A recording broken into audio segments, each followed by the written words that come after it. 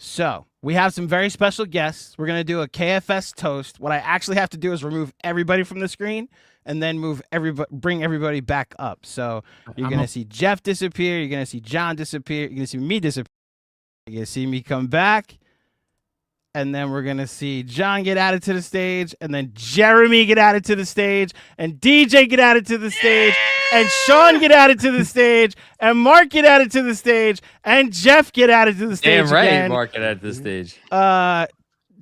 People, we have the Knicks are going to the NBA Finals. And we have some other people. Hey, where's Jeff? Jeff left the screen. I think he just needed a breather. I'll give the floor to DJ first because he's on my screen first. DJ, the Knicks are going to the NBA. Oh, hold on.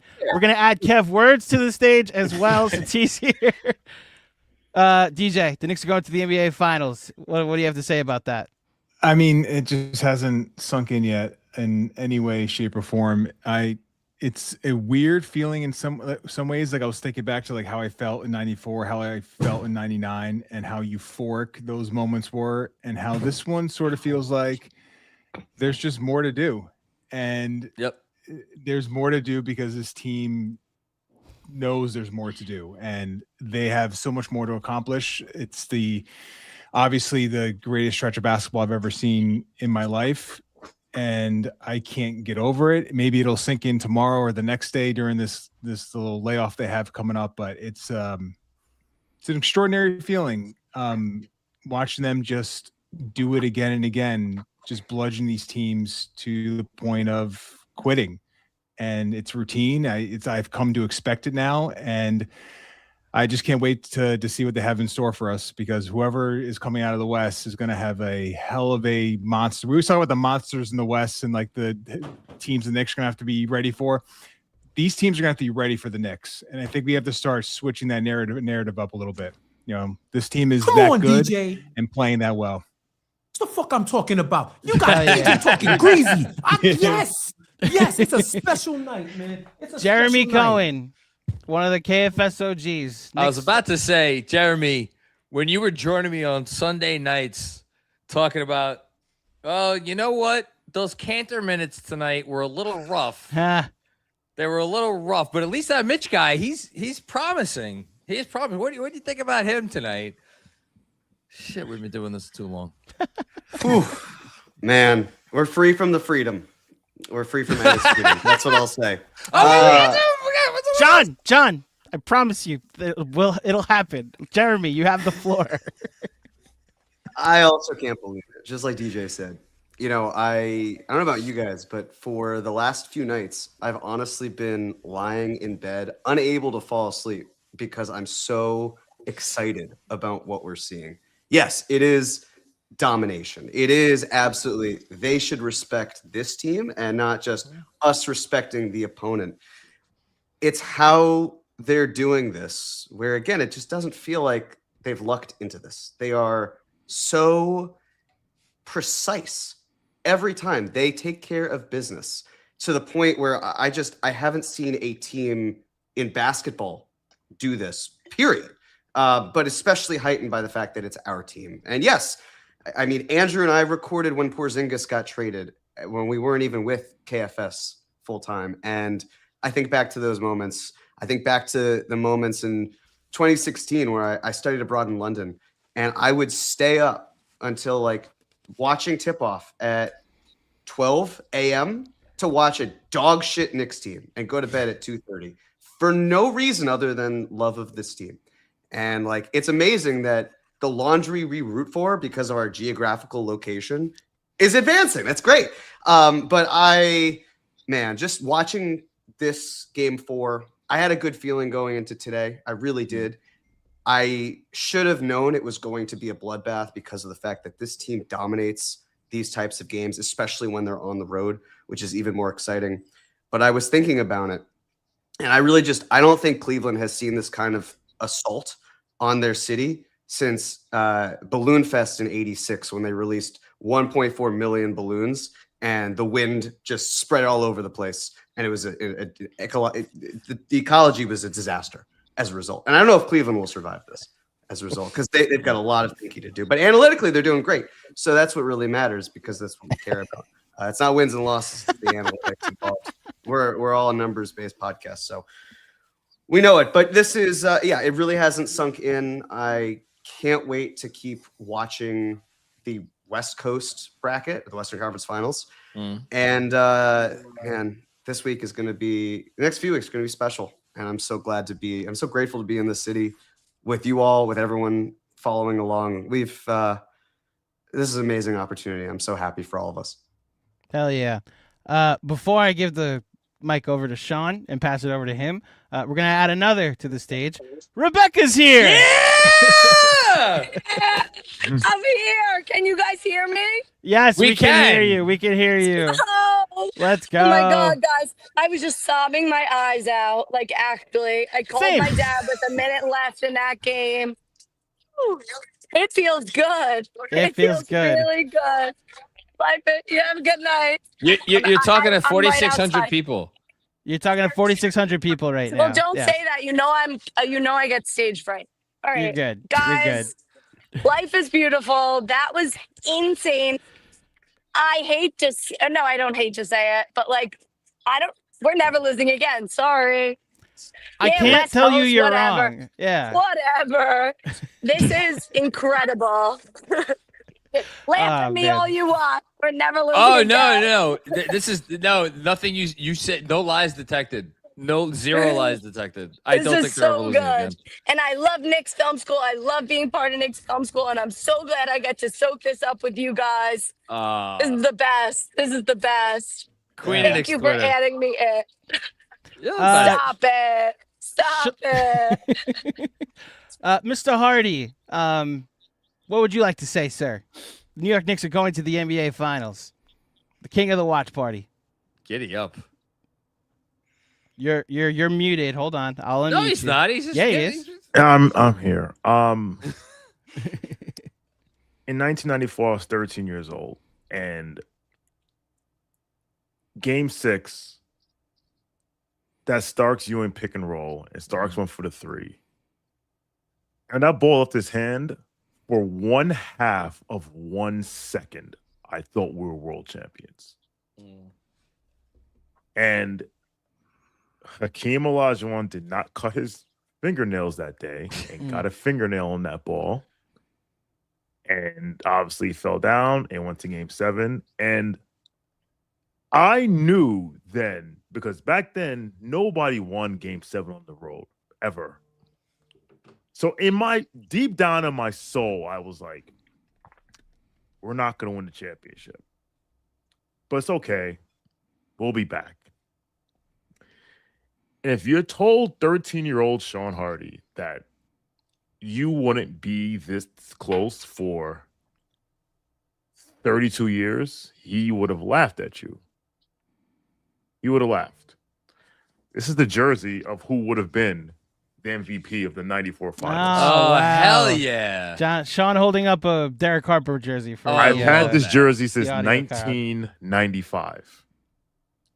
Shout out to Michael Modell. He's the one that got this jersey for me. Because I got invited to like a focus group, and I was like, I'd really like to buy a Derek Harper jersey, but you don't sell them. And he's like, all right. And he sent me this, and I've had it ever since. That's awesome. 1999, John, we talk about it all the time. Yeah. Like, we knew 99 were wounded, what have you.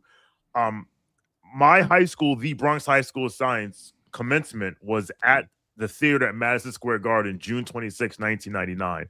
There is a picture of me, which I spent the last 20 minutes looking for, and I have not been able to find it, but I will find it, of me in my cap and gown in front of the Garden with a 1999 NBA Finals banner behind me.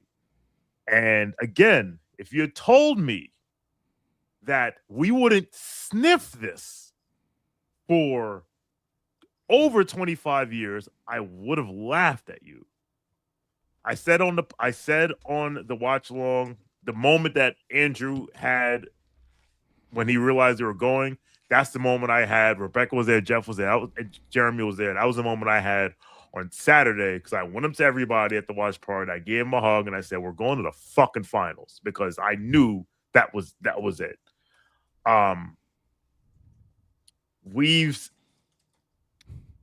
Snoop from The Wire has a line, "Deserve ain't got nothing to do with it," and I believe that to be the case. But if there's anyone that deserves this, if there's anyone, it's this fan base. And I'm happy to see now people in the national media like Bill Simmons, like Ethan Strauss, like Nick Wright are saying, like, this is the ultimate underdog story. If any other city hadn't won a championship for 53 years and made it to the championship round by literally kicking the shit out of everybody on the way, it would be viewed as a coronation.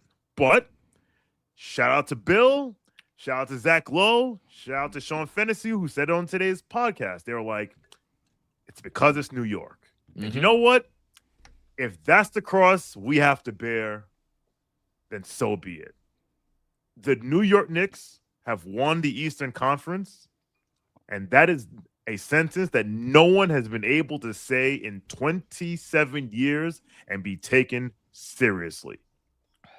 Enjoy this. Hell Please. yeah, Sean. Hell yeah. Enjoy this. So before we officially toast, I'm going to give Kev and Mark, the super producer team. We'll go to Kev first. Kev, the New York Knicks are going to the NBA Finals. What do you have to say? What's going on, everybody? What's up, Kev? What's up, Kev? I love this guy. The great Sam Cooke said, it's been a long time coming, but I know a change gonna come. And my people, like, I'm known as the Knicks fan. I haven't missed a game in 5 years, which includes Summer League. And I missed one game. It was against Brooklyn. It was an ABC game, and I didn't realize it was an ABC game. And I was actually in Brooklyn shooting a video. And that's the one game I missed in maybe about 10 years. So I'm known as this crazy, I can't do that, the Knicks are playing. This is the payoff right here. Hell yeah. Yes, it is. And I'm super... The emotion didn't hit me. I'm locked in. I'm super locked in. One more. The game ended. I had the watch along on, seen this switch to the post game. I have Ernie and Kenny and them were talking to the guy, so I had to tune in. Ernie, what you say, Kev? What you say, Kev? What you say, Kev? What you say, Kev? I had to tune into Ernie, Kenny. I had to see, they had Shamit on, so I gave him props for having Shamit on. So, and like all the years of like, Shaq being like, the Knicks are going to be with the Knicks, and Kenny like kind of being from New York, kind of. Like not repping like we do, but all of those years, we had a lot of years. We had LOL Knicks, the Knicks for Clicks. I keep saying Knicks for Clicks, industrial complex. That's so hilarious. Kev, remember when Kenny Smith? Remember when Kenny Smith said, "We never have the Knicks, never have the best player on the floor." Yep, all of everything everybody's ever said. And look, this ain't enough. I know everybody lit, everybody's happy. The streets of New York may not ever recover. To Mom Donnie, good luck. But I think I hate Sean on Rebecca's background, by the way. Oh, that's awesome. What else, Sean? Everybody, it's dope. So everybody feel the feels. Everybody, feel the emotion. But I've been watching this for a minute. Like I said, the earliest I can remember is the Trent Tucker shot. And I remember I had Double Dribble. We got that for Nintendo. This was back before the NBA video games were able to have like the actual players. But I used to pass the ball to the white guy in the corner and yell Vandaway and hit the three. To me, as young me, that was Kiki Vandaway. So I'm saying I've been watching this. Like it's so superly tied emotionally, watching with my dad and my brothers like over the years, and me and one of my brothers continuing to be, what I'm saying, like hard body Knick fans. Shout out to Debo. Yeah, it's life for us. So that's all I got. This is life, and let's finish the job, y'all. Before you go, Rebecca, we see your comments in the private chat, by the way. Apparently you were on FaceTime with Ben Stiller when the game ended. Is that real? You're muted. Oh, we can't hear you, but that's Hold- fine. She's hold indicating on. yes. She's okay. There you go. Now we can hear you. Hey. Hi. What did Ben have to say? We'll mute you. You're Don't good. give out your number. Watch it. Know what happens. Watch when it. happens. Sorry, someone recognized me outside. Yeah, Sean was on FaceTime with Ben, and then it goes, Rebecca. And all of a sudden, next thing I know, I'm literally sobbing my eyes out on FaceTime with Ben fucking Stiller. Sorry, I don't know if I can curse, whatever. Yes. You're allowed to go. It was like, I couldn't even hear what he First said. I didn't care. I love you guys. I think I have to go now, but Okay. I love Knicks Film School. We didn't get the end of it, but we didn't need You're to. 'cause good. We You're got the good. gist. Thank you, Yes, Rebecca. that's Rebecca. Have fun tonight. Have fun tonight. Don't, Love don't you. go to sleep until the Yes. sun comes up. Yes, Please. indeed. We love you, Rebecca. Okay, Mark, bring us home unless Benji can get his tech issues working. Let me What? know. Go, Mark, go ahead. Bring us listen, home. You're up. You're up. Oh Knicks man. going to the NBA Finals. How do you feel? I mean, I feel elated, but I've had a struggle and how to grasp it because of how dominant they've been. I think the thing that I keep coming back to was I remember when I was like out of work for a little while, back in like 2022. I felt like, to a certain extent, my back was against the wall. I adopted my own mantra in my head. Like, I'm in a industry where whatever I put out, I have to prove it every time. Like, and so my own mantra was like, be undeniable.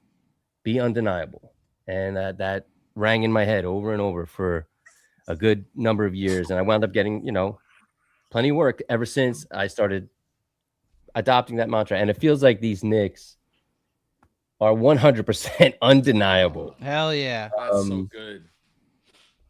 And like, the other thing is, thinking back to my Knicks fandom,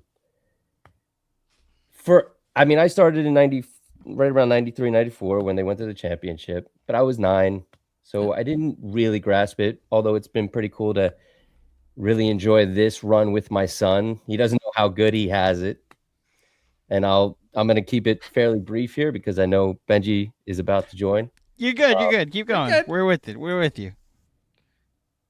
I've dreamed of a leader like Jalen Brunson Yes. my whole Knick career. He was the exact type of leader that I had dreamed that I felt like we would need if we wanted sustainable winning. And he's the type of leader he doesn't demand respect.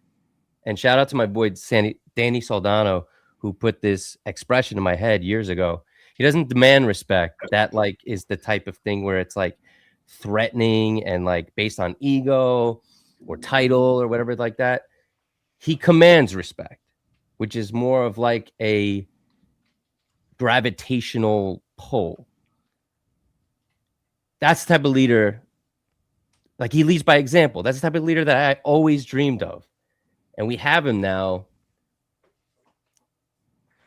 And it's just undeniable that I think we're gonna win the championship. Holy shit. Listen, Yes. Listen, Yes. we can't say you're wrong. I don't know if they're ever going to lose again. Say it, Mark. say it. Say If it. not, dog. I'm If not you're wrong, whatever. Whatever. Yeah, What did you say at the end of the last series, 55. Sean? Technically, we're all wrong with our predictions. We all got it wrong. They y'all wanted got it 4 wrong again. Yeah. I almost okay. said 4. I almost said 4 too. I almost said 4. Almost. Last but not least, Mr. Ritholt has joined us. Hi, Benji. How are you? The New York Knicks are going to the NBA Finals. You have the final word before we do our toast. And now we can't hear you for some reason because you are muted. Hold on. Mark, Benji. why are you cutting things short? For me? What are you talking about? We got you. What's up? Why would you cut things short for me? That was beautiful, man. I Oh, wish you kept going. no, they want to hear you. They want to hear you, not me. God, no. Hey guys, Got a Brady bunch going on. how's your night going? Kev, Jeff, Jeremy, Sean, We just John? vibing, bro. I just Look looked at up. us. Somebody on the above me. train. Andrew? I'm trying to get arrested tonight. It's wonderful to see you all here Yes. on this esteemed occasion, auspicious day. Should I get going, Andrew? Or Yes. Whenever you're ready, Benji. Literally, whenever you're ready. You're floor last. is yours. The closing The act. floor You is don't need quite to warm us literally- up. I'm not ready. Why are for you this. I just got filibustering here. your own spot? I just got here. I'm just filibustering. So I will once again repeat the question. Benji, the New York What? Knicks are going to the NBA Finals. Right. Yeah. How do you feel? Oh man, a lot of thoughts, a lot of feelings. I feel like there's actually a difference between Knicks fans of my age and younger, and Knicks fans of Andrew, John, DJ. And I don't know how old all you are, but let's just John. say those. I'm who old. I'm old. I'm old. Yeah. Those who, I know you're old, John. I didn't Sean's want the oldest. Jeff? I'll say that. those who remember around the since 90s 73. Knicks Okay. and those who don't. There's like a really interesting contrast there, because I think for y'all it's like we had this thing that was so cherished and special, and we can't get it back. It's been 2 decades of not being able to get it back. For me, for people of my age and younger, it's we don't even know what it is. Like, it doesn't exist. It's impossible. Like, I've watched 20 years of basketball. You guys know I love the sport. I love it. I love watching it. I love talking about it. I love coaching it. I love playing it. I love the competition. I love everything about basketball. I don't just love the Knicks. I love the Knicks. Like, I've watched basketball for 20 years thinking about, like, wow, man, I'm watching the 20 whatever. Name a finals. And I'm watching that and I'm like, this is a different sport. And, like, I can't even conceptualize my team doing this. And like, when they would do something that kind of looked like in this, like a 1% of a finals team, like, I'll give you an example. I was thinking about this on the walk over here. Like, they developed Langston Galloway from the G League. And I was like, man, you know what? That's like 3-and-D. Like, that's a guy I could see on the floor in a playoff series. Like, he could be a ninth man. And I was excited about that, legitimately excited that we might have found a ninth man on a potential team, but we didn't have the first 8. That's crazy. Dude. Like, man, like Noah Vonleh, like, I don't know, like, can kind of guard Well all done. positions. Like, Yeah. I don't want to do this thing where it's like, you know, if you weren't there for Alexei Shved, then I don't want to do that. But like, I'm saying it more in the sense of, like, I was actually looking for, like, the pieces of, like, you know what, man, because I know the game, and I was like, I'm watching the teams that are doing it, and I'm like, this is what you need. You need a little bit of this, a little bit of that. Like, this is the type of player. Like, every draft pick, every potential free agent signing, it was all like, man, how do we build even the first block? And then you get to this Leon Rose era, and it was like, oh, they know. They know how to do it. They know the type of players you need. They know how to build it. Like, this is crazy. This is not what we're used to. I mean, like, Jeremy was, like, so key to me and, like, make me understand, like, how ahead of the curve this front office was from the beginning, from the moment they got here. Not that every decision was right, but it was always with the right ideas in mind. It was always like, hey, this is what great playoff teams have. This is where we need to get to. This is what we need to do, building step by step.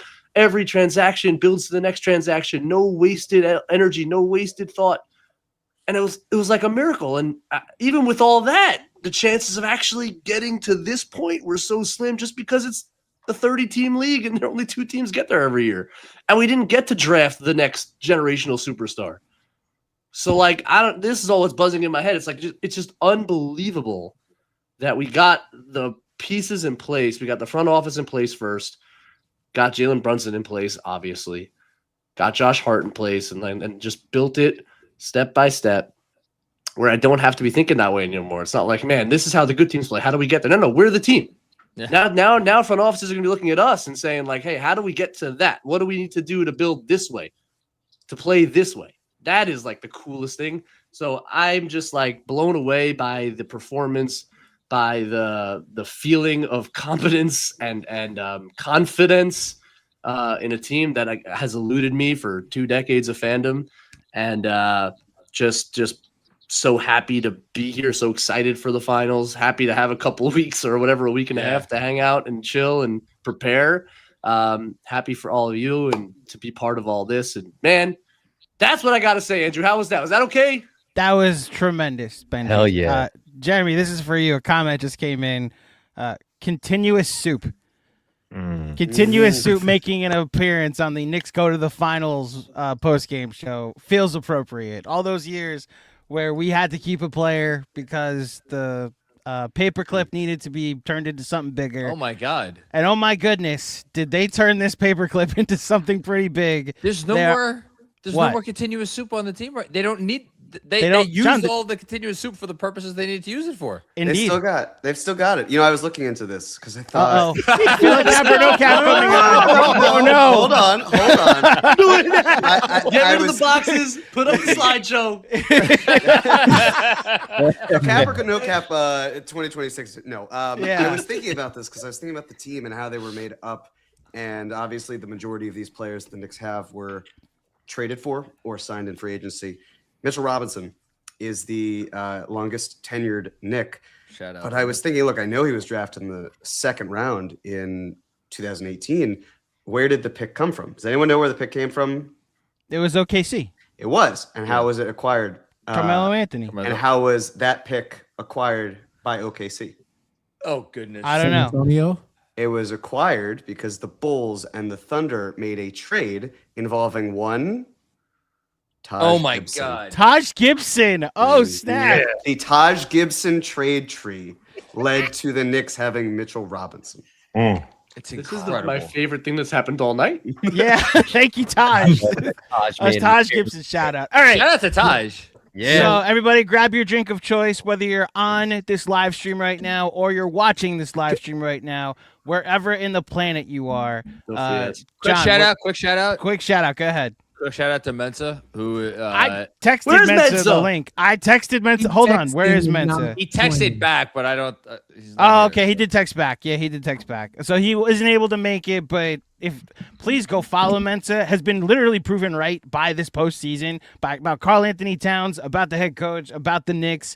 And I'm positive he'll be spinning the block with all of us on anybody that's said differently over the next week and a half. Can I suggest something? Sure, what? We don't have to spin the block. We are the block. We are the block. There you go. We are the block now. Mensa's on top of the Swarovski store in 7th Avenue. You got no with his shirt off. Jeremy, you had some? I was going to say, if you've got water like me. If you what drink of choice, exactly. In spirit. If you have been a Knicks fan for 5 minutes or 5 years or 5 decades, take a minute to enjoy this.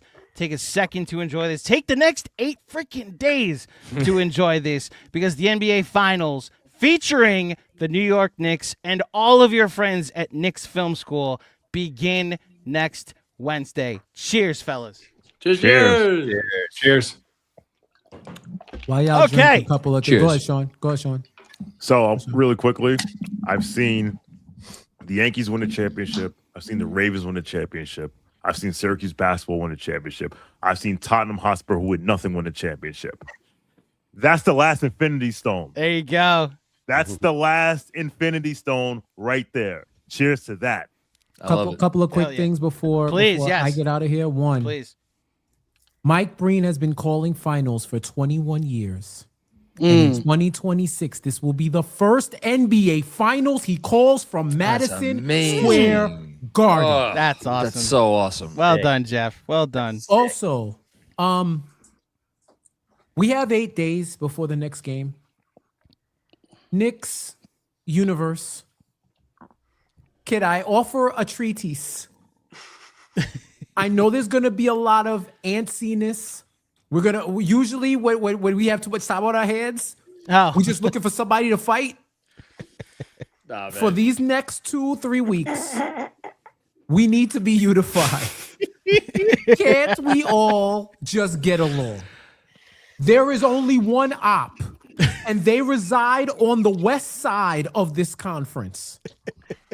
The enemy of my enemy is my friend, and in the next couple of weeks, we need to be friendly. You know, I almost put them.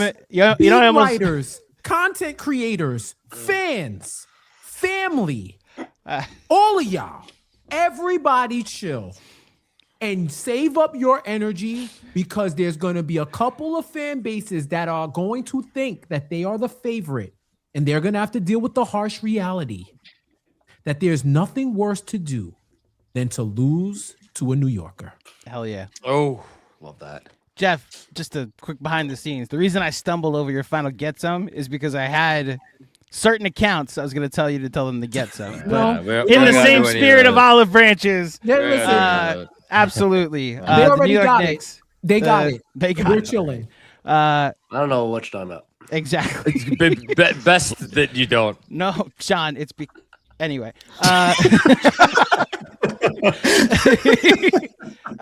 Thank you everybody for tuning in. Wait, we're not signing off. I was about to say, what the fuck are you doing? I'm going to be here until 5 in the morning. We also have to shout out to Fanatics. Yes, we got to shout out Fanatics now. Everybody on this call that joined last minute, thank you. We'll see you in 4 more wins, fellas. Thank you so much for joining us. Okay. Game 1 NBA Finals watch party, Penn 6, June 3rd. Be there. It's official? That's official. That is official. That is official. Official. RSVP link coming out soon. We will get all the appropriate links. They'll be in the episode descriptions, all over our socials. We'll make sure you have access to maybe the Knicks Film School website.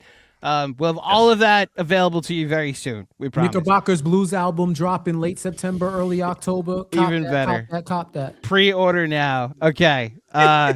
Thank you, everybody in the staff for joining. We will continue with the program now. And then there were 2. And then there were 2 for now. You know what? I could put up the thing because I know what I gotta find it. Here we go. We found it. I was about to show off. You're good. Oh, you're smart. You're smart. I'm smart. Okay, so John, that's the wrong template. I was passed over. So, hours ago, we did a squad bet presented by our friends at Fanatics Sportsbook. We did. We picked that the Knicks would have 3 guys get 60 points. If by now you don't know what a squad bet is, I don't know how you're unfamiliar with the smartest way to parlay by our friends at Fanatics Sportsbook. What you do is you pick a category, a stat category, points, rebounds, assists, 3-pointers made, and then you pick a target. We picked 60-plus points as our target, and you pick 3 to 6 players. And the 3 players we picked, Jalen Brunson, OG Anunoby, Mikal Bridges. What's the final total, John? So the final total for those 3 players is 47 points. So we fell a little short of our 60. However, I think in losing our squad bet, what's the thing about we may have lost the battle, but we won the war. We won the war. Not as far as putting money in our pockets. However, how appropriate is it that on a night when obviously the Knicks made their first finals in 27 years, and at times throughout this evening, just as they have over the course of this playoff run, looked like a basketball team that has descended from the heavens, not a single player tonight scored over 20 points. Oh, the high scoring player was Karl Anthony Towns, who scored 19 points on 11 shots, by the way. The true evolution of this team, I think, in a lot of ways, this win, again, scored 130 points, not nothing, and no one scores at least 20. And so, yeah, we lost the squad bet tonight, but I think anyone who may have bet this along with us, it probably is not too upset. Well, the reason they're not too upset is A, because the New York Knicks are going to the NBA Finals, and B, because every time you bet with Fanatics Sportsbook, you earn FANCASH, Jonathan Macri. And you know what you could get with your FANCASH? You could get New York Knicks Eastern Conference Final gear, currently available at the Fanatics store, fanatics.com. Can you order that for me? Yes. Do we know anybody who could send that? Like, quite literally, all this was happening during your monologue. You're good. I promise you, it's all taken care of. Oh, but I want the hat. Fine. We'll and add the shirt. I promise you, it's all gonna happen. Okay. You could also have this stuff available. There's your hat. The hat's most likely gonna come. There's a plaque if you want to. No, I just want the hat and the shirt. They have youth sizes. They have women's sizes. What is that supposed to mean? No, not for. I don't need a youth size. That's fucked up, man. That's really fucked up. I did read that, but that's very funny. That's really fucked up. So these are available on the fanatics.com store. Also, John, I don't know what your plans are this summer, but I know where I will be from July 16th to July 19th, and that will be at the world's #1 fan festival at the Javits Center in New York City. That would be Fanatics Fest, ladies and gentlemen. And this summer, from at Fanatics Fest, Knicks Film School will be hosting a live podcast. Jonathan Macri will be hosting a live version of the Knicks Film School podcast. I think we don't have to give any notes about who we might want to join us for that, Jonathan. No, but we should give a note about that. Fans can get their tickets for Fanatics Fest at 20% off with the special code. That's where I'm going next. Yes, the Fanatics Fest July. I was filibustering for the graphic, but I'm just saying you might see John speak to a current Knick, a former Knick, an NBA champion if this trend continues. And because the New York Knicks won, Jonathan, the New York Knicks won tonight. They did win tonight. They're going to the NBA Finals. We have a promo code for all of you to use. Knicks Win 20 gets you 20% off your entire purchase over to fanaticsfest.com. Link is in our episode description. You could so basically you could go to fanatics.com to get your merch, and then you go to Fanatics Fest to get your tickets with 20% off your purchase. I just had to. Sorry, I've been scrolling Twitter intermittently throughout the show, just to catch what's going on, and what a special moment. Shout out to the Knicks on MSG Twitter account that tweeted this out. Monica McNutt, great friend of the pod, friend of the pod, just a great friend. Period. Anybody who's just as in a quick aside, Monica as good an announcer as she is and everything else she does, better person. And it's not close. Interviewing, talk about better people than they are announcers, and he's the greatest announcer of all time, so it's meaning something. Monica McNutt interviewing Mike Breen on the court, Cavaliers court after the game, and he talks about what it's like to see this team make it this far. Really just hammers home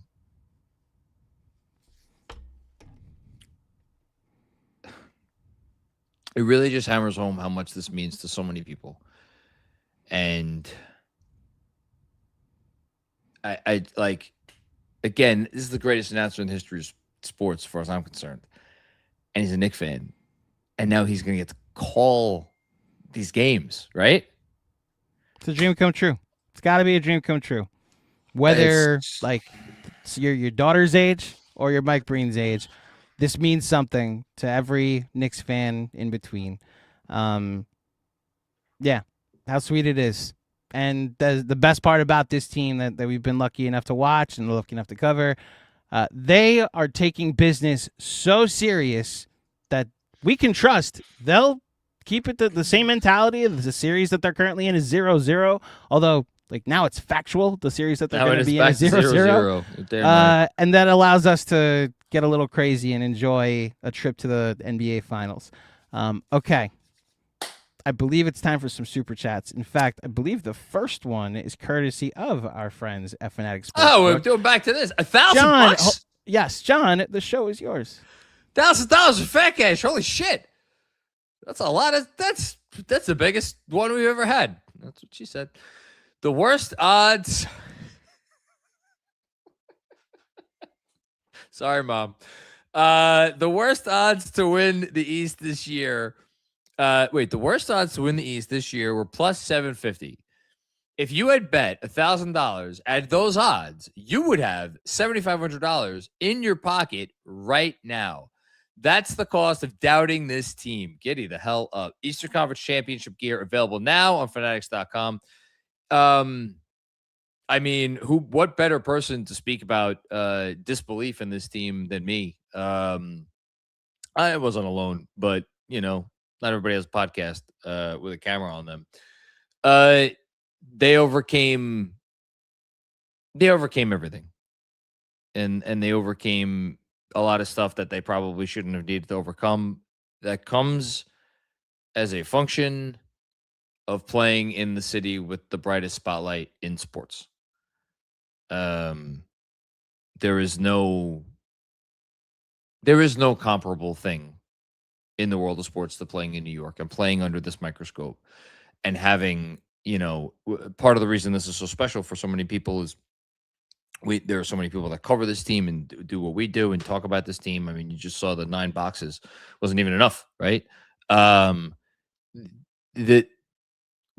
it's not going good, the volume is amplified exponentially, and I think our shout out to our friends at Fanatics who were like, yeah, the odds were once, what was it? Plus 750? Was that what that was? Yeah. Plus 750. And now this team is in the finals. Who's overcome more odds than that? And it is just the ultimate testament to them. So, credit to them, and shout out to everybody out there. We got a bunch of people watching. Appreciate the patience of everybody who's already put in super chats and waiting around. I remember I always used to apologize when we would do extra long monologues to the people that send in super chats, and I always just tell Andrew, I feel so bad. These people, sent good money, and we're sitting here talking. And I guess I've gotten over that now.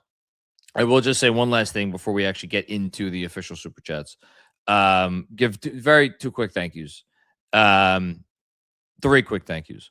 First, just thank you is for everybody you saw up here on the screen, and in particular Mark and Kevin, because they always toil behind the scenes, and they're as big a part of anything that we do as anyone.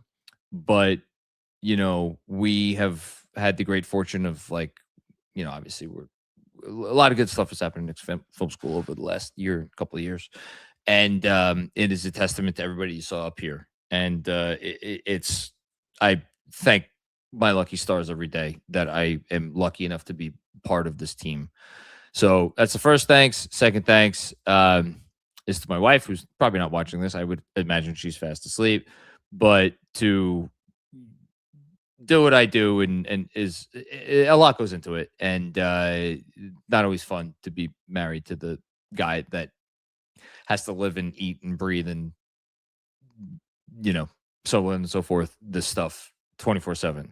So shout out to her. And then last but not least, I just got to shout out to my mom, who I know is watching and has become a diehard Knicks fan over the last couple of years. And Mom, I would have said I'm sorry. Now I could say you're welcome, because you get to root for a team that's going to the freaking finals. And how cool is that? And thanks for raising me to be able to do what I do, because it seems to resonate with folks. And on that note, let's get to the super chats. And shout out to Mark on the 1s and 2s. In case I didn't already do that. We start with Jack Corcoran. What's going on, Jack? Holy fucking shit. We're in the finals. That's an appropriate place to start. These last 11 games were like a dream. I'm terrified I will wake up and it's February 2022 all over again. 4 more. Let's freaking go, Knicks. February 2022. Where were we in February 2022? That season wasn't fun. The Nets came back from a 28-point deficit to beat us. Right? Wasn't that in February 2022? I think so. Yeah, that was the last game before the All-Star break. I'm pretty sure I'm not imagining that. Boy, oh boy, that was miserable. Better now. Thanks, Jack. Richard David. Damn it, Shamit. Put that on a t-shirt. Hell yeah.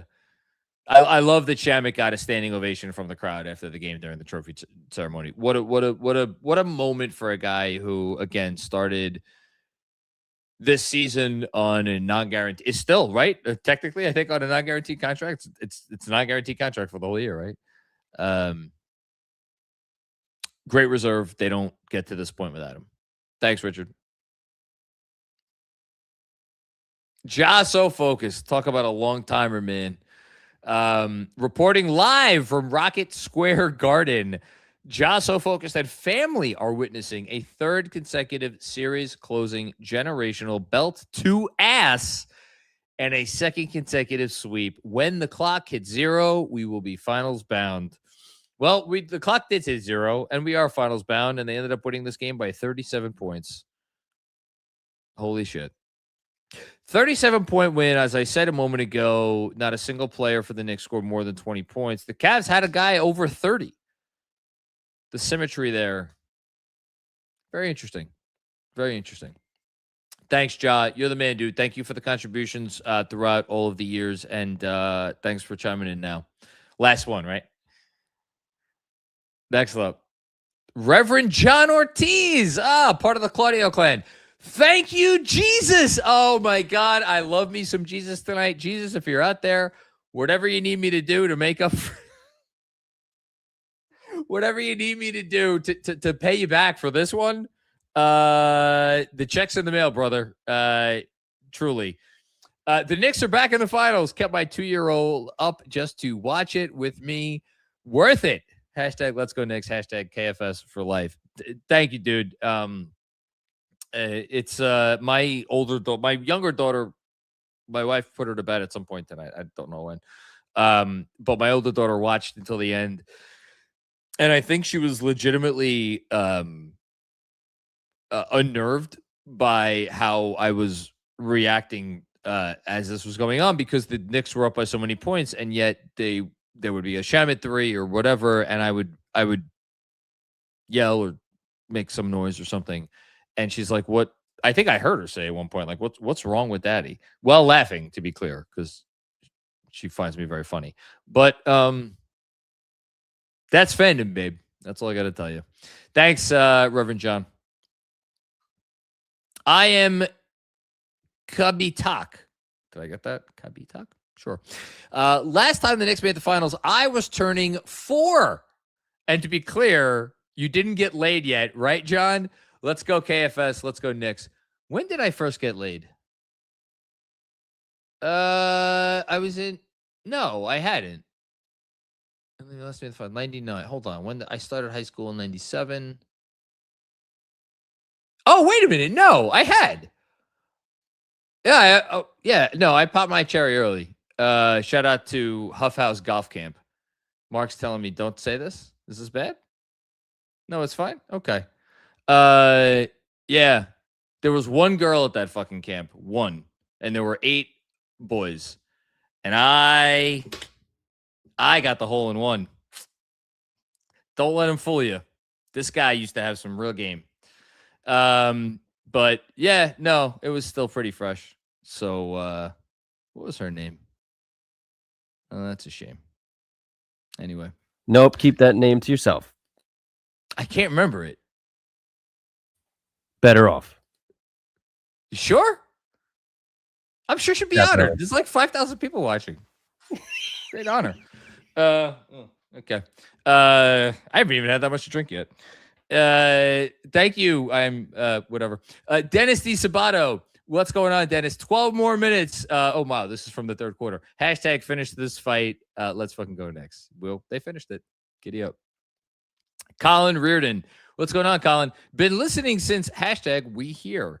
And y'all got me through a lot, man. Personal and sports. Remember that Portland meltdown in 21-22. How could I forget? Thanks and love y'all. Yeah, I think we here is when we, I mean, look, I've been doing this for that long before we here. I mean, that was the first year we came to YouTube. We started doing the YouTube post games during the We Here season, and that season was so much fun, and it was such a special season. And then, yeah, I mean, there were some downtimes after that, but it's been mostly good. Like for all of my meltdowns and all the shit that I've said over the years, like it's been mostly good, but real life often gets in the way of good times with sports. And Colin, you're not the first person that has said some version of like we've helped you get through some stuff, and it's just that's the most important thing that we do. And I just appreciate everybody for allowing us to play that role. Thanks, Colin. Will Thompson, what's going on, Will? Shout out to KFS for all you do. Thank you very much. We had Ron Baker getting whacked in the face by AD as the highlight of a season. We deserve this. Breathe, Macri. We did it. I think when did I finally? I think going into the fourth. What were they up in the fourth? So they won by 37. They outscored by 10, so 27. I think towards the end of the third. You know what it was? I think it was after. Well, you know what the real one is? When did I stop taking notes? That's when you knew. I thought it was the last note that I took. Oh my God! Defensive possession up 27. Oh, the first defensive possession of the fourth quarter. I knew when the first defensive possession, when they were playing the first defensive possession of the fourth quarter like it was a tie game in Game 7 of the NBA Finals, I knew, okay, there's nothing. Probably maybe before that, but that was the last note that I took. Thanks, Will. Shout out to Ron Baker. Richard David, what's going on, Richard? Every arena is MSG when the Knicks are there. Best fan base in sports. Full stop. Bar none. Thanks, Richard. Appreciate you. Zach W. What's going on, Zach? Thank you for the generous super chat here. I hope Jalen Brunson is able to appreciate the magnitude of impact he has had on this city and millions of fans. The man is a gift to all of us. Do not take this for granted.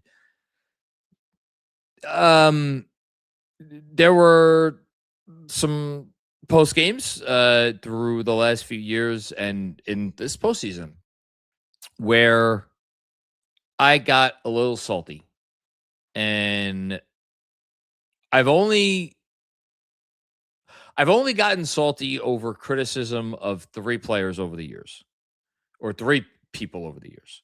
It was Brunson, and it was Hart, and it was Tibbs. And if you want to categorize those three individuals under the same umbrella, it was because I always felt that they did not, in criticism that would be levied in their direction, that criticism overlooked the credit that they should get for what they had done. With all due respect to Tom Thibodeau and Josh Hart, they are in a different category all the way over here.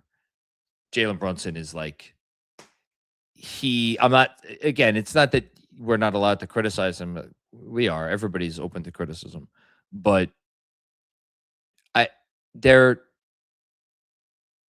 what he has meant to this, to as you say, to the city is, again, have there been quote unquote better free agent signings in NBA history? Sure. Shaq to the Lakers, LeBron to the Cavs was not a free agent signing, it was a sign and trade. LeBron to the Heat,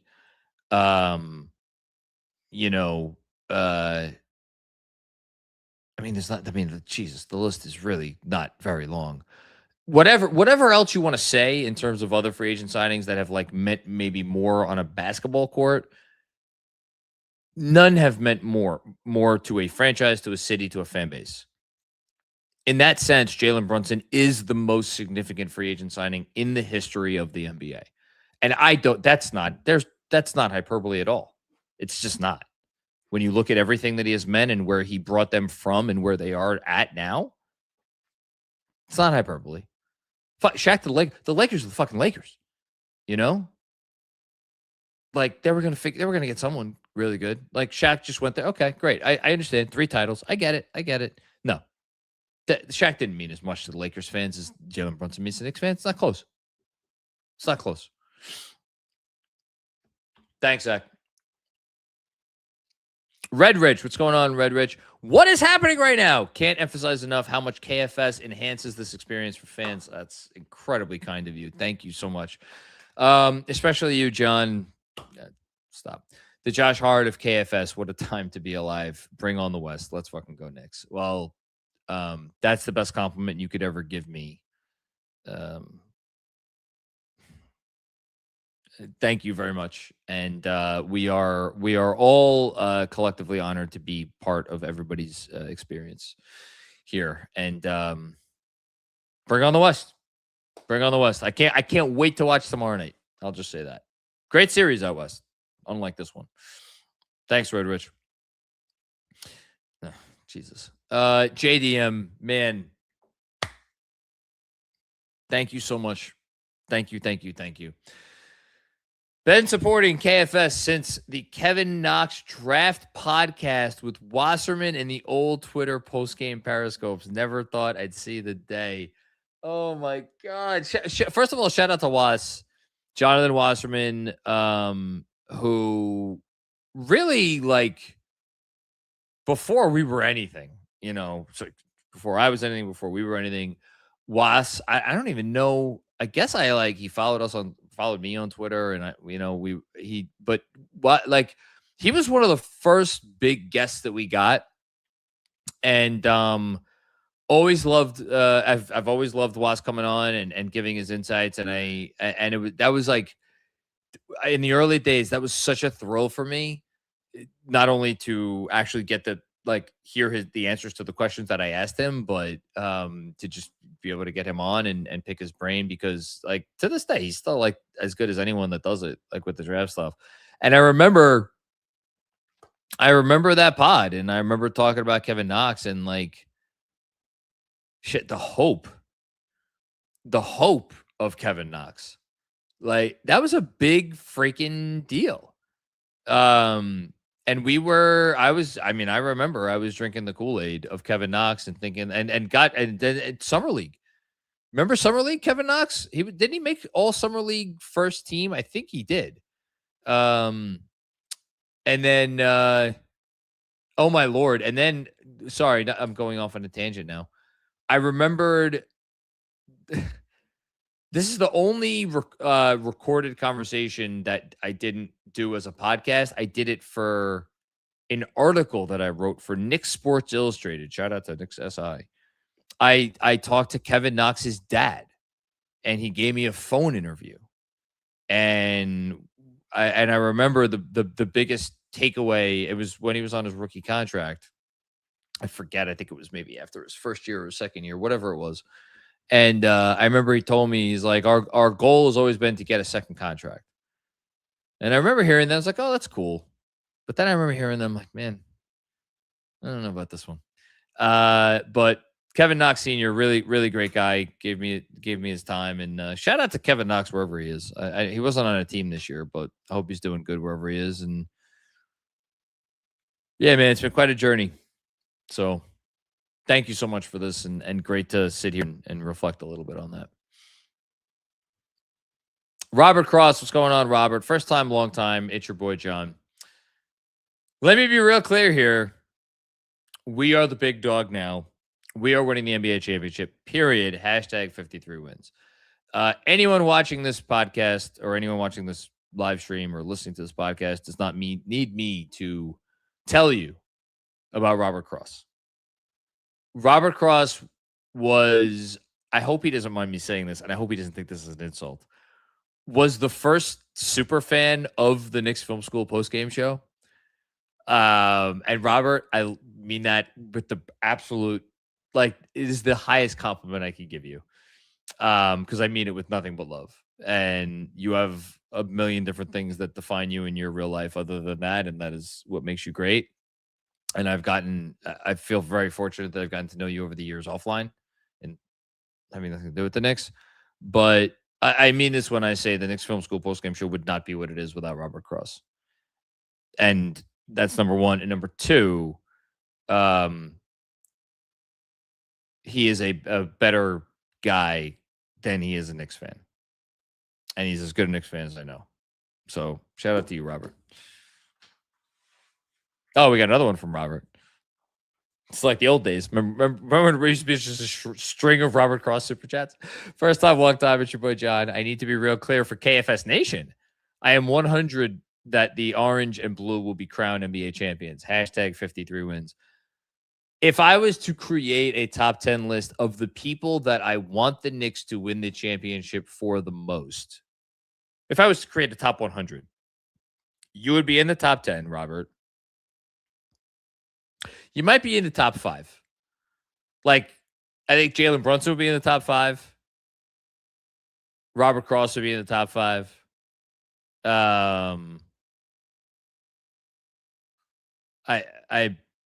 Who else would be in the top 5?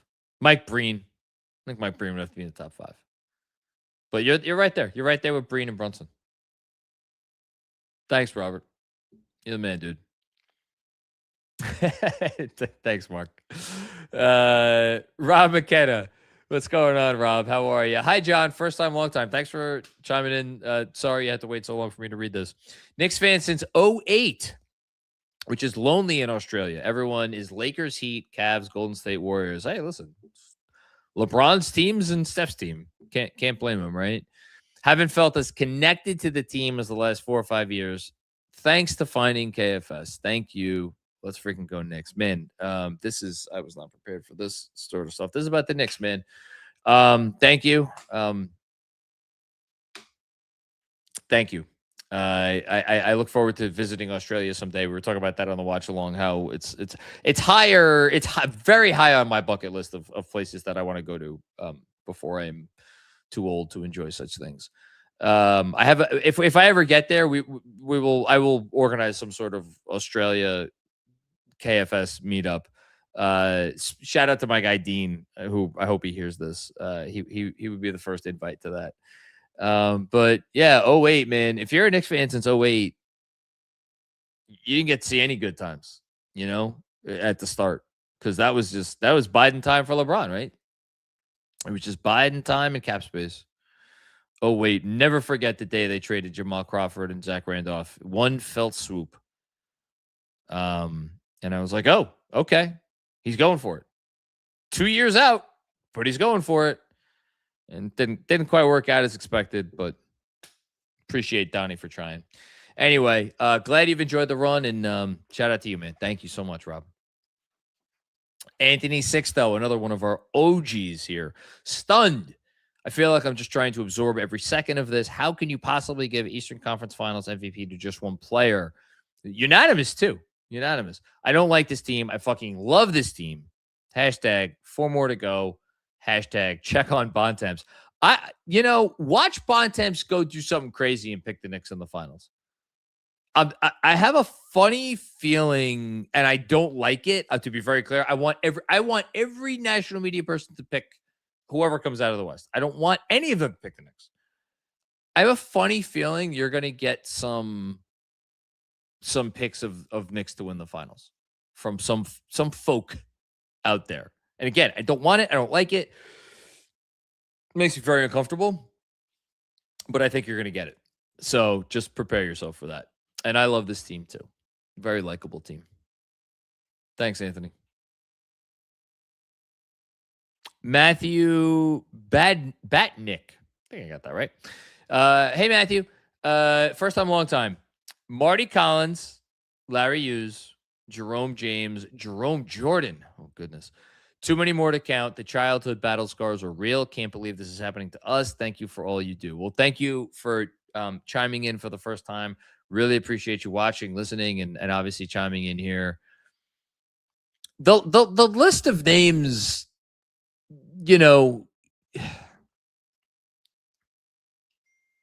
I mean, hold on real quick. I'm going to pull this up. It'll be very quick, I promise, on this one. So, if you want to say that the Dark Ages started in 2001,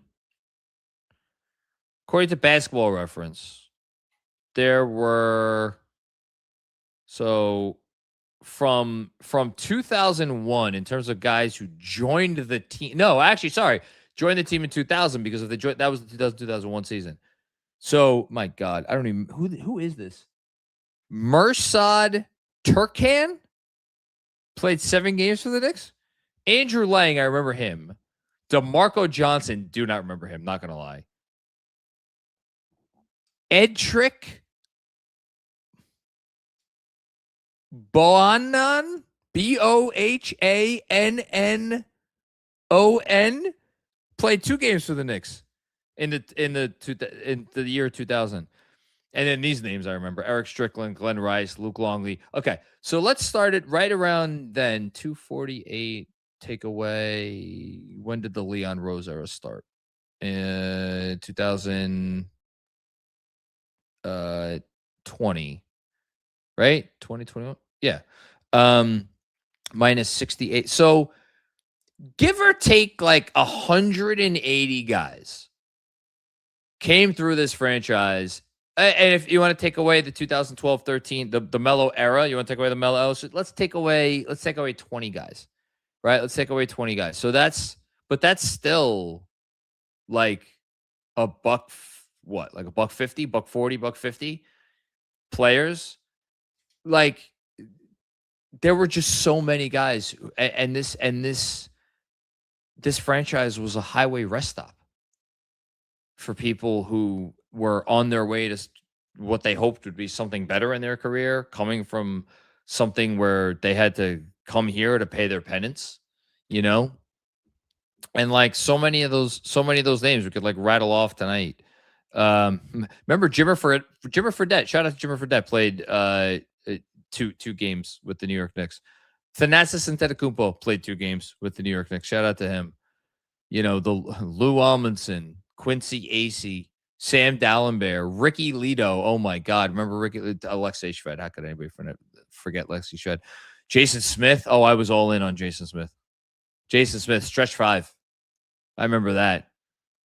Cole Aldridge, Earl Clark, who was at the tent next to me at a pool party at the Palms on my bachelor party weekend. We'll never forget that. Jeremy Tyler, Benno Udrich, Darko. Oh my God, Darko. Randolph Morris. So many. I could sit here and just read names the whole night. That could be the whole postgame show. But I'm not going to do that because I have to get to sleep at some point. Thank you, Matthew. Dan Hidalgo, what's going on, Dan?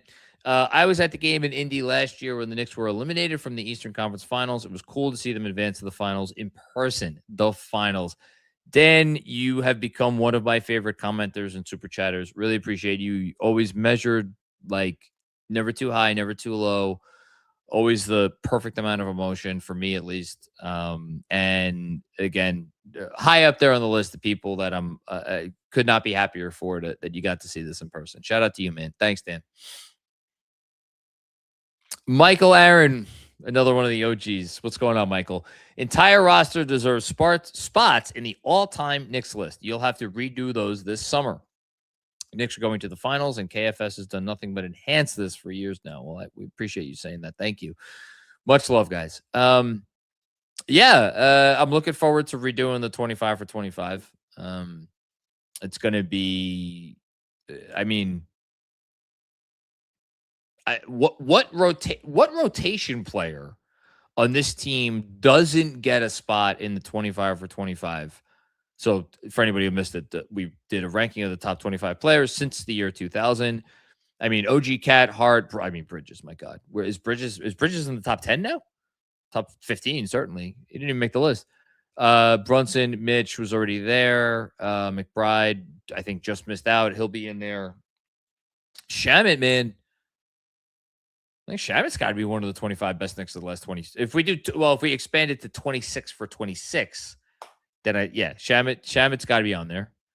And then Jose is the only one maybe he's on the borderline. I think who was 25 for us? Who made the 25th spot? It wasn't Jeremy Lin. Jeremy finished 26. Was Deuce 25? I think Deuce was 25. So I don't know if if Jose's getting in. I don't know if Clarkson's getting in, but Shabbat's getting in. That's for sure. Thanks, Michael. Reynaldo Roberts. What's going on, Reynaldo?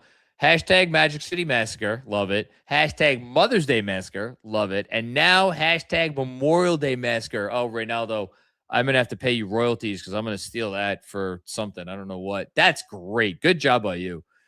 Currently converting my future fiance's nieces and nephews in Atlanta to Knicks fans. I mean, if they're Hawks fans, it's not the worst thing in the world. I don't think that franchise is like cursed. Better to be Knicks fans, though. Better to be Knicks fans. Hawks haven't made a conference. Oh, wait, no, they made the one conference finals. I almost forgot that. Jeez, how could I forget that? One conference final since the 70s, though. Not ideal. Thanks, Reynaldo. That's great. Good, great. I love alliteration, too. So, Luyen, another one of the OGs. What's up, Luyen? What an incredible and emotional night. I think back to how many years since 99 I thought we'd never make it back to the finals. I love this team so much. Now let's go get that chip. I've said the phrase before. I'll say it again. It was a shout out to my buddy Bernardo Zarowski, who I would say the rot is in the walls during the darkest times when you really didn't believe that they would ever get there. And if I'm going to keep it a buck, I'll finish the sentence that they were ever going to get there under this owner. And terrible job by me because this post game is over 2 hours old. And I have yet to say the name James Dolan. And James Dolan has gotten a lot of shit over the years on multiple fronts. And you know what? Some of that is deserved for stuff that has nothing to do with basketball.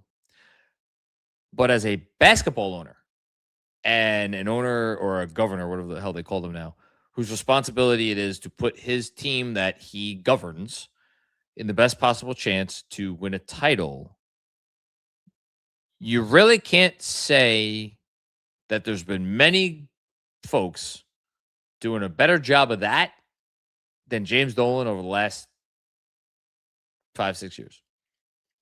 And so he absolutely deserves all the credit in the world tonight as his team, as his Knicks, as he said they had to do,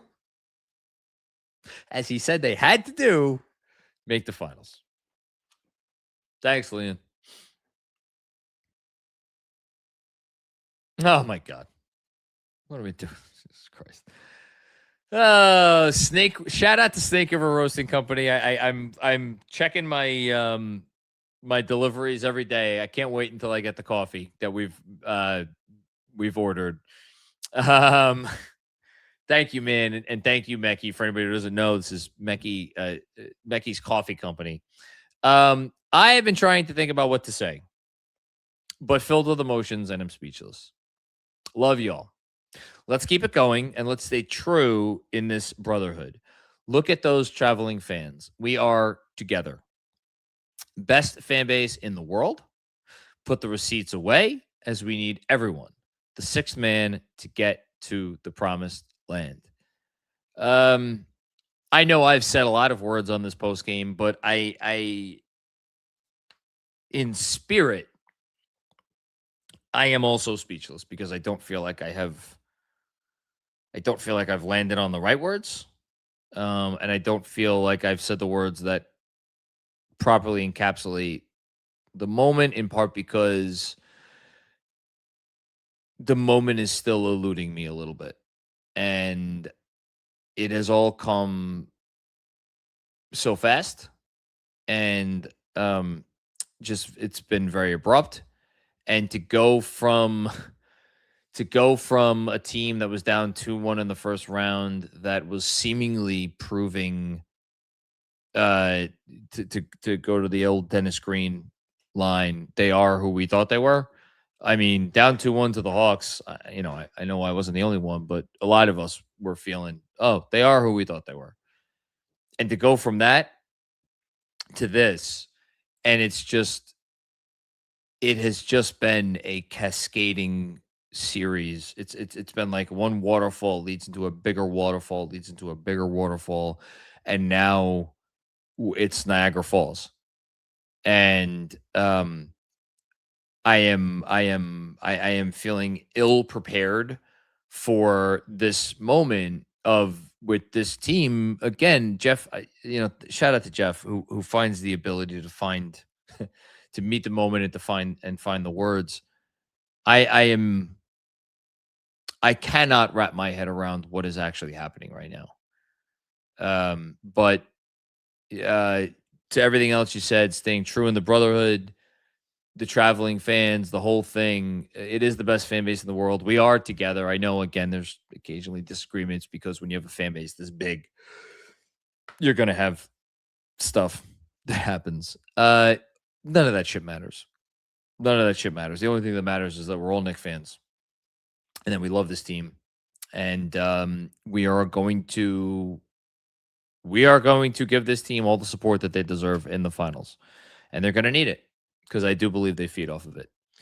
And so shout out to them. And needless to say, shout out to you. Your generosity. I mean, every one of our super chatters and there are people who contribute like a lot of money. And I never, whether it's a 99-cent super chat or this, I never take any of it for granted. But like, man, Becky, you really don't know what this stuff means to us. Just in terms of being able to support, quite literally support us being able to do what we do. So thank you so much. And then another one from Becky on top of that. Oh, P.S. Can we beg DJ to pick the Knicks this series? I don't doubt his analytical beliefs, but his spiritual ones. Can't do another Indian 6. Listen, DJ, what I admire so many things about DJ. One of them is that he is able to look through his fandom and pick objectively. And I think I don't know what DJ is going to pick in the next round. We'll see who makes it out of the West. But based on what he said in his short words at the top of the podcast tonight, top of the show tonight, I have a funny feeling you might get a Knicks pick out of DJ in the finals. And it's not one he would make if he didn't believe it. But that's where I would bet. I would wager that he will pick the Knicks. Oh, shout out to you, Mark. Mark's telling me he also ordered some steak river roasting company dark roast blends. I'm not a dark roast guy. I need medium. Yeah. I'm not man enough for dark roast. Wondering Tumnus, another one of these. My goodness gracious. 99 for the first time since 99. I look forward to sending 73 in a few weeks' time. I see what you did there. Proud of Leon for sticking with this core despite the ups and downs of the last 2 years. Mike Brown didn't allow Kat, Mikal, or Josh to let go of the rope, and now we are finals bound. Let's freaking go. I am frankly in awe of Leon Rose. I am in awe of Leon Rose because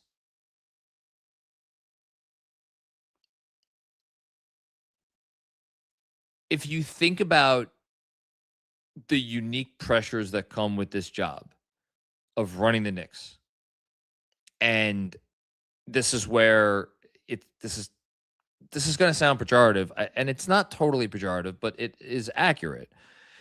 The pressures that come with running the Knicks under this owner, under James Dolan, who has notoriously high standards and notoriously little patience for when those standards are not met. Now, what I will say is James Dolan gave Leon Rose the runway that he needed. He gave him the runway that he needed. And the proof in the pudding is when, after they got off to the start that they got off to with the We Here season, when they took a step back, James Dolan didn't step in.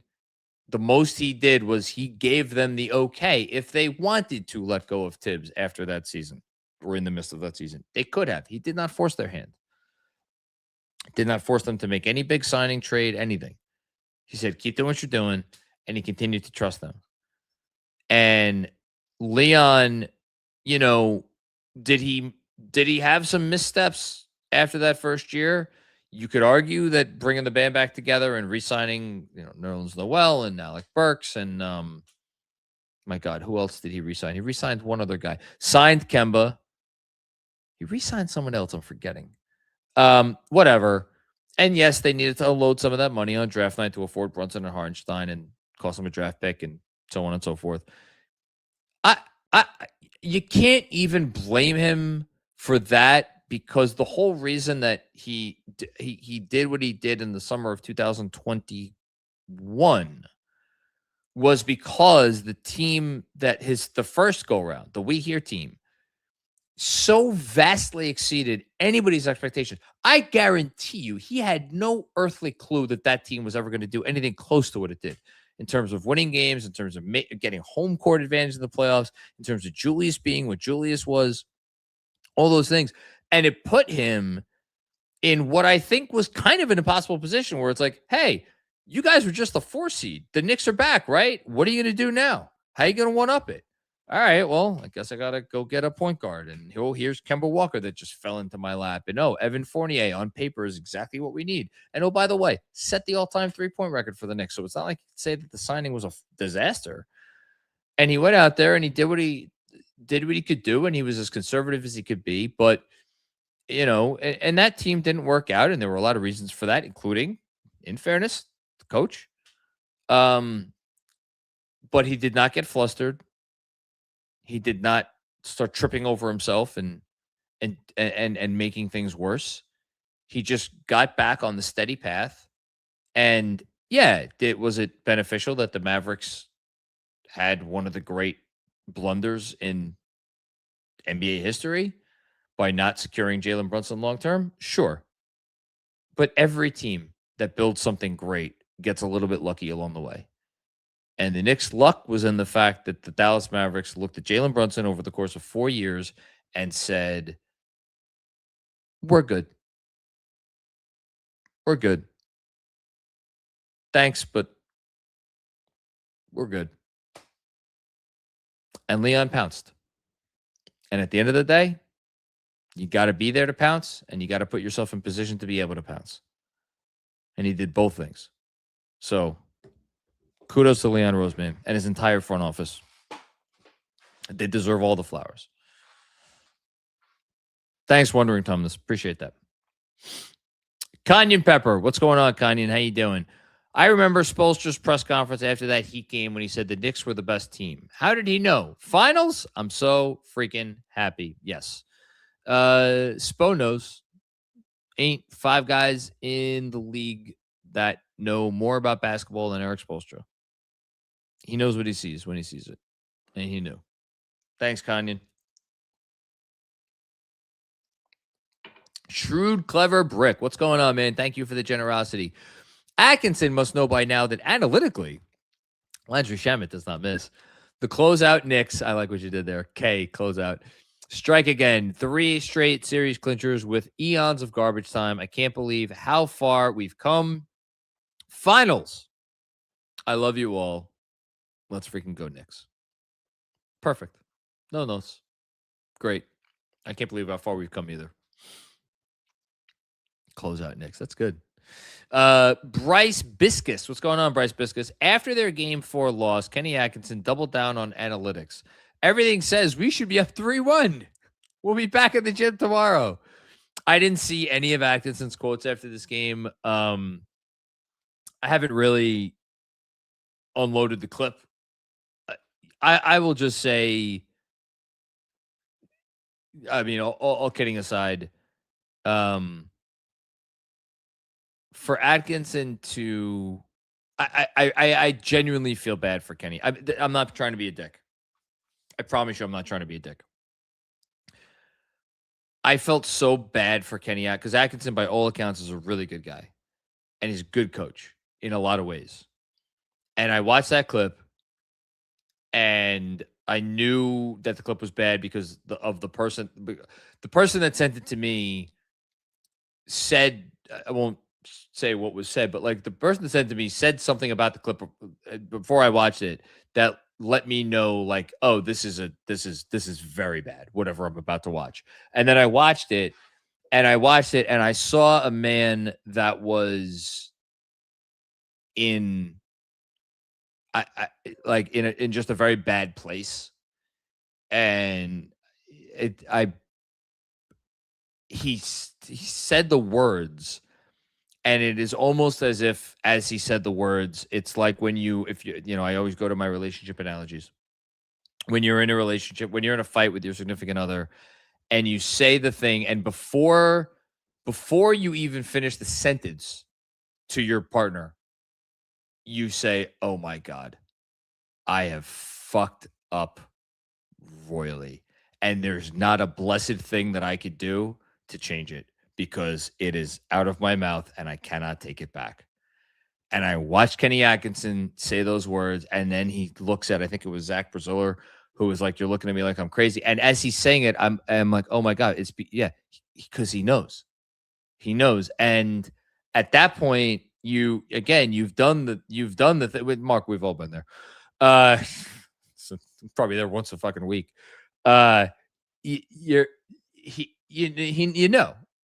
know, and Kenny knew, and I feel really bad for him, and I hope he gets to keep his. He shouldn't get fired or anything. He's a good coach, and I don't think this Eastern Conference Finals was his. Well, it was a little bit his fault, but whatever. Also, coaches don't coach in isolation. That coaches more than ever are part of organizations. So whatever he said about analytics, that's a Cavs organizational thing. That's not just Kenny Atkinson, and yet he's the one who has to live that down. So that's unfortunate for him, and yeah, it is what it is. Thanks, Bryce. Oh my God, another one of these. My Lord. I remember with We Here season, when I saw someone would send in $5, I'm like, oh my God, someone sent in $5. Steven Cordero, my Lord. Been a KFS sub since the start, despite J-Mac always hating on my favorite players. My apologies. LOL. Knew this year would be special, so I became a paid subscriber, and I knew J-Mac would come around on Cat. I feel drawn to Cat because his mom and my dad died a week apart because of COVID. Oh my God. This is for us all. Thank you, KFS, for more wins. Let's freaking go next. Well, sir, first of all, Steven, I know I actually think when I think of you, I think more of Twitter, because you want to talk again, going back. This is back when I used to respond. I didn't know there was a mute button. Maybe there was no mute button. I don't even know. But like anybody who would say anything to me on Twitter, I would go back and forth with. And I remember we had so many back and forths on Twitter, and oftentimes we would not see eye to eye.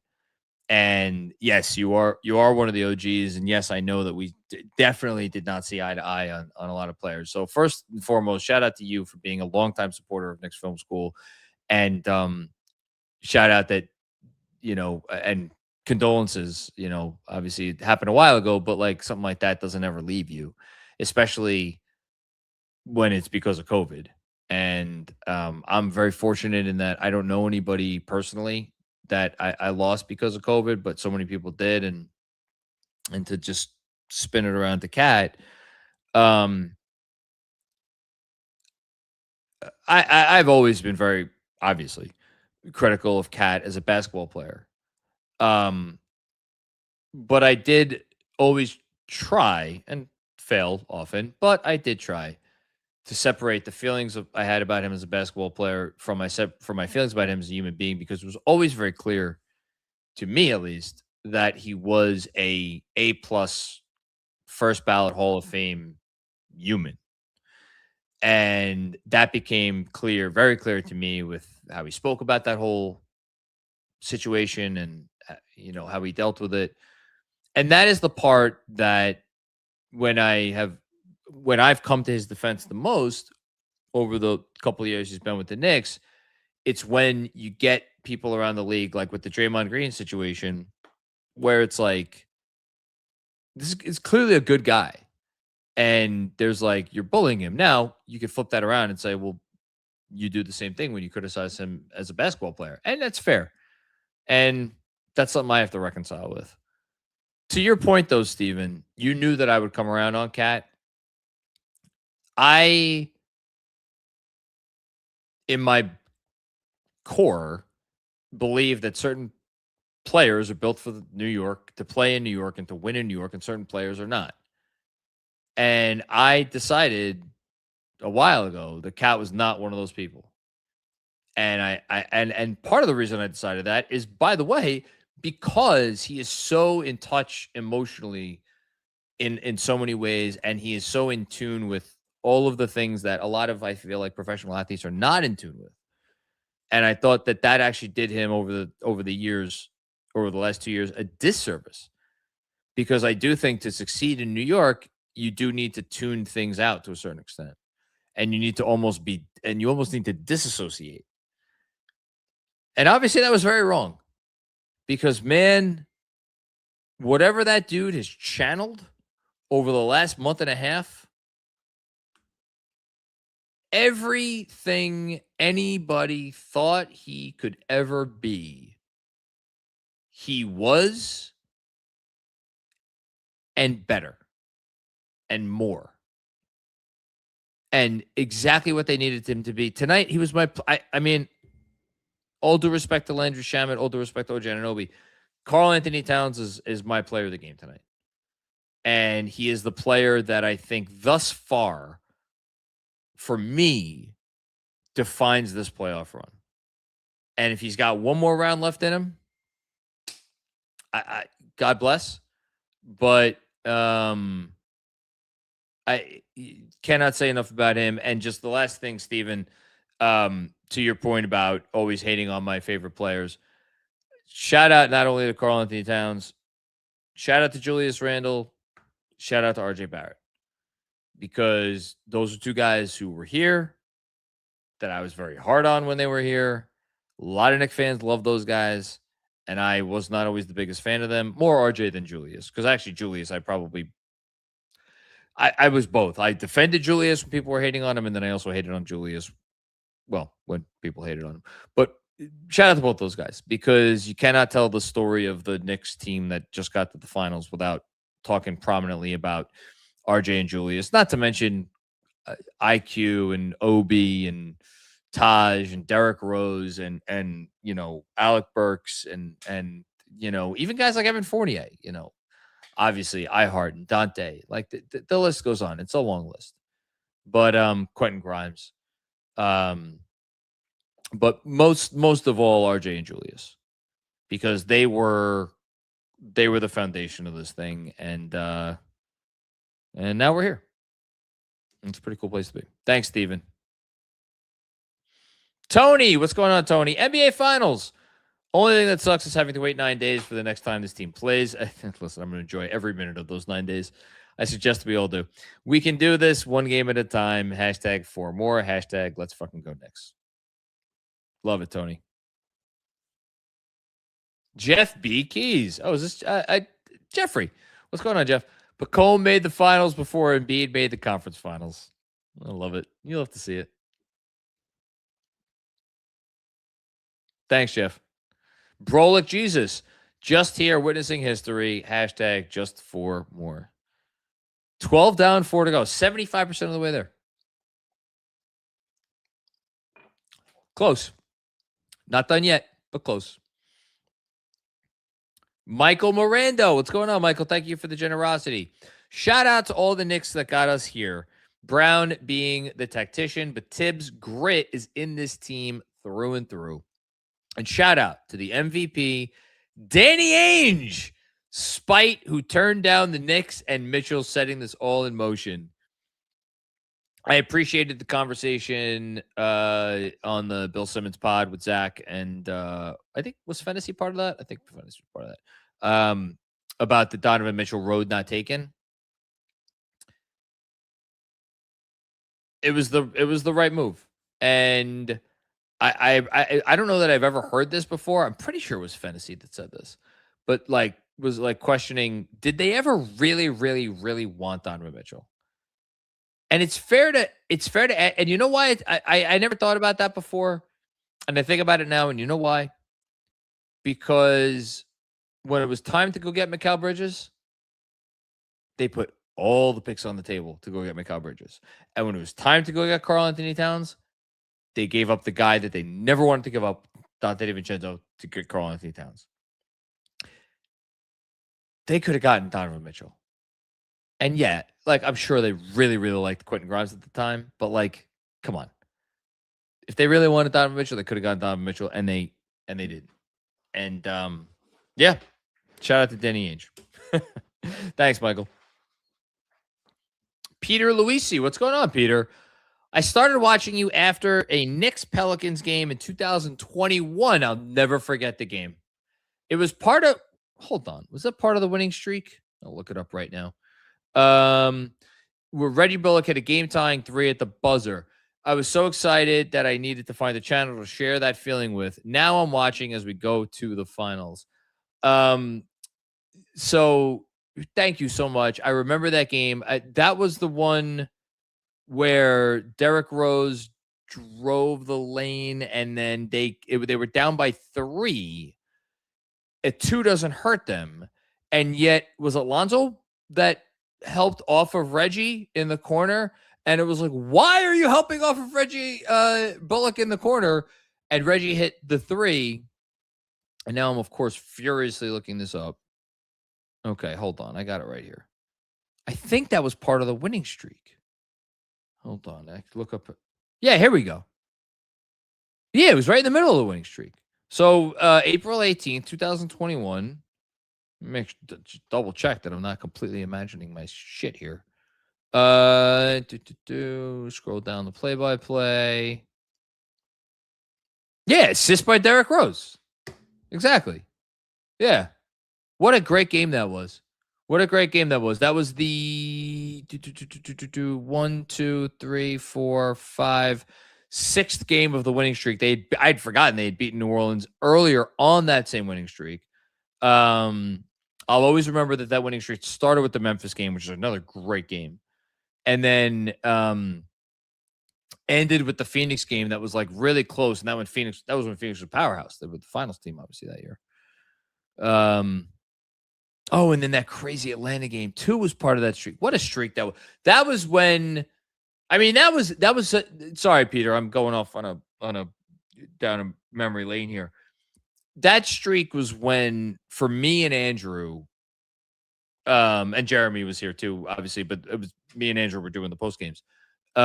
When we were like, holy shit, this is like a magic carpet ride. And we thought someone had like, we were just waiting to get pinched, because talk about out of the blue, man. Remember that team had the worst over under in the fucking league. They were supposed to win 21 games. And then you got stuff like that. So anyway, thanks for finding us. Thanks for sticking with us. And congrats, man. We're going to the finals. This is fucking awesome. Thanks, Peter. Dennis D. Sabato, what's going on? Dennis, the crazy thing is that this last month has filled me with so much confidence, I'm not even shocked. Let's go win the whole freaking thing. Hashtag 4 more wins. Sure. Why not? Let's do it. Love it. I think we all have some level of confidence. Not overconfidence, but confidence. There's a difference. Slater Fest. What's going on, Slater Fest? Suffered through the 2001 to 2021 Knicks. Hope every fall, destroyed every spring. This team is the best of my life, and the pain was worth it. Give us the 99 Spurs rematch and flip it. Let's freaking go. Knicks, win the chip. Haven't said anything about the finals yet. I will say right now that if they play the Spurs, I think they will beat the Spurs. Full stop. I think Oklahoma City will be a tougher test, despite the fact that at the present moment, it looks like the Spurs are going to beat the Thunder. I just think the Spurs are a better matchup for the Knicks. And I think if the Thunder get there, if they get healthy, it'll offer some challenges for the Knicks that are very significant.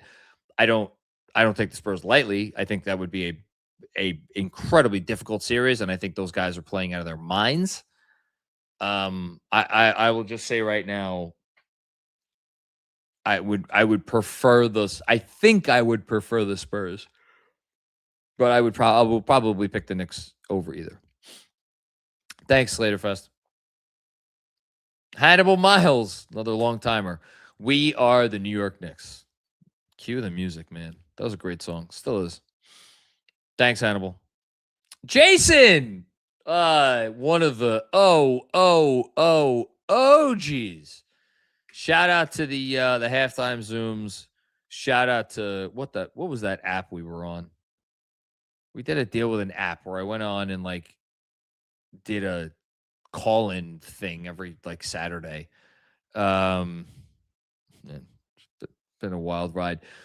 Anyway, Jason, finals, baby. Don't even know what to say. Everyone played good. 3 closeout games on the road, won by over 30. They were all on the road, weren't they? Man, that's just wild. Speechless. Let's go, Knicks. Jason, me and you are cut from the same cloth, even though we've had our disagreements every year over the years. We are one and the same in terms of how we fan. So I appreciate you. Thanks, Jason. Richard David with another one. Thank you, Richard, for the multiple contributions tonight. Spike Lee throwing his arms up like the prophet, leading his flock to the finals. Finals, baby. I love everybody. We all love everybody. Thanks, Richard. Mark, I'm just seeing this now. Yes, shout out to Foreplay. Kevin Danishevsky, another. I mean, Kevin Danishevsky, listen. You got yourself a little segment on the putback the other day. How about that? Cat is a top 75 player now. That block to prevent the Cavs from cutting it to 14, and then the 3 to put them back up 19. Love him. Love you all. Go Knicks. Top 75 player now.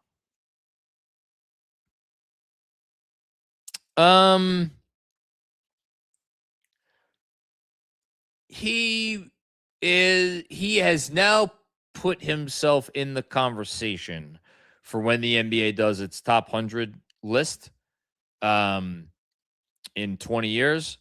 I think he will be part of the conversation. The reason why he is not a top 75 player right now, I will give you the player. And just to double check, because I'm old and I forget things. Yeah. So Pau Gasol was not named one of the top 75 players of all time.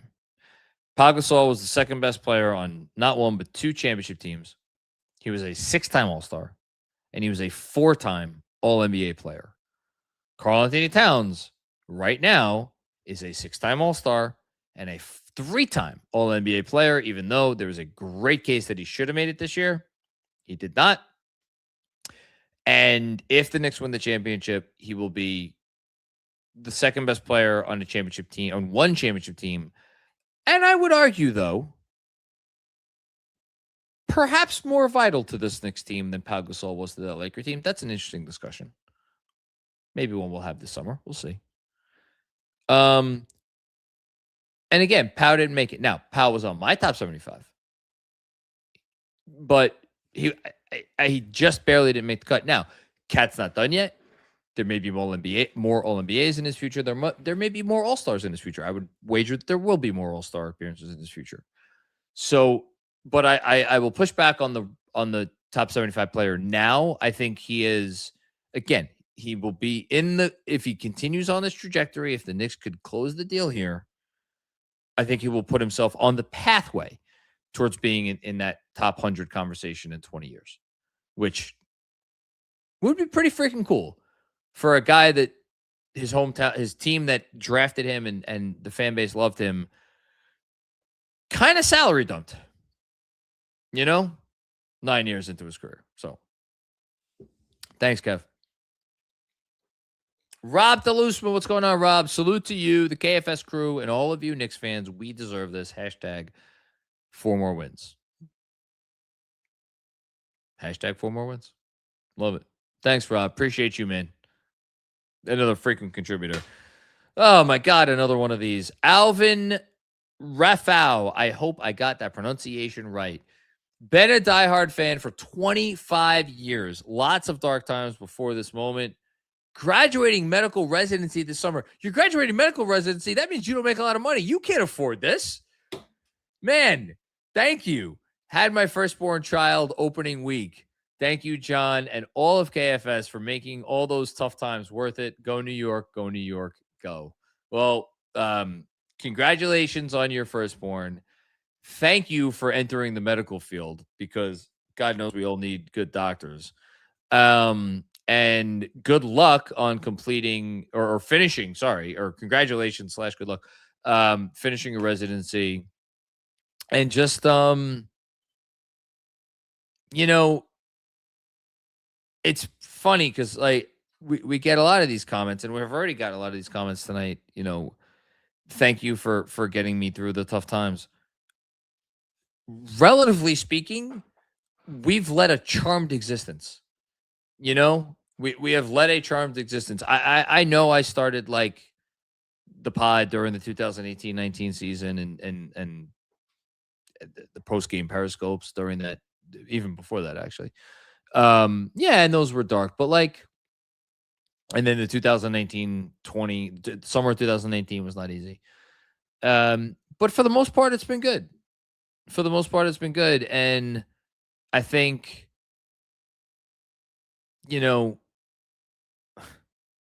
I don't know what it says about this fan base that we've kind of resonated in the way that we have, because I don't know. I'm not overly positive. I'm not overly negative. I'm just kind of, I ride the wave. And I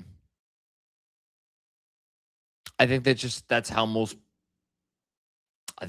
fans are. And I've never pretended to be anything other than just another fan. And it's cool that we as fans get to experience this together tonight. Alvin, really, again, very kind of you. Thank you so much. I hope they could get 4 more for all of us. Paul McFarlane, what's going on, Paul? Thank you so much. Been here all year and before that even. Knicks played like a team that was analytically down 3-0. I've never been so proud. I also can't thank KFS enough for creating such a fan community. Let's enjoy the next few days of Spurs and Thunder beating each other up. Please let that series go 7 and let Game 7 be a quintuple overtime game. Because listen, if that's sometimes you need a little bit of luck, and if the Knicks can get a little extra luck by having those teams beat each other up, that's fine. It's our honor and our pleasure to build to have had the opportunity to. I mean, we didn't build the community built itself, but we're happy to be a part of it. That's all I'll say. Thanks so much, Paul. Oh, my goodness gracious. Feisty Turkey, great name. John Macri, that's me. No analysis needed from me. Thanks for everything you do. Let's all drink this one in and enjoy it. I'm not afraid of either team out west. Dare to dream. Well, if you say, let's all drink this one in, I guess that means I need to take another sip of my beverage, which means I need to refill my beverage. This night's going to end well for me, or morning as it were. Thank you. God, I don't know how to respond to any of these. Thank you. Thank you for letting me do this. It's to say this is a dream come true would be a lie, because I would never be able to dream up the life that I have and getting to be a part of this. Thank you so much, Feisty Turkey. Great name. Bryce Biscus, what's going on, Bryce? Someone should ask Nance about clowning Mitch. Oh, I don't even know I don't even know this reference. I know Larry Nance Jr. is on the Cavs. I did not know. What did he do with Mitchell Robinson? Did he do something bad? Hold on. Let's do a quick Google search.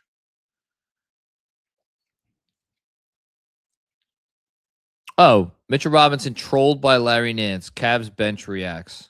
What is this? What is this? Can I not watch a TikTok video on my computer? Oh, I see it. Okay. Taking cover. That's really beneath Larry Nance Jr., who's a player that I have always liked and always had a lot of respect for. That's fucked up. Bad job by you, Larry Nance Jr. Yeah. Thanks, Bryce. Kramer Smith. What's going on, Kramer? Thank you for the very generous contribution. First time, long time. Well, welcome aboard. Thank you. This is so special. So happy to celebrate this night with KFS. Been watching since the Periscope lives. Oh, yeah. We're live. Thanks for everything always, John and team, for more. Those were the days. Those were the days. First Periscopes were in 17-18 after the All-Star break. I'll never forget it. And then the 2018-19 season, the Periscopes that season, I remember my wife I would do them from the living room. This was before we put the podcast studio in my laundry room. I think that was Andrew's bright idea. Probably Andrew's idea. But I would do the Periscopes from the living room because that's where the TV was that I would watch the games. And my wife would tell me, would see the avatars of people who would like the videos in the real time. And this was back when there were fucking 20, 30 people watching. And she oh my God, you have groupies, or she's or maybe they're just, that's what their avatars are. And I'm like, what are you fucking talking about? Are you drunk?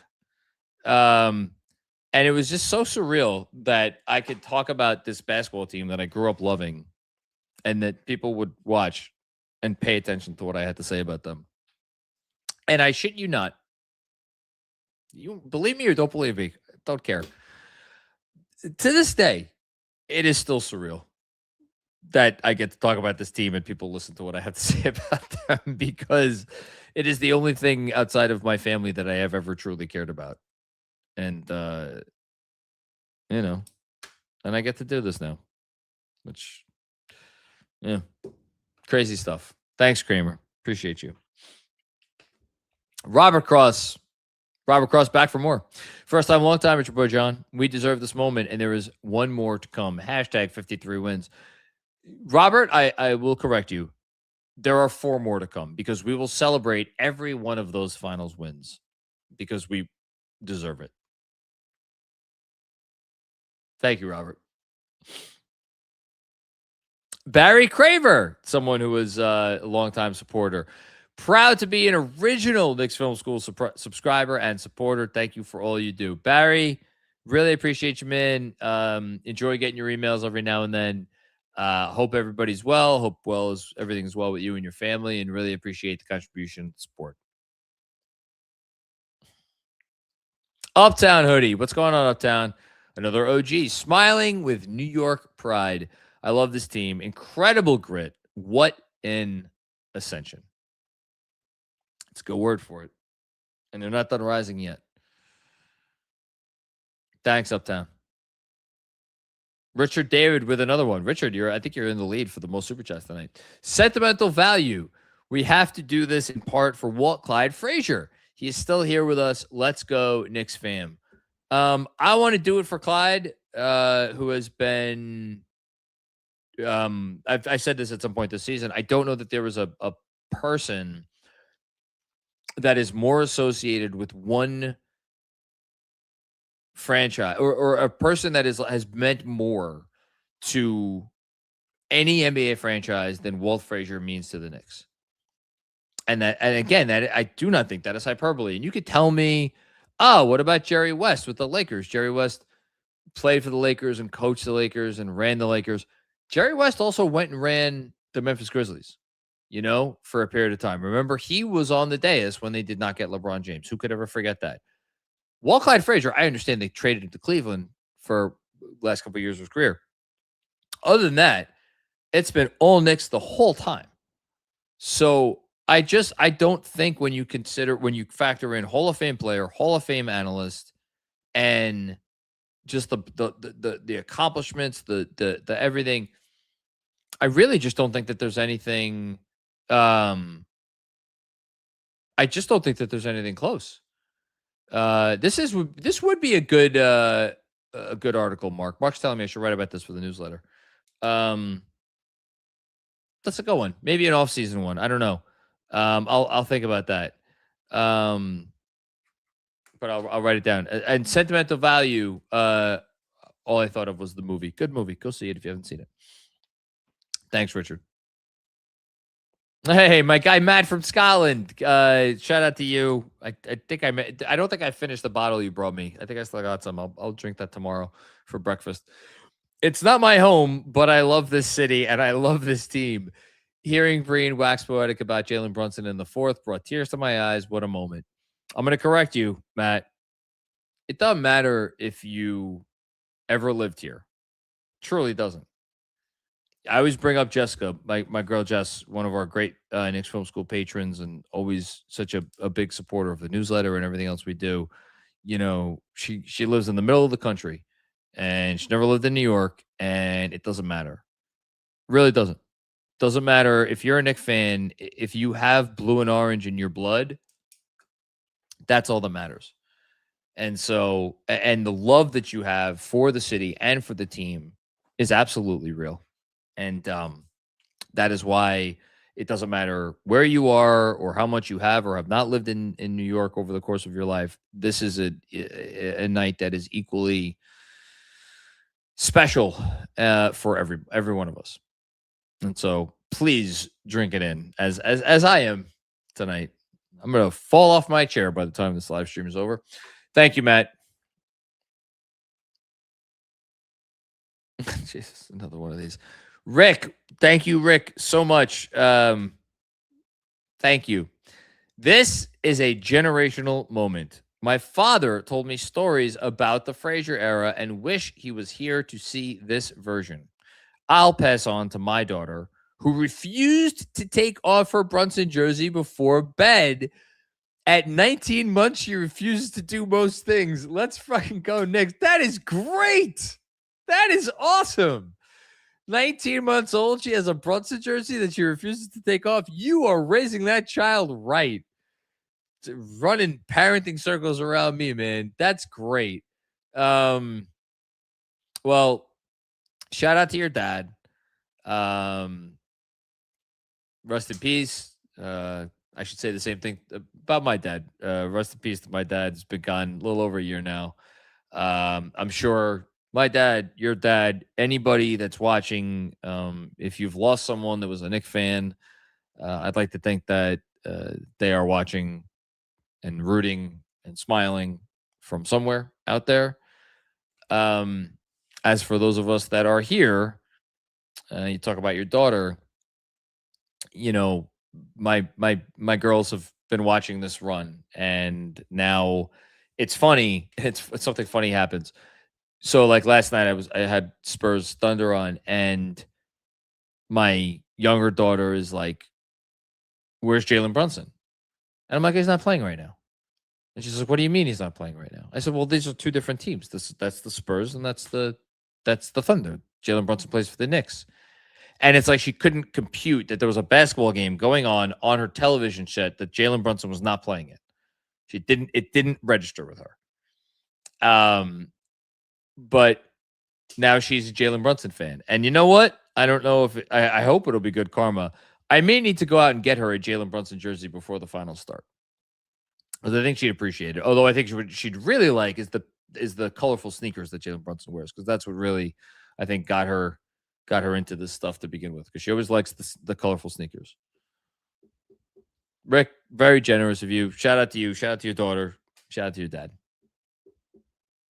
Sergio Escobar, what's going on, Sergio? Thanks so much, man. I'm going to get misty-eyed for this.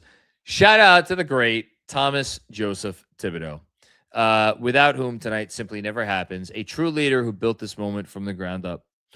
You know, he deserves his due. He deserves his due. I tried to give him a little love before. I don't, you know, it's a funny thing. You want to make it about the people that are here and that climbed this mountain.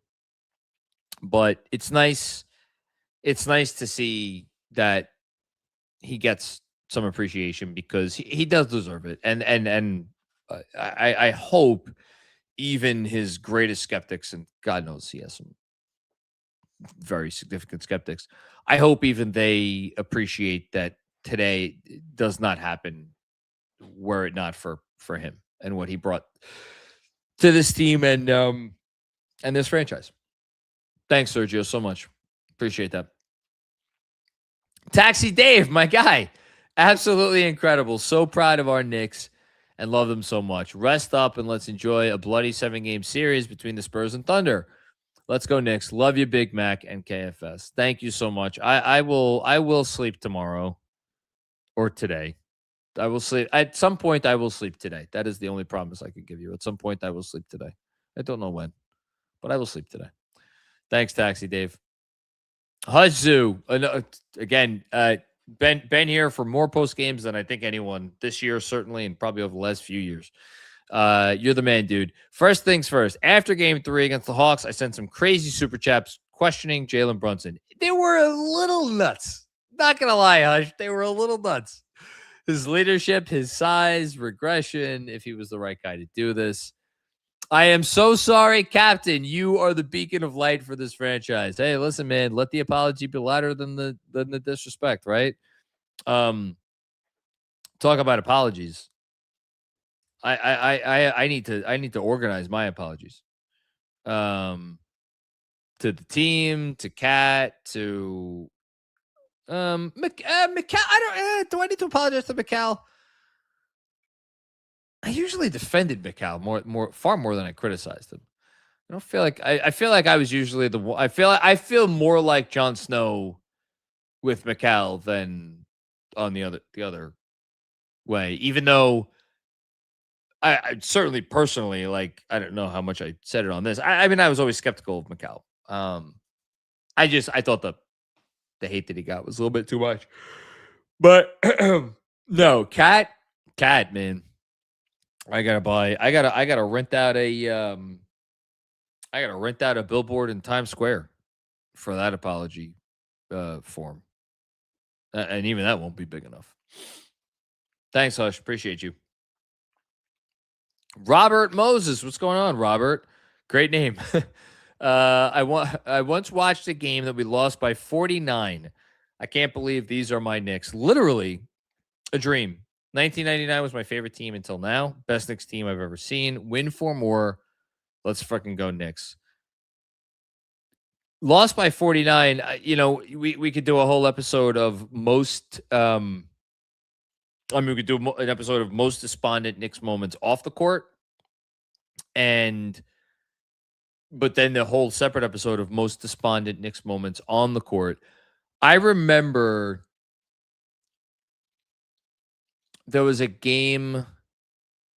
There's 2 games that stand out, and they were both like during. I think they were both like in the 17, 18, 19 range. One was against the Nuggets, where Jokic had like a triple-double in the first quarter or something close to that. And when they kicked, to say that they were kicking the ever-loving shit out of us, that was one game. And then there was another game, and shout out a guy that I have not mentioned yet on this podcast and this post game, and just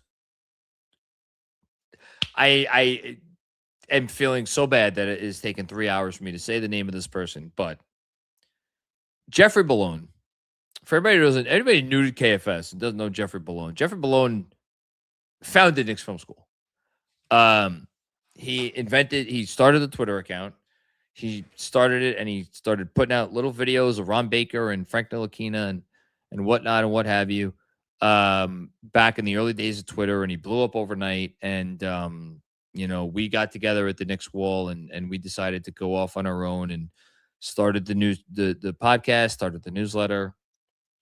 And why am I bringing up Jeffrey Bolin right now? Well, one, there would be no Knicks Film School without him, and to say that I owe him my livelihood is an understatement. But two, Jeff and his wife visited us one day, and we watched a Knicks game. This is back at my old house and first house in Long Island, and it was a game against the Jazz. I really don't think I'm misremembering this. And it was a game against the Jazz, and the Knicks got taken behind the woodshed and beat like a stubborn mule. And I'll never forget, because we were anticipating, because for as much as we started Knicks Film School together, or we started this version of Knicks Film together, we didn't get a chance to watch many games together because he lived in Connecticut and I lived in at the time Long Island, and that was like, we were really excited for that, and it was just the absolute ugly. And now I'm like, hold on, let me see if I could find this. Knicks Jazz, okay. I think this was it. Yeah, and this makes sense. Yeah, this had to be it because it was during Christmas break. This had to be it. So during the 2018-19 season, because that's when he was still doing the newsletter and we were doing it together, so it would have made sense that we would have made this like a thing. The Jazz won this game 129-97, December 29, 2018. That was it. But it's even worse than that, because I think hold on, 2018-19. I'm sorry, I have to do this. Schedule and results. December 18. Where is it? Why can't I find it? It said 2018, right? Sorry, this is scintillating podcasting. December 29th, December 29th. Sorry, I forgot the date. There it is. Okay, I found it. What was the first quarter score? That's what I'm looking for. Yes. Utah 39, Knicks 17, and the halftime score was 71-34. And then the Knicks closed it out with a flurry and outscored the Jazz in the second half, in the third and fourth quarters, mind you. What got me going down this road? Oh yeah, because you're talking about a game that we lost by 49. I mean, the individual memories we all have of this team getting the ever-loving shit kicked out of them, I mean, could fill a book. They could fill a book, and we all have those memories, and they were all painful. And now here we are. We're going to the finals. Madness. Shout out to you, Robert Moses. I don't think that's your real name, and shout out to my guy JB. Stevens Guillaume, what's going on, Stevens? Another one of the OGs. Found KFS by accident 6 years ago. 6 years, man. You guys have been pivotal to this run. I'm in fucking tears. Appreciate you guys. Job's not finished, though. I want Larry 4 more wins to go. Stevens, thank you so much. Really, really do appreciate your support over the years. I wonder how many people out there has found us by accident. I mean, we wouldn't be here without you. So thank you so much. And if we have played any role in this run, we appreciate it. And I'm saving my tears for a different trophy, but I got a little emotional, obviously, tonight. I'm sure I'm not the only one. Thanks, Stevens. Rich McLeod, shout out to the Just Mets podcast. And also someone that's been a big supporter of ours through the years and helped us out in a lot of ways. Core memory watching the Knicks led by Ron Baker and Trey Burke, #fake comeback, against the Hornets in the awful 2018 season. I vaguely recall that game. I truly thought this team will never be relevant ever again. Look how far we have fucking come. Tears. I remember a game I think it was in the 2018-19 season where, again, I hate that you're sending me down these freaking paths. Emmanuel Mudiay had a 30-point game in a win. And I think it was like a win over a good team. I'm looking at it right now. If I'm imagining this. No, it wasn't that. Hold on. It wasn't the 17-18 season. It had to be the 18-19 season then. 18-19 game log. Yes, Charlotte. I knew it was the fucking Hornets. I knew I wasn't imagining that. He had 34 in a win over Charlotte, overtime game, and then he also had 28 in an overtime win over the Bucks, which I think Giannis played in that game. And that was actually back when Mudiay was he was a bucket, because I'm looking at it right here. December of that year, Mudiay went on like a real streak. 34-18, 32-11, 32-11. Yeah, he went on a little stretch there. Emmanuel Mudiay, man, shout out to you. I don't know where you are. I don't know what you're doing, but that was like one of those little glimmers of hope where it's like, oh, a Mudiay. We might have found it. And then Fizdale, gonna get you right. Remember that? Oh my goodness. Water in the desert. Water in the fucking desert. David Fizdale going, we're gonna get you right. I thought he was gonna turn that man into I don't even know what. The second coming. Rich. Thank you, Rich. Appreciate you. Hutzu, another one. From this point on, I will never, ever utter any sort of trade or anything alluding to JB leaving this organization, regardless of the results of the finals. Please win.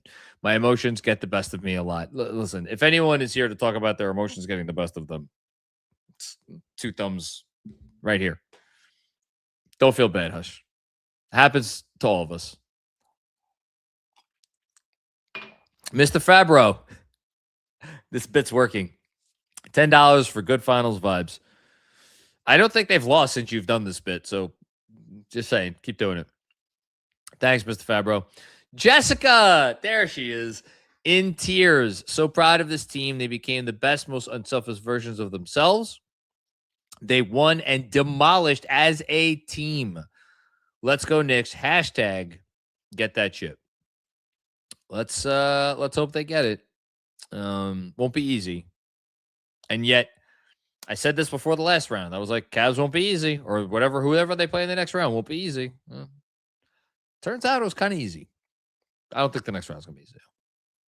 Thanks, Jess.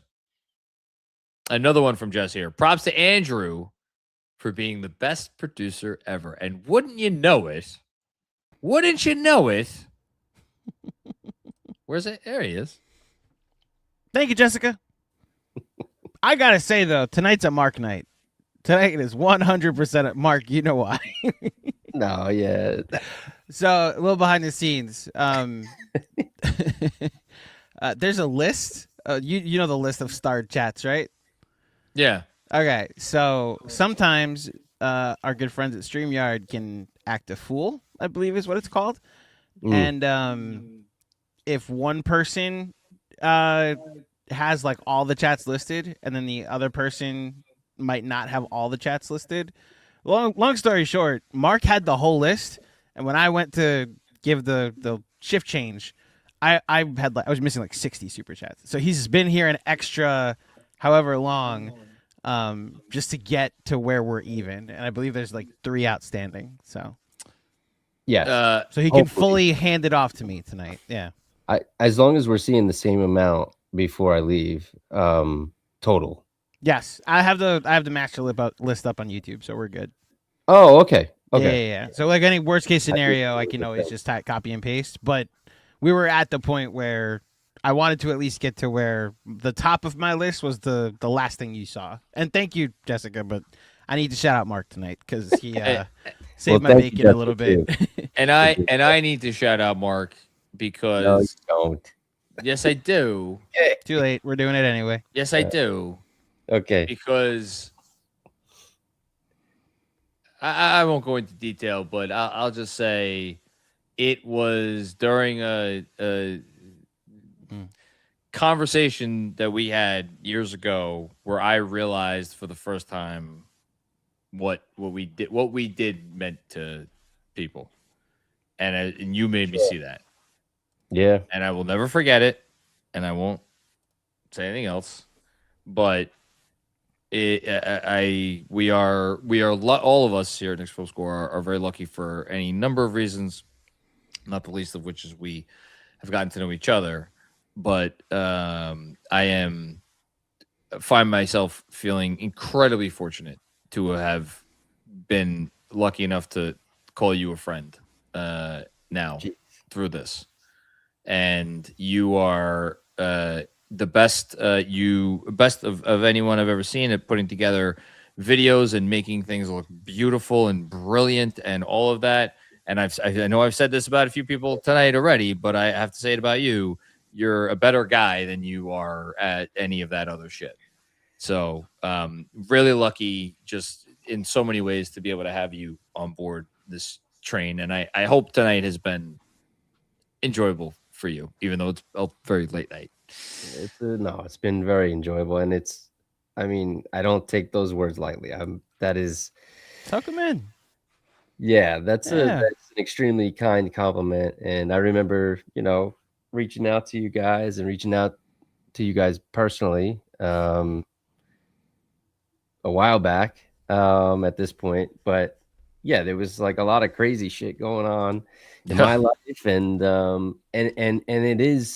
it's not surprising to me that other people have come along and have had way crazier shit than I had, and have found solace and have found welcome distraction, and in what we all bring to the table. If you say you guys ever again, I'm going to drive to where you are on this island. I say it, I catch myself nowadays. At least I catch myself. What's wrong with you guys? Well, it's us. He's us. We're us. Oh, okay. It's in good. Yeah, it's in good faith. I love the Mitch shirt, by the way. You got the merch. You're literally wearing the merch. Wearing my own merch. Yeah. Appreciate it. Yeah, but our merch. But yes, that's right. Oh, mine's. I folded mine. I'm like, where's mine? It's on the. It's folded on my washing machine. So yeah, I'm honored to be a part of the team. I came here. There was a super chatter before, and I was trying to find him to like. I remember his last name was Luisi, but whatever he said, it was a similar sentiment. Like, I came to you guys after a win, and I was like looking for a channel to like really indulge in the win more, and I was so happy when I found you. Well, Mark, if there's one thing that I could do, it's indulge. I was about to say, soak in the compliments. The longer we get into the post game, the more the more lovely they get.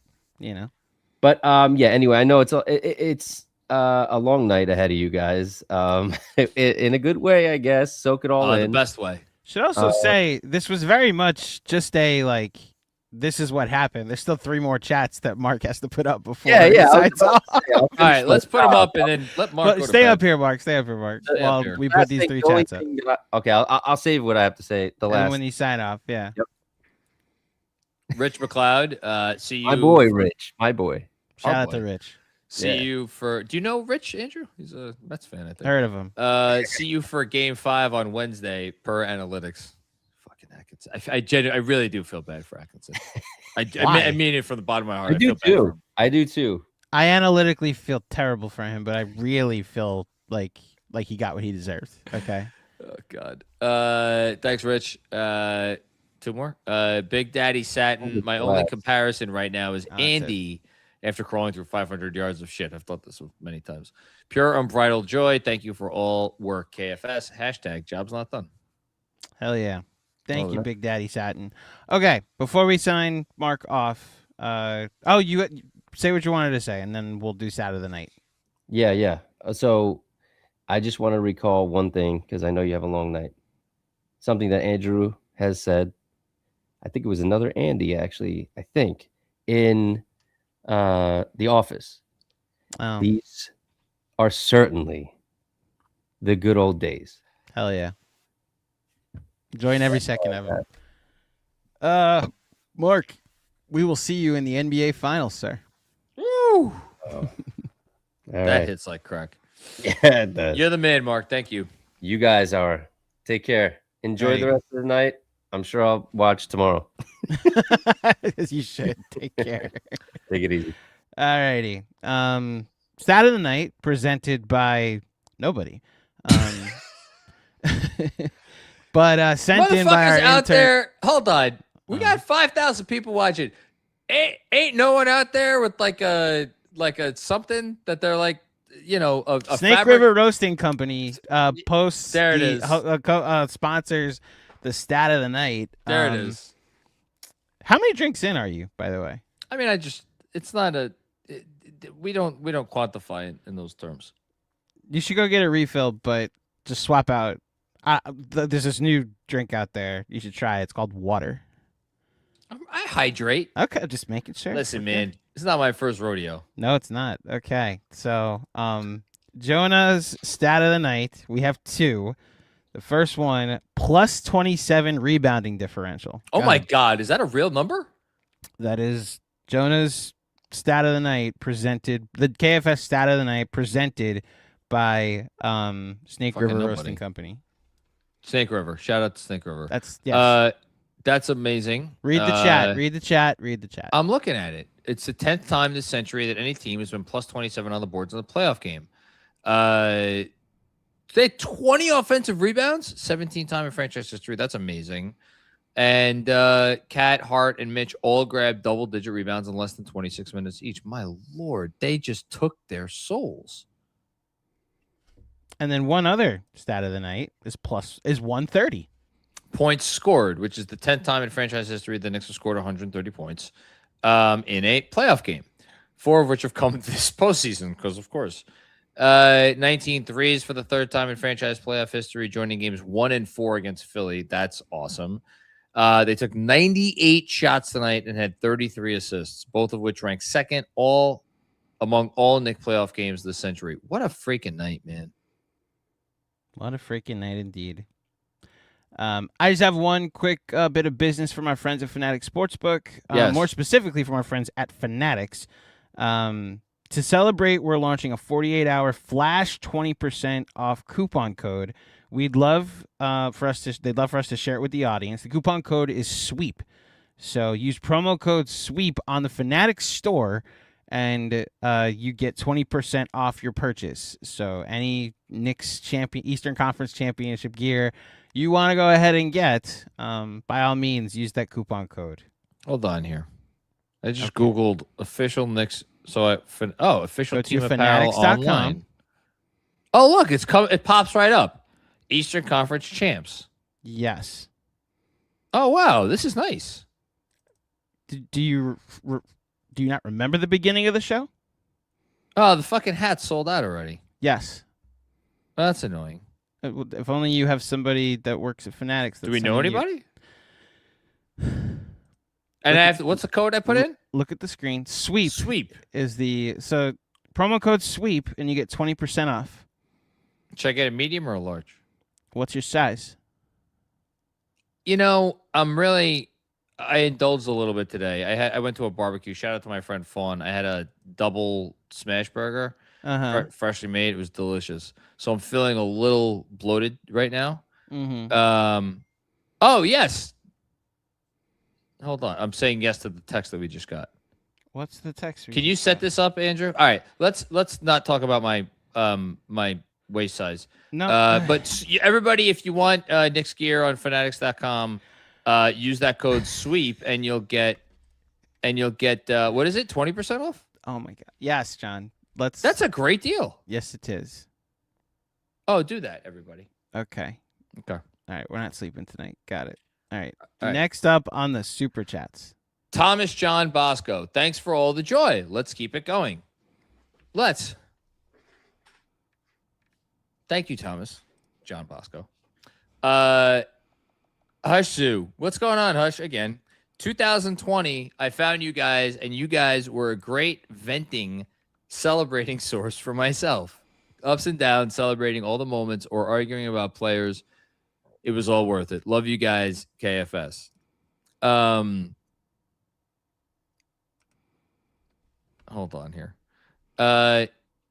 Hush, I've given you a lot of shit over the years, this year in particular, and you always come back. I don't know. Thank you. Me and you are cut from the same cloth, man. Because we both get very passionate, and our passion comes out in ways that are both productive and unproductive at times. But we're still here, and we're enjoying this, so that's all that matters. Appreciate you finding us, man. What is this? No comment? None. Thank you, Cameron Levi. Thank you, Cameron Levy. I think it's Levy. Cute dog. Thank you so much. Thank you. Debo. Oh, this is Kev's cousin, right? Yes. Relentless Dominant Special. As much as I love the 90s Knicks, witnessing this run has been awesome. This team looks prepared for the biggest stage. The Knicks are truly back. The Knicks are here. 4 more games to win. Let's go Knicks. Yeah, I don't know how a team would look more prepared for the finals than the Knicks look tonight. Truly. I think Jeff kind of spoke to this at the beginning of the show, where he was kind of talking about, the how this team would be covered differently if it was not the Knicks. How could you possibly have a team feel like be in better position heading into the finals than the Knicks are right now? It's not possible. Thanks, Tebow. Sam Skates, another one. Shout out to all the salty bitch New Yorkers in the media and in the streets that defected to Brooklyn over petty grievances. Oh, God. Cleveland, this is for you. Hold this L. I mean, I don't know who's like rooting for Brooklyn or whatever, but Brooklyn, do they even have a franchise? Andrew, that was a question. It's fine. You could ignore me. You have me. Yes, they have a franchise. Nobody cares about it though. And okay. It's almost 2:30 in the morning. I am not wasting any laughs on that team or that franchise. Wow. Yeah. They're below us. They're behind us at this point. Fuck them picks. Breaking news. Guy who laughs at literally every fucking buddy has no laughs to give for the Nets. They're not worthy of laughs anymore. We laugh at teams that make the playoffs now. There you go. Thanks, Sam. Precocious Salmon, thank you for the generosity here. J-Mac and KFS fam, thank you all for what you do. This community has been a huge part of this Knicks ride for me, my brother, and our Knicks family. Nothing left to say about this team. Hashtag job. Great name. Job's not finished. Hashtag we believe. I think that's a Mets slogan, but no, you gotta believe. You gotta believe. And it's actually, you gotta lose every fucking game. Thank you, Precocious Salmon, for the very generous super chat. We very much appreciate it. Little treat for everybody watching. You might remember last year when the conference finals ended, we had somebody on midway through the postgame show when it was over, and it may have caught some headlines, caused some news. Maybe the Knicks locker room might have seen something. What is John about to say? I can't wait for this. So here's the thing. Put him up here. Oh, okay. So the grand entrance that I was trying to do joining us now on the Knicks Film School postgame show is none other than Dean Wade himself, Fred Katz. Welcome of The Athletic, of the Knicks. The Knicks can't lose a game. The Knicks can't lose a game. And this show is worse than ever. And this show can't end, apparently. He doesn't get a grand entrance. Here's why. Why? Because everything that I said this year, that got shit from anybody, it's all Fred's fault. It's all Fred's fault because he wrote that stupid fucking article and he did his fucking job. Because he's just on his high horse all the time. He's got to be reporting because that's what he does. He's a reporter, reports news. And that article was like, well, because Fred's the best reporter there is, and shout out to James too. It was you and James. Shout out to both of you.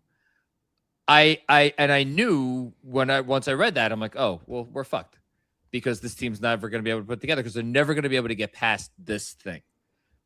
And you have continued to obviously be around the team and report on the team. And I'm obviously kidding when I say all this, but I did feel that way. And it's because you're so good at your job and because of I read what you wrote and I'm like, how does a team get past this level of stuff? And this year has been unlike any other.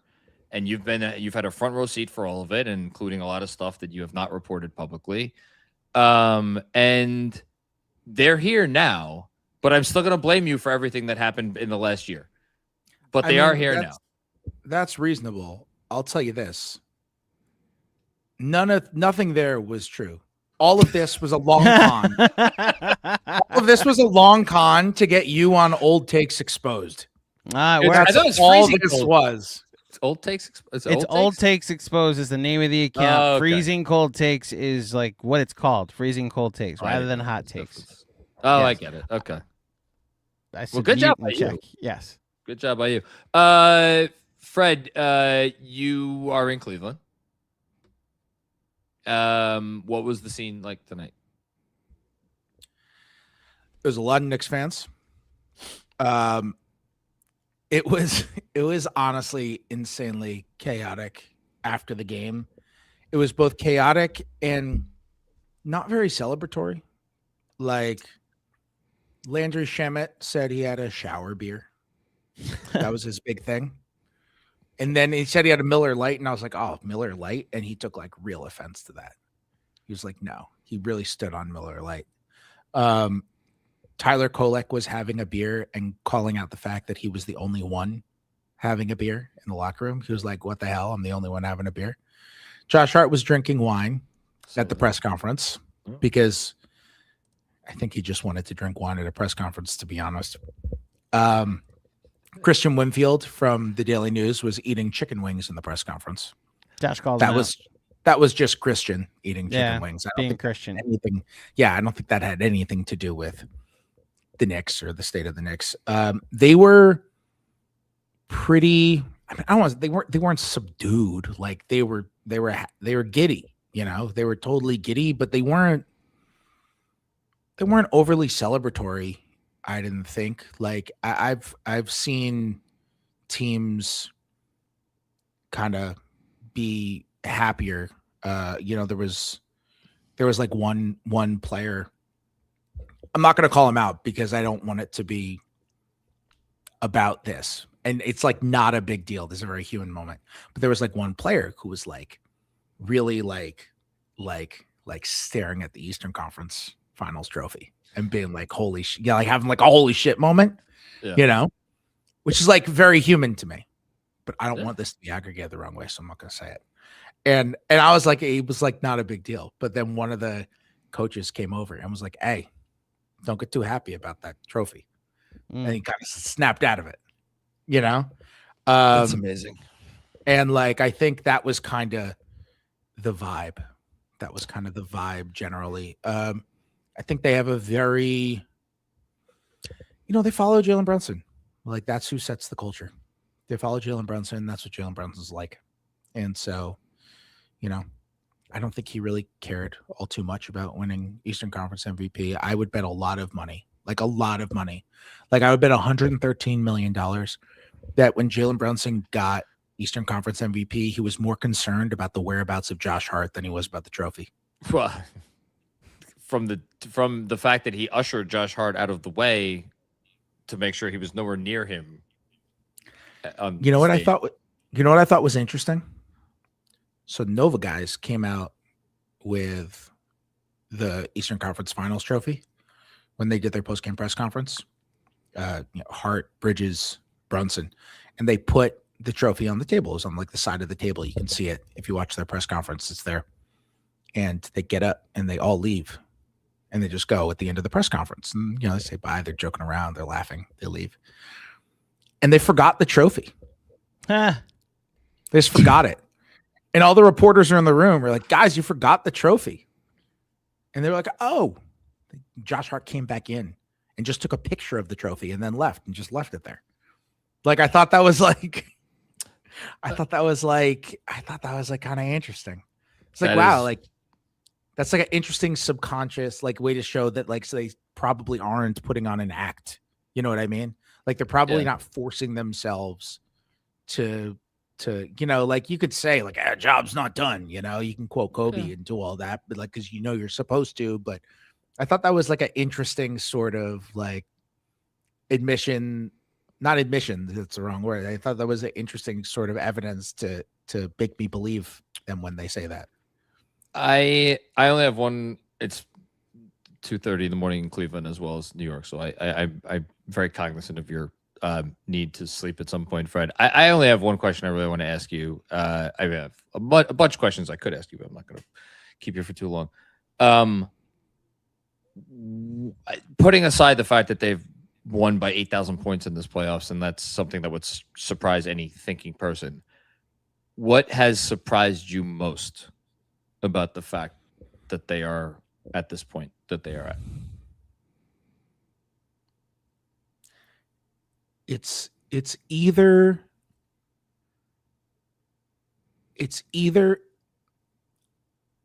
I think it's probably Mikal Bridges. Interesting. How did I know you were going to go with Mikal? What a weird answer. What an odd answer. So odd. So weird. Well done. I mean, he has been just, I mean, this is the dude who you traded the picks for. Yes, it is. You know, this is just like, this is why you make the trade. The guy has had a month to completely reverse the sentiment on one of the largest draft hauls ever given up in a trade ever, and he's had a month to. In a month, he's reversed it. He's completely reversed the narrative, and not just the narrative, because that makes it seem like it's just like what's the reputation, but he's reversed the sentiment. He's reversed the meaning of it. This is why you make the trade, for this result, and for this guy to help you get this result. He has been. I mean, he hasn't missed a shot. I mean, tonight he did, but here's the best compliment I give him. He didn't shoot well tonight. I thought he played great tonight. Fantastic. Yeah. Played fantastic. It was great. I mean, the job that he did, Tyrese Maxey and James Harden. Are, like, I know James Harden's 36. Like, I know, but like, this is a guy who we talked about all season as like, he's excellent off the ball. On the ball, like, ball screen navigation, questionable. Physicality, questionable. Ability to stay in front of quicker guards, questionable. He guarded Tyrese Maxey better than I have seen anyone ever guard Tyrese Maxey. And that is one of the toughest guards in the league. He was unbelievable on James Harden. There was not one moment in this series, not one, where James Harden was just perpetually getting to the line. How many times did he foul hard in this series? That's a great question. I don't know the answer. It cannot be many. I don't count him on one hand. I don't remember any offhand, but yeah. That was the most impressive part of the whole thing, that he was just like not fouling Harden at all while also stopping Harden, while also, by the way, somehow leaking out in transition every single time he had the opportunity, never once leaking out and being like, oh, you left a little early there and now the defense is in a scramble because you misjudged it. Like, he just played, he was extraordinary. He was extraordinary against Philadelphia. He was extraordinary in this series.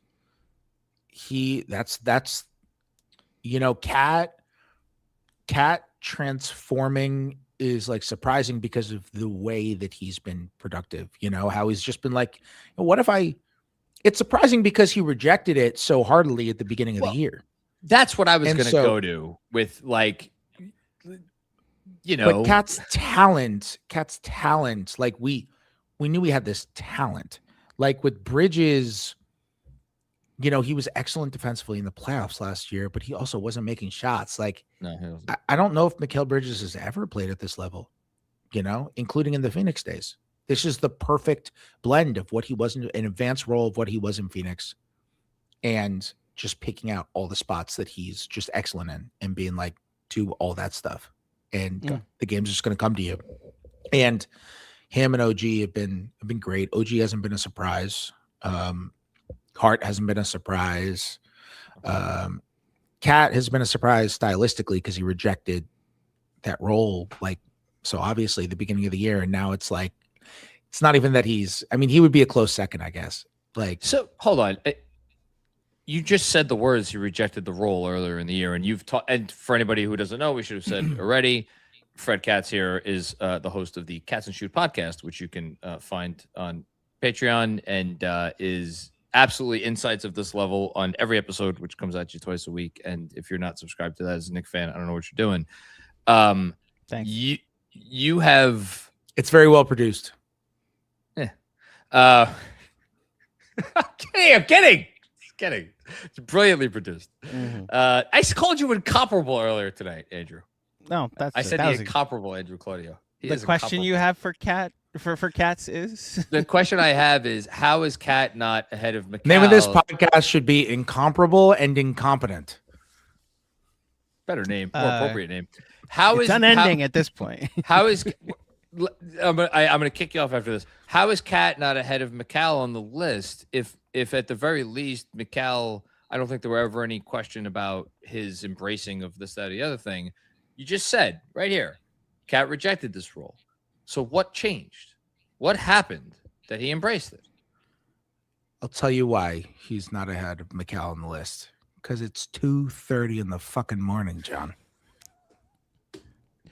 And I just said Mikal Bridges, but you're probably right. It kind of is Cat. Okay. I guess it's Cat.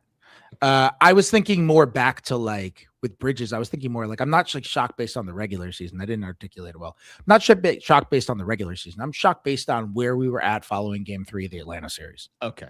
Well, yeah. Well, that's getting Game 4, and then Game 4. It's like he's just not even playing second halves, and it's like, oh my goodness, we were very seriously suggesting that they just pull him from the starting lineup, and Mike Brown chose not to, and it turned out to be sometimes the best decisions coaches can make are decisions of omission, not commission, and it ended up being excellent coaching by Mike Brown, recognizing need this dude, he's going to figure it out, and this is how I'm going to use him, and he was couldn't have been right with 900 exclamation points.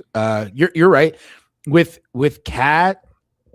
I don't really know the specifics of that answer, to be honest. I would love to know the specifics of that answer. I don't really know, but I can tell you this. I think at the beginning of the year, a lot of it was just comfort. Okay. He just wasn't comfortable. He wasn't comfortable playing in that role. And so they got away from it so quick. And they started implementing a few of the actions that they ran early in the year a little bit later again, but in different ways. Some of the off-ball screening stuff, Benji and DJ have broken this down in an expert level. And I think that probably got Cat seeing the game a little bit differently. And then when they turned to Cat in Game 4 and they're like, do this.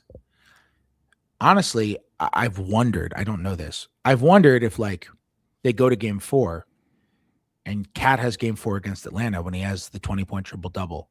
And he was just Benji would have probably had to invent a new grade for his grade book on that one, right? That was incredible. He was so unbelievable, just unbelievable in that game. And he's been unbelievable since that game. And I have to imagine that you go out there and you play that Game 4 and early in the year, you're not comfortable playing that role. Then you play it to such an extreme in Game 4, and he's so talented that it's a great matchup for him. Atlanta, there's not a good Cat defender on that team. They're just constantly playing whack-a-mole, trying to figure out matchup stuff. He destroys. He, on top of all that, plays at the peak of his capabilities, which is an all-NBA player, and has this unbelievable game in this unbelievably high-pressure clutch moment. And he probably just got, on top of getting this slew of positive feedback after that, something must click for you. You must be like, oh, I was uncomfortable, but I saw it. Holy crap. I saw it. And then I did it. And look how well I did. Okay, he knows he played well. Like, he's like, oh, whoa. Oh my goodness. I'm kind of seeing this from a different angle. Sometimes, like, even as a writer, I'll like watch stand-up comedy and study the writing of stand-ups, and they'll structure something, and I'll watch it like to try to pick out writing, and they'll structure something a certain way. And I'm like, oh, wow. Like Mike Birbiglia, that's a really interesting way to loop one anecdote into a larger story. That's so interesting. And it like makes you like, oh, I could do that with this and with this and with this. Basketball is kind of similar. Like, sure. Like I've wondered like if that was like, if there was some sort of epiphany and like he did it in game 4 and it worked. They didn't know it was going to work as well as it did. They figured it could work well. They didn't know it was going to work to that level, and it did it. And he was just absolutely brilliant. And he was like, oh my goodness. Once the comfort comes, the buy-in comes, it's like, oh, I'm comfortable. Like, yeah, let's do it again. I was really good there, wasn't I? And like, if it's just about comfort and that kind of stuff, then like that would explain things. Makes sense. Makes a lot of sense. He has been so incredible. Story of the postseason for me. His ability to, he took 11 shots tonight, and it was like a lot. His ability to dominate a game without taking shots. Yep. Like, isn't that crazy? Defensive play of the game, the block that before his 3. Well, he's playing the best defense of his life. It's the whole playoffs. Uncanny. The whole playoffs. Yep. He's been legitimately good defensively in every single playoff series. Yep. Yeah. He is running pick and roll coverages. He's rim protecting. He's using his size great. He is rebounding the hell out of the ball. He's moving his positioning feet on these moving his feet. The pick and roll coverage is extraordinary. He's hustling back on defense. His focus, his communication is up, just all around. And then the passing is, just amazing. The passing is amazing. He had one pass to Josh Hart in the corner today when he was posting up on the left block. Mm-hmm. Oh, yes. Over his head. To yes, Josh Hart. yes. What the? That was great. What the hell? Like, he had 3 assists today, but like Doris Burke had a stat that like the Knicks are shooting some obscene percentage off of cap passes. Like they're shooting like 70% on cap passes during the playoffs because he's getting all the attention. Yeah, he's getting all the attention. He's finding guys playing on selfish. It's just been just amazing. It will be interesting to see where Karl Anthony Towns goes in the next Dean Wade draft. By the way, shout out to Dean Wade and Jalen Tyson. Oh dear, both of whom were drafted ahead of Landry Shamet in the most recent Dean Wade draft. Couple of ass clowns we are. You will be able to hear that Dean Wade draft on a Knicks Film School podcast coming to you no sooner than 5 days from now. Or why? Because the other series needs to go 2 more games. Oh, no sooner than 5 days. No sooner than. Okay. And maybe I don't even know what. But in the meantime, no sooner to Oklahoma. No sooner to well done, Fred. You had to get one of those in. Yeah. I have some questions. If we could just get those rapid fire real quick. Just Fred, yeah, real quick. You know who you're talking to? Rapid fire. Rapid fire. Yes. Well, dude, I went on. Right now you're firing blanks, as we all know. So. I went on the Athletic NBA Daily. Blanks. It took you a minute. What did that go over your head? You're the king of the vasectomy jokes, Fred. Yeah, no, it's true. It went over my head. It really is late.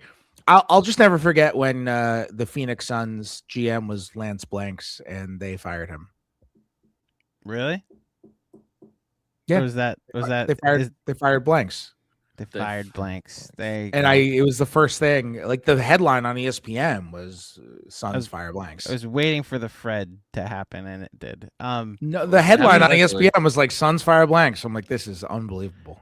Fred, you said Knicks fans took over. If you could put a percentage on it for Knicks fans that are obviously weren't there, would you? It wasn't Philly where it was like 90. No, definitely wasn't Philly. It was less than 50% for sure. It was less than 50. Okay. Yeah, I think the Knicks fans were just. Yeah, the Knicks I fans were actually thought, based off of, maybe this is just why Twitter continues to not be real life. Everybody I knew was going to this game. So. Yeah, but you don't know anyone in Cleveland. So clearly, I don't. But I'm saying like Knicks fans from New York were. Yeah, again, no, I know. Twitter's not real, but it's also just awesome to see how many Knicks fans. It was. Yeah, I mean, it was less than 50%, I would say, but it was a lot. The Knicks fans were just really loud because the Knicks were annihilating them from the jump. I would say it was less than 50%, but I don't know. Probably not much less than 50%. What was funny was like Knicks fans were chanting "Let's go Knicks," and Cavs fans just weren't doing anything in response because they were getting killed. And so the Cavs, which is like, I've said this many times, it's just like right in the tier 1 of least favorite arenas to watch a basketball game in. It is just might be my number 1 least favorite arena to watch a game in. And it's because they blast music so loud and the PA is so loud and it's so unnecessary. And it's like loud in a game from the crowd makes it awesome. Loud in the game from the arena is just like piercing and uncomfortable for no reason. It's awful. And they don't need to do that. The teams that are so like Cleveland's a great sports town. Their fans are good. They're loud. Nah, Cleveland's a great sports town. They care so much. They're about dedicated. As far as care, yes. It's just lose a lot. That's all. Right. No, but I'm saying the fan base. Like it's a great fan base for all their teams. Like they are so loyal. Like, dude, the Browns, how do they have fans? It's crazy. Like, again, when you don't have much else to do, you watch sports. I dude, I'm just telling you, like the Cleveland fans are great. Like you don't need that in the arena. It's awful. But so their reaction is just like, we're gonna blast the music louder. And then Knicks fans just chanted louder, so it didn't really work. God. It was pretty fun. It was pretty funny. But yeah, I mean, I think it definitely. There were a lot of Knicks fans who stayed for the ceremony and stuff, and they were so loud. They were so loud during the ceremony. Yeah, of course. Yeah. They were very loud during the ceremony. Again, rapid fire. Oh, right. Yeah. Do you think Donovan Mitchell was more upset about the loss to the Knicks or potentially the state of his baseball team, the New York Mets? State of his baseball team. Okay. State of his baseball team. This is why you're in no position to talk about a team that you like losing. I just know what it's like to have a team that's winning. Let be my focus. If I were a Cavs fan, I would go watch the Guardians. We're not getting into baseball right now. Yes. Fred, any other rapid fires? I'm on it, John. The Knicks have won 11 straight games. Will they lose again? Yes. They will lose by 2029. By 2029. So yes. I mean, I'm kind of kidding, but I'm at the point where I truly cannot tell you for a fact they will lose again this year. And the last question is, who will they lose to if they lose another game this season? Oh, you have make a prediction. That's good. Yes. The next time they lose, it'll be to the Seattle Supersonics. There it is. I have one more question. So it'll either be in 2029 after expansion, or it'll be to the Thunder in the finals. So you have the Thunder in the finals, is what you're saying. I am going to pick the Thunder to win every series they play in. Okay. They're even with the state of J Dub and with the state of AJ Mitchell, and they got outscored by Bam Adebayo last night. Oh my God, they did. You're right. Yeah. Yeah.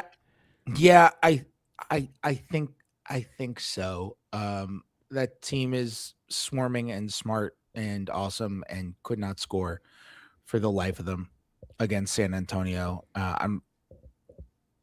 J-Dub was an incredibly deserving All-NBA wing last year, who's just like an unbelievable defender too, and can score, and is their secondary creator. And AJ Mitchell is also their secondary creator, and they don't have that stuff.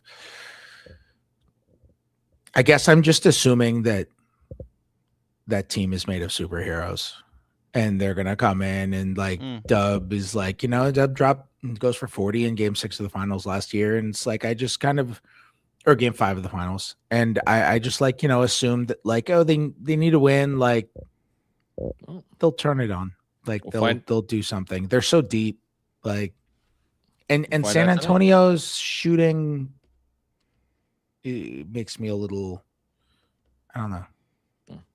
Makes me a little off. And it's the Thunder. They're insane. But yeah, I mean, look, if we're talking about injuries, then that could ruin everything. I think the Knicks tad less insane when they're not at full strength, yes. Yeah, to be clear, by the way, the Knicks 100% can win the title. Like 100, like this thing that's out there about like, oh, the Eastern Conference stinks and this is a fluke, and they're gonna get wrecked. Like, I'm just not buying that at all. Like, I'm not buying it at all. Like, if they're winning these games by, like, the Eastern Conference isn't good. Of course, the Eastern Conference is like bad, and it's probably worse than we even realized in the regular season. Those teams, none of those teams except for one looked any good during the playoffs. Even the ones who won games, none of them looked any good during the playoffs. All that being said, two things can be true at once. The Knicks were winning these games by 1 or 5 or 10 or 20 or even 30.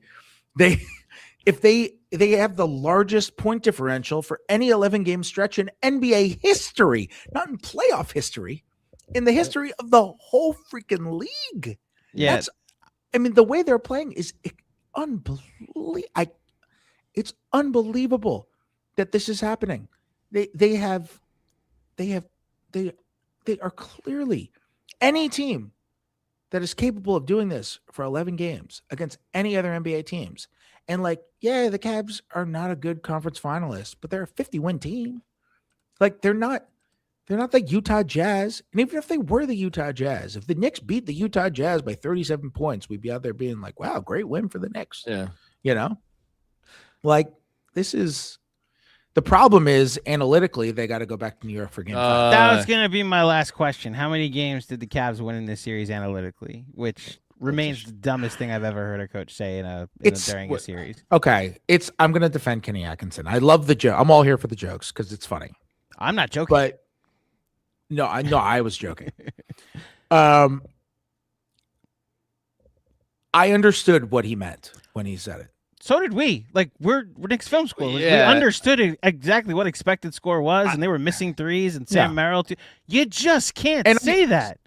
Well, I understand even why he wanted to have that messaging, because I would understand why, if he really believed that their process was good and they were just missing shots, I would understand why he would want to reinforce to his own team, even if it was out in the media. Like, I would understand why he would want to reinforce to his team, like, don't panic.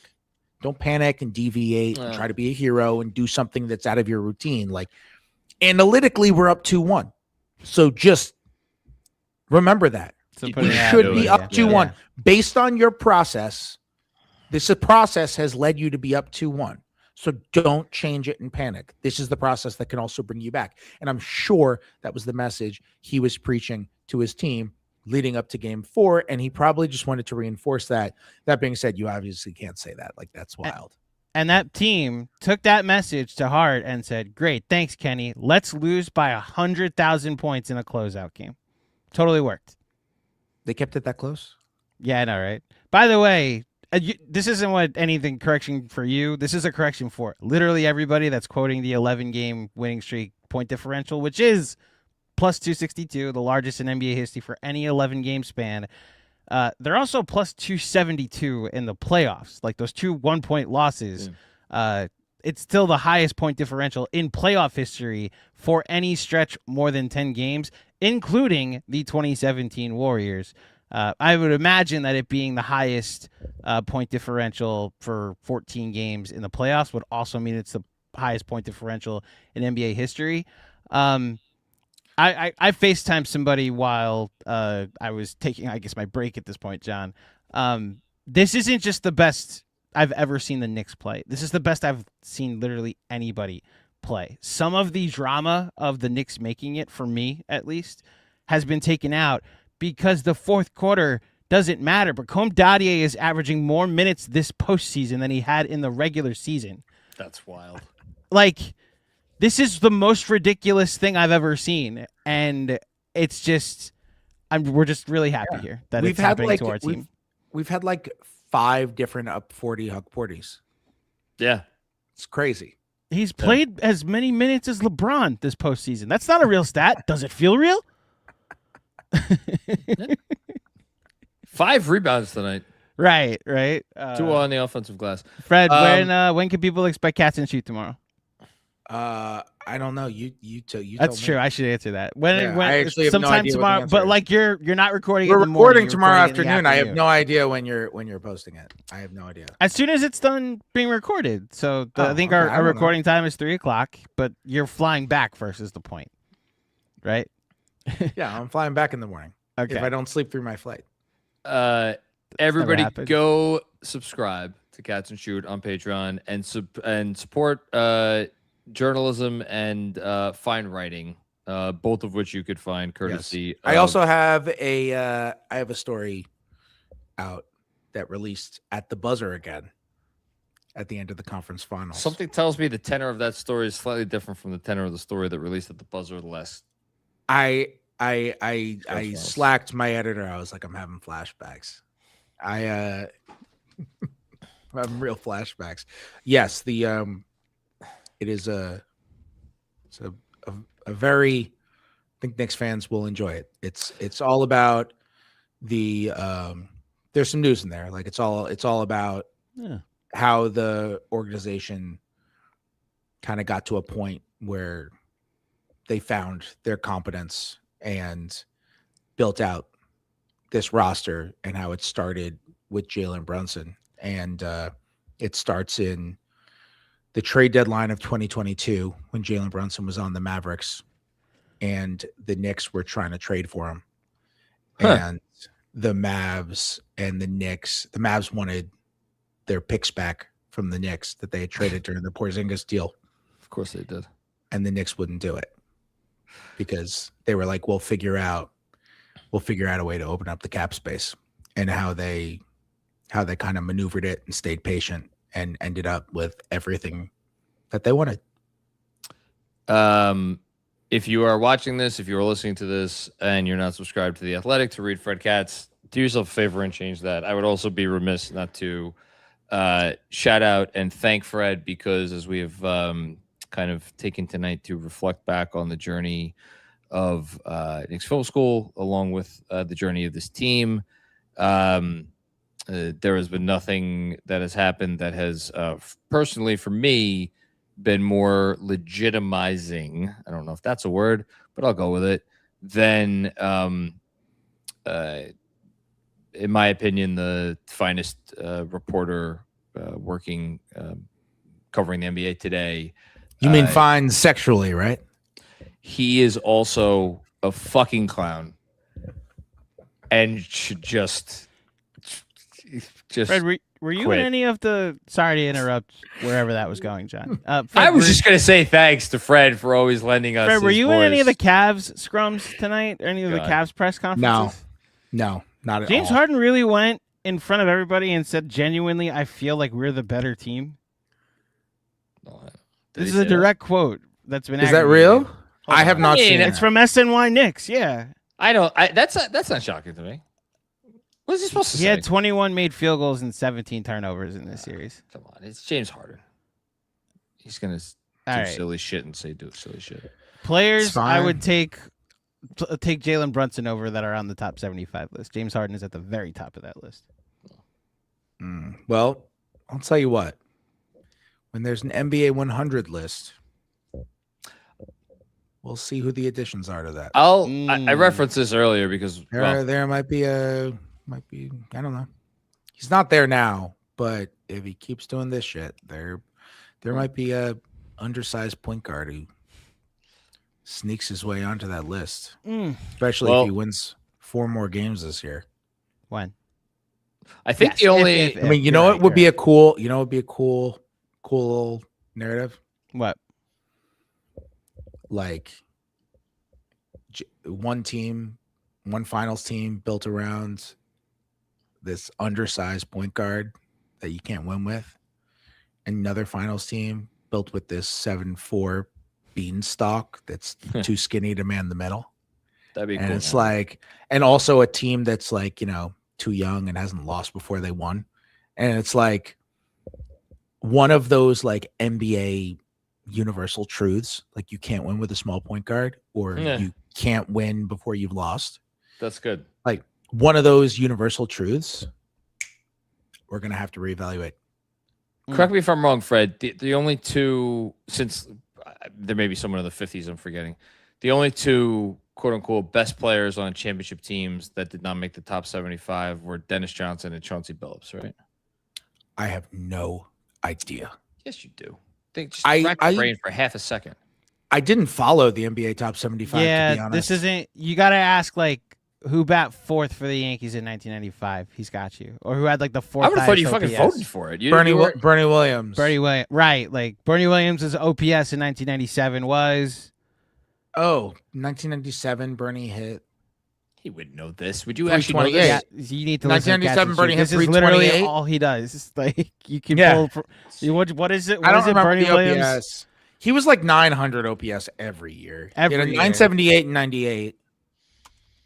978 and 98 is insane.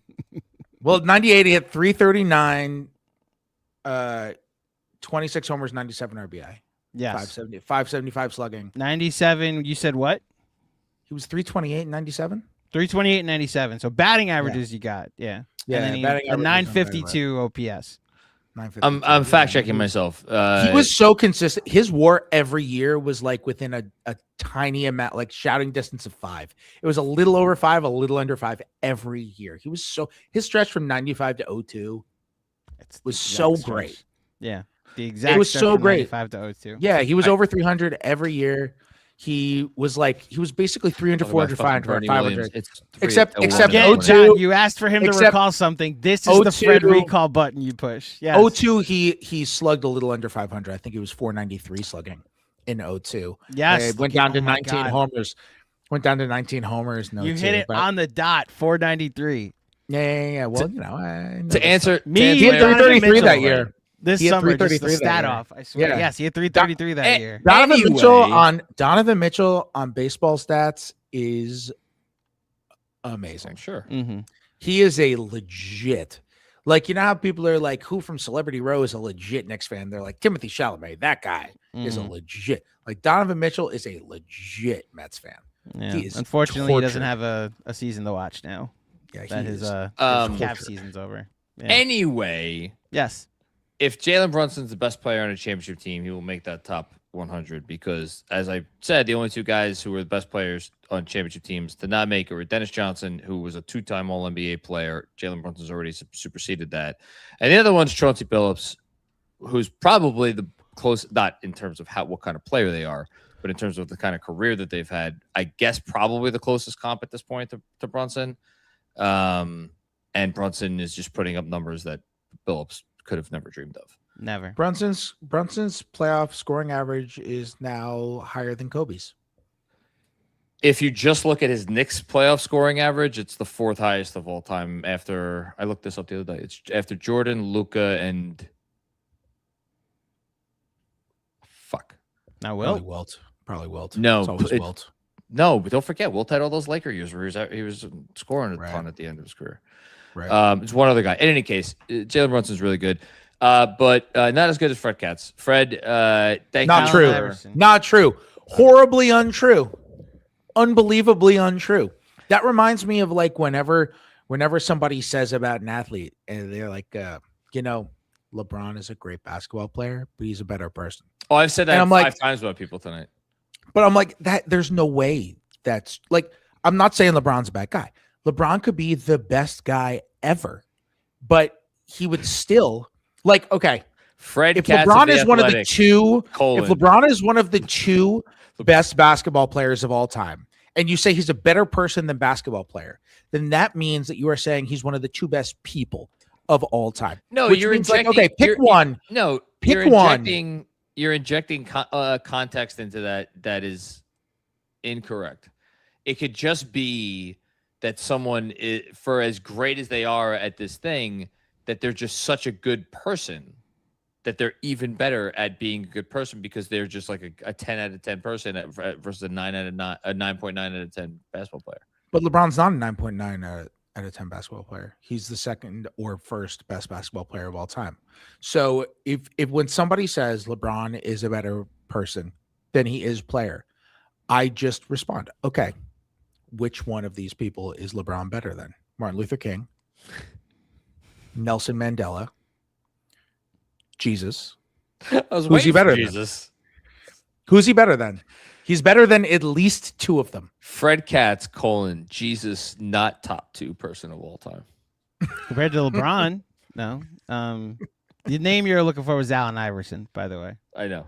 Yeah. All right. Well, Allen Iverson's the best person of all time? No. Well, I'm not going down that road. It's 4 a.m. Fred, you're a better journalist than you are a person. In the there you go. Yes, there it is. I'm a better journalist than I am a tweeter. We are going everywhere tonight, aren't we? No, that was when I tweeted. Okay.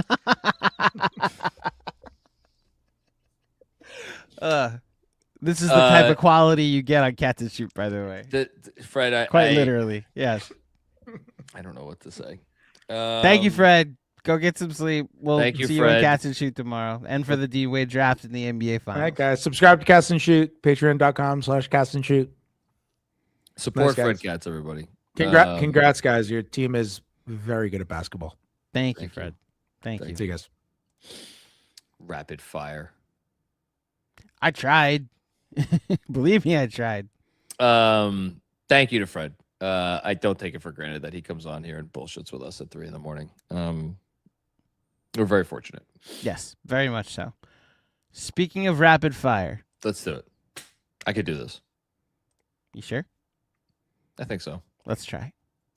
Aaron Chan. What's going on, Aaron? Born and raised in Texas. Never even been to New York. Y'all add so much to my experience as a Knicks fan. I feel the same love I have for my team through you and the community y'all have. Just want to say thank you. Hashtag home away from home. Aaron said versions of this on recent postgame shows, and I'll say it to you now. These are my favorite type of super chats to get because they make it feel like I am doing something with my life that is not only professionally fulfilling and it allows me to put food on the table for my family, but that actually has a real impact that matters to people. So thank you for that. Very much appreciated, Aaron. Hush Zoo. Lastly, job's not finished. 4 more. Let's fucking go next. You're damn right about that. Fred Katz, the Athletic. Knicks are very good. Jeremiah Earl threw a big a stretch big of Porzingis and Frank Ntilikina was going to be the future. I wasn't far off. Just had the wrong stretch 5 and the wrong number 11. I always forget that Frank Ntilikina was number 11. Yeah, never forget the game that they probably their best game together against the Indiana Pacers at the start of the 17-18 season. I think that was it. And they won a big game. And I was like, this is the future. And it wasn't. But we got it now. Thanks, Jeremiah. Spicy Sham. What's going on, Spicy Sham? Thank you for the contribution. Happy, healthy, employed, about to marry the love of my life. Congratulations to you. Beautiful picture of you guys. And my New York Knicks are going to the NBA Finals. Remember every single one of these moments, y'all. I'm taking it all in, which is why I don't mind one bit that we are going until sunrise today. So, thank you, Spicy Sham. Ignacio Bregat. I remember this name. Thank you to my kid self. Don't worry about others making fun of you for being a Knicks fan. You'll see struggles, but also see them make the finals. And you're going to find people like KFS, KFTV, Locked On Knicks, and more along the way. 4 more wins. Let's go, Knicks. Thank you. And since you're doing it, I will back you up on that. Honored to be a part of the best content creation community in the world. There is no other team that gets fans like us that cover them and talk about them and analyze them and give other fans the platform that Knicks content creators do. So again, privileged to be a part of this larger group. D-Zilla, been a long time coming. We are watching history. This fucking team. How did I have not said that tonight? God damn it. This fucking team. Unbelievable, undeniable, unstoppable. Thanks, KFS. Thank you. I was about to say, did you fall asleep? M-O-F-R, Mofro. I remember going to Kemba Walker games. Walker, why did I develop an accent there? Kemba Walker games in 2021 and watching your post games. It's insane to think how far we've come. Congrats, John. Thank you for being the soundtrack to this ride. My goodness gracious. Thank you. It is insane to think how far we've come. That was a really low point. I've spoken about this. It's a low point for the team. It was a low point for me personally and professionally. It's a rough year. Taught me a lot of lessons about a lot of things. And I think just like I came out of it for the better, I think the Knicks came out of that season for the better. And talk about Leon Rose. I imagine he learned some lessons that season. But righted the ship, and here we are. Christopher Lynn. What's going on, Christopher? 24 years old. Shout out to you. Enjoy your youth. Don't waste it. Who's only known losing for this team my whole life. Cannot believe my eyes the way this team is playing. Mid-season to now is just a crazy change of events. Thanks for amazing content every season. Let's fucking win. Yes, let's fucking win. The change from mid-season until now is the thing that I will think about the most when I think about this team. Not necessarily about how amazing the change was, but how much of a change was there really? And how much of it was just, they just needed time and opportunity. And they got that and they capitalized on it. Miguel Bustos. Cleveland, this is for you. Get some. I love it. Thank you, Miguel. Ryan from Australia, thank you for this very generous contribution. We did it. A sweep. 2 sweeps in a row, actually. We are witnessing real magic. Flights booked. Hotel booked. You're kidding me, man. That's awesome. That's great for you, man. Come to enjoy New York and stay for the games. Now I just need to explain to my daughters, 1 and 3, that the Knicks making the finals means they probably don't need expensive schooling anyway. I don't know if that's really you're kidding. Either way, that's great. Finals, here we come. That's amazing, Ryan. Listen, your daughters will find their way. The more that kids need to overcome, the better off they'll be. That's my philosophy. Thanks so much, Ryan. Really appreciate it, man. Deadwords. Hello, Deadwords. Another one of the OGs who I've gotten the pleasure of meeting at watch parties. Always appreciate you, man.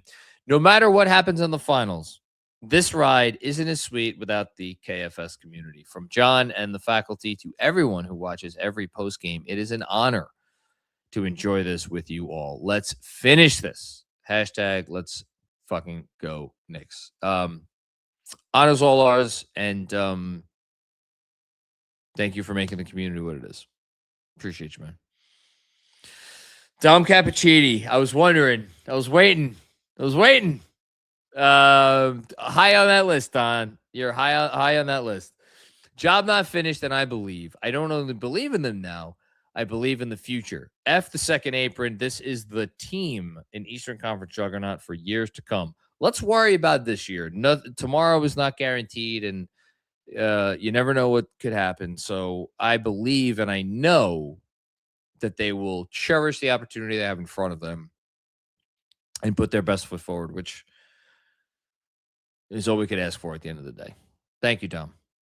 Another one from Dom. I wore my ugly-ass orange 2013-14 Melo jersey. Talk about thinking back how far this team has come. Those were hideous. Hideous. I really like all the new jerseys of the last few years. I think they've all been good. I've been a fan of all of them. I think I like the multi-colored like subway coin thing where it's like orange and blue and white. I really like that one. I may want to go retroactively get a jersey of that kind of jersey. Maybe I don't know which one, but someone. Thanks, Tom. Not many players here from that team, actually. Now that I'm thinking about it. Find your New York carpet. Holy shit, J-Mac. Holy shit. Yes. Yeah. Yeah, pretty much. Still doesn't sink in. Maybe it will. Vince, what's going on, Vince? John, I've been listening to post games with you since Moutier and Dennis Smith Jr. Man, talk about two sides of the same coin. I was thinking of those days during the final minutes of this one, just thinking of the journey we have all been on. A lot of tears right now. We had to talk ourselves into a lot of stuff, Vince, because I could look back and I could say how silly I was for thinking that Frank Ntilikina could be the franchise savior, or that the trade for Dennis Smith Jr. was like, it was going to revitalize him and revitalize the franchise, and that Moutier, like, all he needed was another opportunity, and it was the reason he was drafted 6th overall. That was Jean Valjean stealing a loaf of bread to keep his family alive. Yeah, it was theft. It was illegal. It was worth jail time. But we also didn't have any other options. How else would we sustain ourselves? How else would we live to see another day? Because if you do not talk yourself into some sort of hope, what do you have? You have nothing. And so we talked ourselves into a lot of shit over the years, and I don't regret it, and I don't feel bad about it because it was necessary. Thankful that we do not have to talk ourselves into anything anymore. Thank you, Vince. Duran, visual variant. Man, thank you so much, dude. Been a Knicks fan since '88. My dad passed last year. Sorry to hear that. Rest in peace. And we watched every other New York team win chips except our favorite one. When Cleveland pulled the starters, I was so excited and then crying, wishing my dad was still here to see this. Let's get it done. Let's fucking go Knicks. Shout out to you. Shout out to your dad. Shout out to everyone watching who has lost someone that has been a part of their journey as a Knicks fan.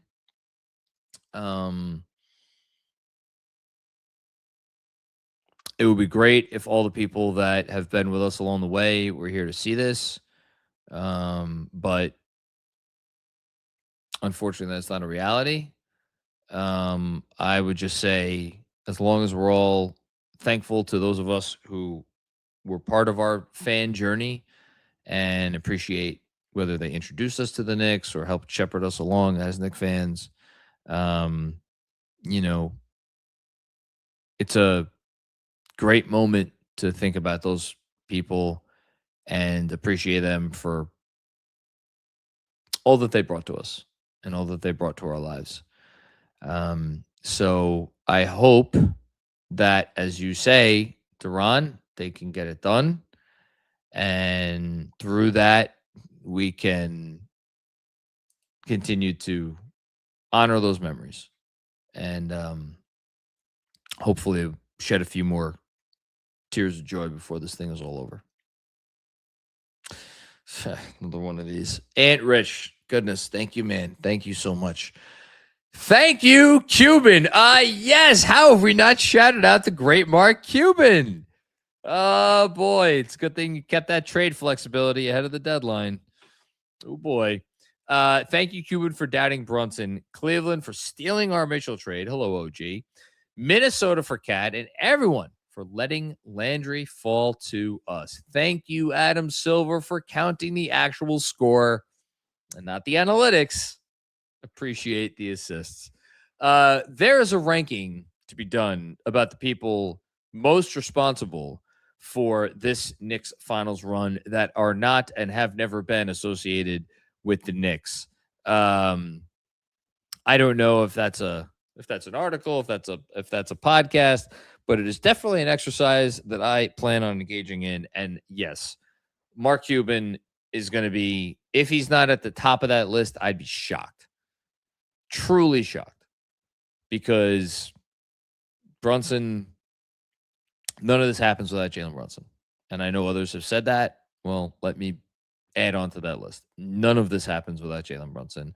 And Jalen Brunson doesn't happen if the Dallas Mavericks didn't have their heads squarely up their ass. Thanks, Aunt Rich. Hushu with another one. Going to mentally prepare myself for the most stressful 7-game series of our lives. Again, we all deserve this. All the pain, suffering, all worth it. Let's go Knicks. Yeah, it's going to be weird because we haven't had to suffer defeat in so long. It it will have been a month and a half, I think, by the time the finals start, that the Knicks last lost a game. And it's like not a new season. It's the same season. And they haven't lost. And they're still playing basketball. At some point, I do think that they will lose again. I know Andrew has his doubts. I think they will lose again, but it's going to feel weird. But look, I would not be surprised in the least if this finals goes 7 games. So we should get ready for it. And don't give up hope when they lose. I promise to myself. Ben, this is Paul DS. 1587. Been a fan since I was 5 years old. I am 46 now. It's a long time, brother. And it almost seems surreal. Been through so much over the years, but we are 4 more wins from till immortality. Thankful for this team and fans. Hashtag finals bound.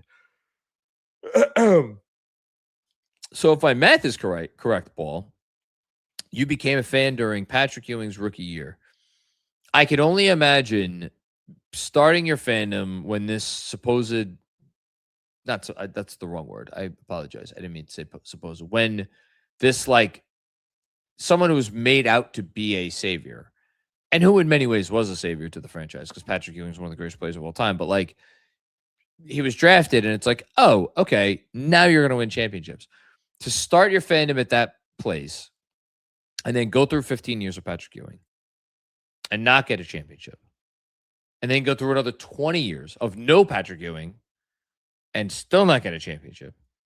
And now to have this, over these last 6 years, it's a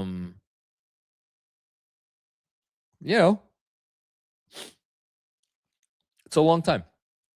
It's a long time, and it's a lot of promise at times and a lot of disparity at times. And now they got a shot. Let's see if they could make good on it. Thanks, Paul. Mitchell Berger. What's going on, Mitchell? $1 for every year we've had to wait. Why, thank you. I'm so glad I found Knicks Film School back in the We Here season. I've become the fan I am today because of y'all. This moment is for all of us. Let's get 4 more. Man. Thank you. I will say it again. It is our honor. It is our pleasure. And it is going to be a lot of fun talking about the NBA Finals. It's what we got into this to do. And now we're doing it. Spider-Man. Is this the real Spider-Man? I hope so. I haven't been able to watch KFS as much in the last year or 2 years, family stuff, but I've been watching you, Macri, since we thought Frank Ntilikina was the next Michael Jordan. Scottie Pippen. Scottie Pippen was the comp that I made on Twitter. You can go find that tweet. I've never deleted it because I don't think I've ever deleted any tweet that I've ever sent out. Yes, I thought Frank Ntilikina was going to be the next Scottie Pippen, and I believed it with all my heart. Can't believe we've come this far. Yeah, It's just there's a lot less talking ourselves into stuff. It's just for years we had to talk ourselves into stuff. And now we have to talk. It's the opposite. We have to like talk ourselves down or from like, because the reality is so insane of what's actually happening that we have to pinch ourselves. It's just the greatest 180 that I could think of. Thanks, Spider-Man. Appreciate you and appreciate you sticking with me and us over the years. Freeway Hustler. Rumor has it that Khloe Kardashian has slid in Mitchell Robinson's DMs. I really hope not. I know that name. I'm not so out on pop culture that I don't know who that is. I know who that is. Stay away. Miguel Bustos. Shout out to those who aren't amongst us today to see and live this moment in the finals appearance. This one is special. Thank you guys for more. Thank you, Miguel. And yes, shout out to everyone who is in here with us today. We all have someone in our life, I'm sure, that we're thinking of that we wish could be present with us, but we will enjoy this in their honor tonight. Thank you, Miguel. Owen Condon. What's going on, Owen? Been following this channel since 2021. Thank you, which was a bit of a dark time for me. I can't be more grateful for Macri, for this team, and for this community. Thank you so much, Owen. I really appreciate you. I hope whatever time you were going through is better now. And glad we could be there for you. I hope I did my part, and I hope I helped you out. Thank you, Owen. Mangu Man. Oh, man, this is about blast from the past. Looking for confirmation that this is indeed real life, like the Knicks, KFS is stacked. You're damn right about that, man. Much like the Knicks tonight. Nobody commandeers the shots. It's all of us. It's a true team, capital T. Thanks for therapy when we were down, but we up now. Let's take it all the way. I'm loving that the sentiment is like, congratulations, but let's get 4 more, because I think that's the right sentiment. Thanks, Mangaman. Spicy Sham. The rest is still unwritten. Shout out to Jeremy Cohen. Oh, God. Love that. Kevin Wilson. What's going on, Kev? NBA Cup. Check. NBA All-Star Shooting Stars competition. Oh, my God. I forgot that existed.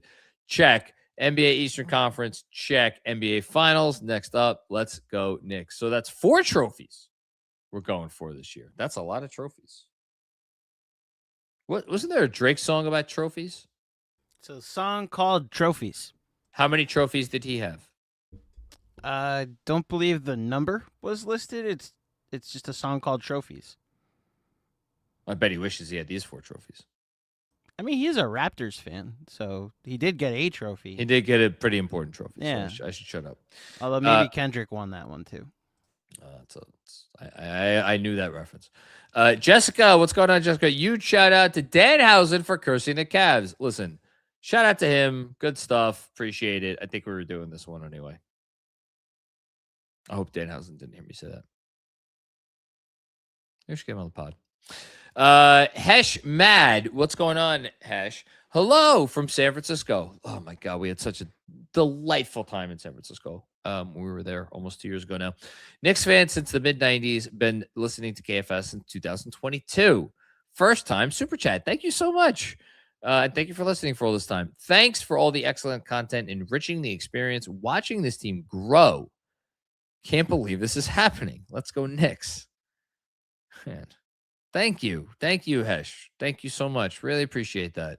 It's been a pleasure to grow with everybody as we've gotten to, get a front row seat for all of this. New York forever. What's going on, New York forever? Our New York Knicks are going to the NBA Finals. Jalen Brunson, our king, longtime listener and reader. Yes, thank you. Shout out to the Substack, my people. Love KFS, GMAC, and John. Let's go win the championship. Hashtag New York forever. Shout out to GMAC. Nathan Villela. We are going to the finals. Yes, we are. A shout out to everyone in KFS from Brazil. I know we got a lot of Knicks fans down in Brazil. Big country. You guys made me love this team even more. I've been rooting for them since 2010 and never thought this day would come. Well, it's here. And yeah, we got that one. No. Like, I put up the rest of the chat. Oh, let's go. Let's go Knicks. Sorry. Let's go Knicks. And then I put the next chat there up. It is. Yeah. This is the San Francisco one, so you're here. H Boozy Jr. Did I get that? Yeah. Was that good? No? Not good? Yeah. That's what I said. Yes, totally. This team is built different. The moment was earned. On to the next four. Peace and love to KFS and my guy Blackery. Oh, that's me. That's right, Jonathan Blackery. Remember wow, that? we've been doing content forever. I gotta work on my tan. That's all I gotta say about that. Jonathan Blackery. That's right. Bumbleclat?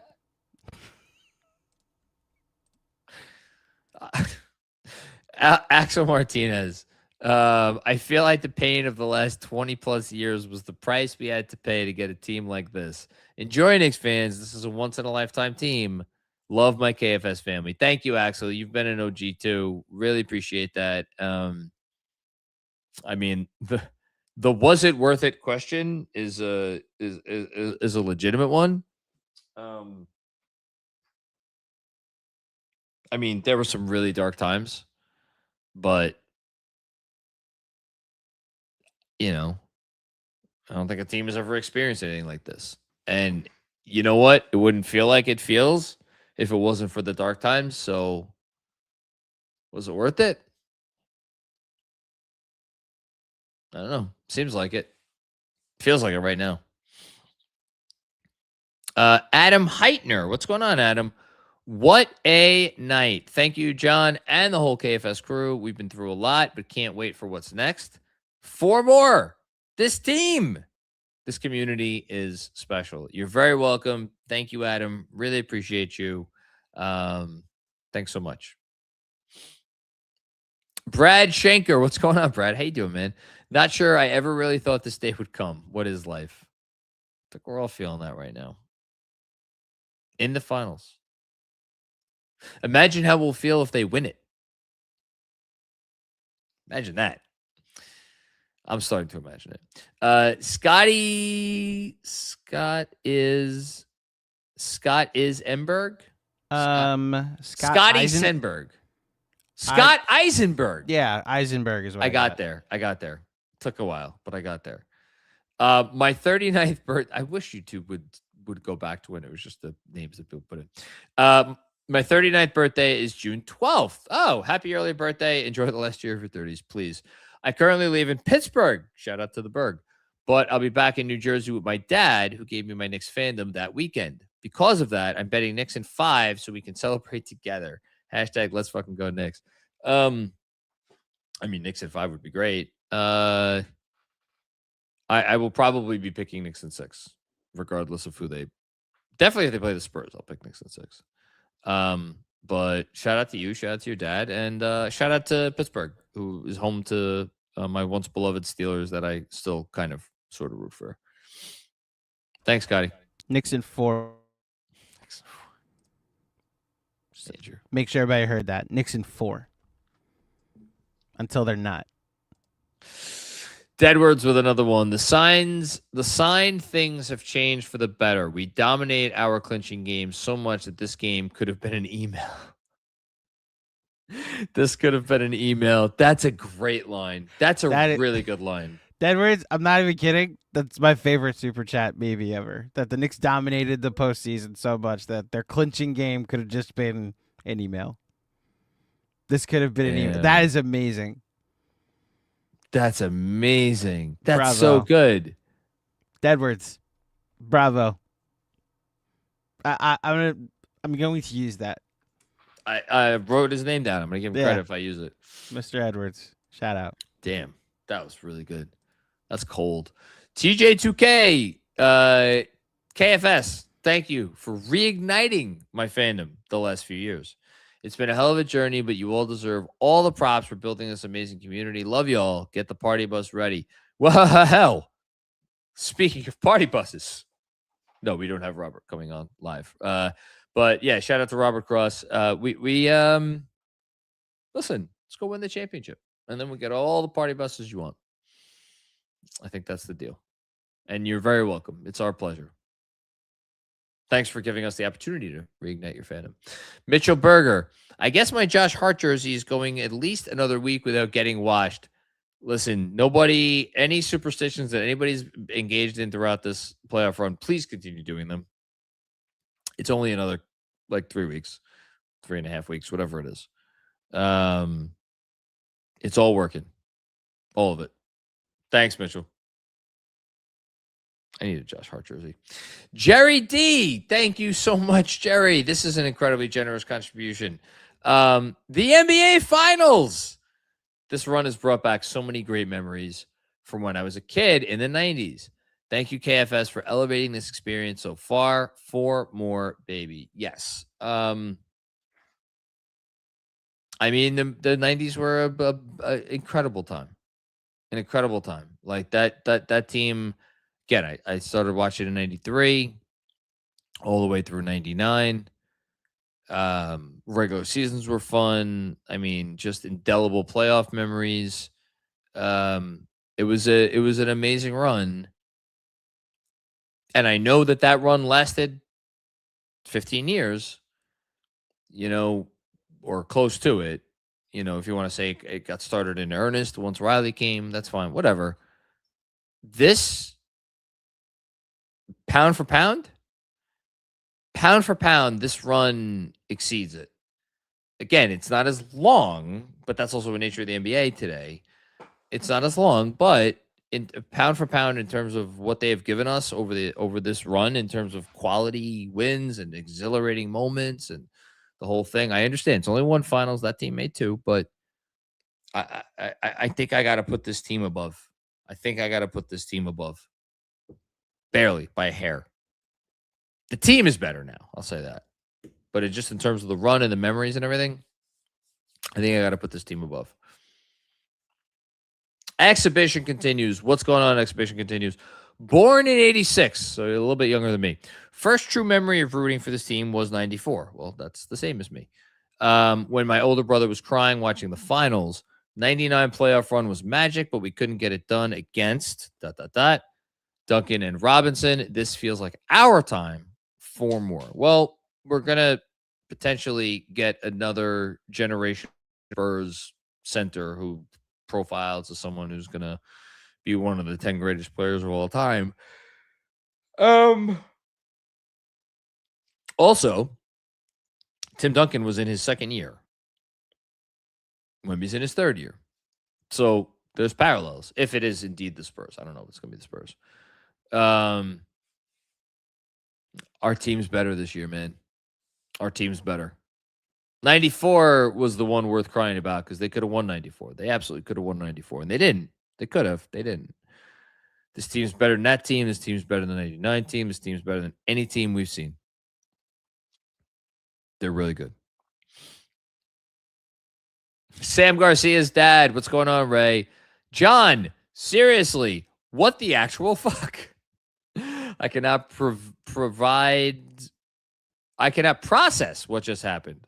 Fire up the party bus. Hashtag 69 wins. I love hashtag 69 wins. The only issue is that it discounts the cup.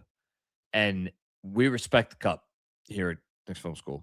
So it goes to hashtag 70 wins, but hashtag 69 wins is just so much better. Thank you, Ray. Warren France Sports Network. Love it. I can't wait for this team to be blown up. You're damn right, man. Talk about quotes that'll live in infamy. I've thought about, if they win the title, the the Breen call of the Dante shot script. What if that's just the next shirt we do? Is the whole rant? What? And it's like the whole rant. The Oh, whole unlikable yeah. rant, and then unlikable has the different color, and then like it's over the Larry O'Brien trophy. Well, I was thinking that's a good one, but I was also thinking either my personal apology form to this team or my personal apology form to Kat. Oh, that'd be good. I think the apology form for the team is probably the best. Yeah, the hashtag unlikable is the shirt I'm waiting for you and Jeremy to pick up. Like that, you wearing a hashtag unlikable shirt all next season would just likable. No. Well, I guess the quote was, "Has there ever been a more unlikable team?" So maybe the hashtag likable is the inverse. Hashtag likable has to be it. It can't be hashtag unlikable. But isn't that so that's more of an inside joke. I guess likable means that they've reversed it. Next up. Jonathan Moneymaker. What's going on? Is this the name of a poker player or something? I don't know how to pronounce. What is this? DDD.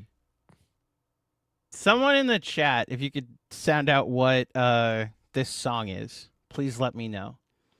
DDD doo DDDD Dottie. The series is over. The series is over. Mitch Chris Moneymaker. Dirty answer. I don't know if that's the.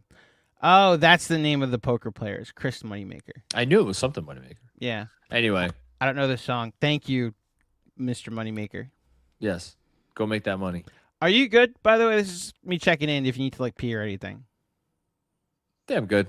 Okay. I'll let you know, though. You got a lot more.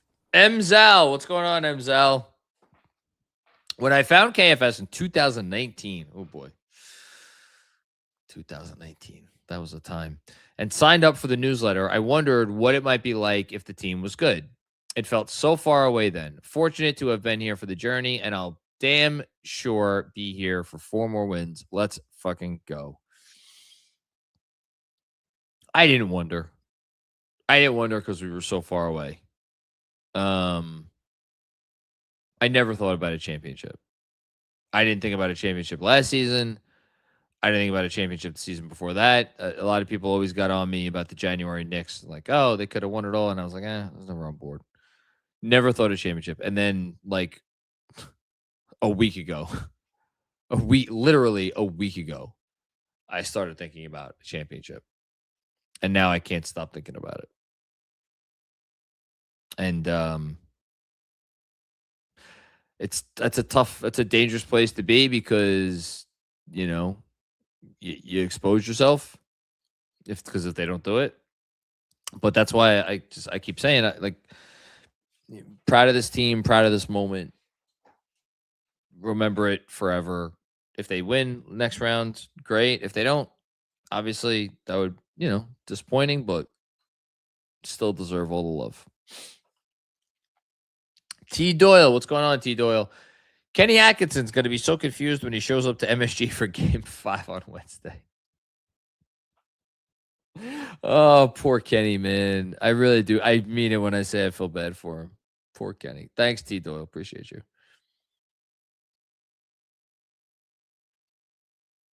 Jess M. What's going on, Jess? Thank you for this generosity, my lord. I'm at a loss for words, but just want to thank you and the entire KFS crew for being there every step of the way and truly enhancing my experience of Knicks fandom. This playoff run has been surreal. I hope everyone is able to soak it all in for more. You're so welcome, Jess. You have no idea how welcome you are. And thank you so much for this. We're not going anywhere. We'll continue to be here every step of the way because I wouldn't know what the hell else to do with myself if I didn't have this. So thank you for, again, letting me do what I do and letting all of us do what we do.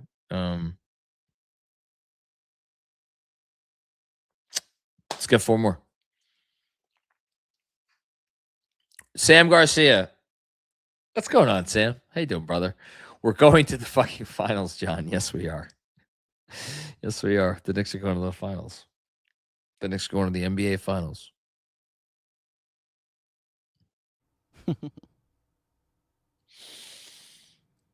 Thank you, Sam. New York Nick Tyler. What's going on, New York Nick Tyler? I know we are all here understanding how special this is together. Signed some guy in Missouri in his David Lee jersey who got a Knicks tattoo in 2015 to cement his fandom. Shout out to you, dude. That's awesome.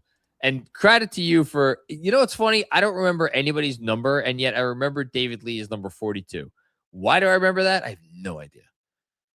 But I remember David Lee is number 42. Very strange. War Angel. What's going on, War Angel? Can't believe this is my life. We're all LeBron James in the pool right now. I remember when LeBron was, speaking of LeBron, I remember when LeBron was flipping bottles in the Garden. Now his home watching us sweep his city. Life comes at you fast. Shamit is like our Caruso. You know what? I mean, look, Alex Caruso is one of the best defenders in the league.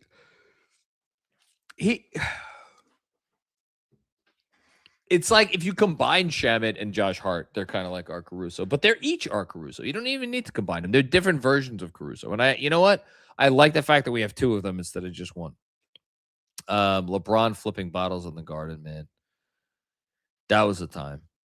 That wasn't the worst LeBron thing for me. The worst LeBron thing for me personally, was before we were, I think it was before we were playing the Cavs, and he was like, impromptu was like, yeah, they really should have drafted Dennis Smith Jr. They really fucked up by not drafting that guy.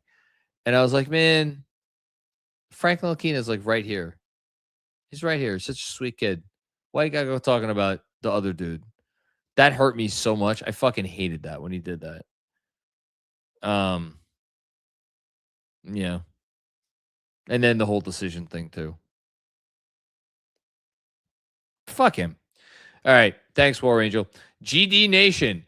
Jalen, Carl Anthony, Ogugwa. Did I pronounce that?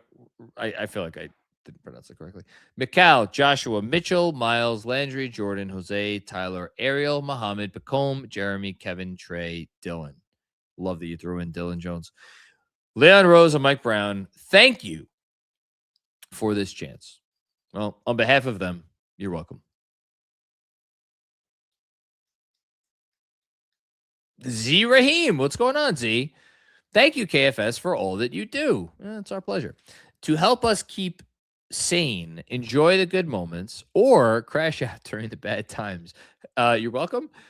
We are all on this ride together. Win or lose, these Knicks should be celebrated and given all the praise. Well, we're certainly giving them all the praise tonight. They deserve all the praise tonight. They deserve all of the accolades over the course of the next week. 9 days, whatever it is. And then they deserve our full-fledged support once the finals actually start. And just really excited for them to get the opportunity to play. Let's see what they could do with that opportunity. Erwin Kermit. What's going on, Erwin? Thank you for the generous contribution here. 6 a.m. here in Turkey. So if you sent this and it was 6 a.m. here in Turkey, that means we're like 3 hours behind. Oh, my God. Istanbul. 11 sent at 11:21 Eastern Standard Time. Oh, Jesus Christ. Yep. Thank you. It's like lunchtime for this guy now.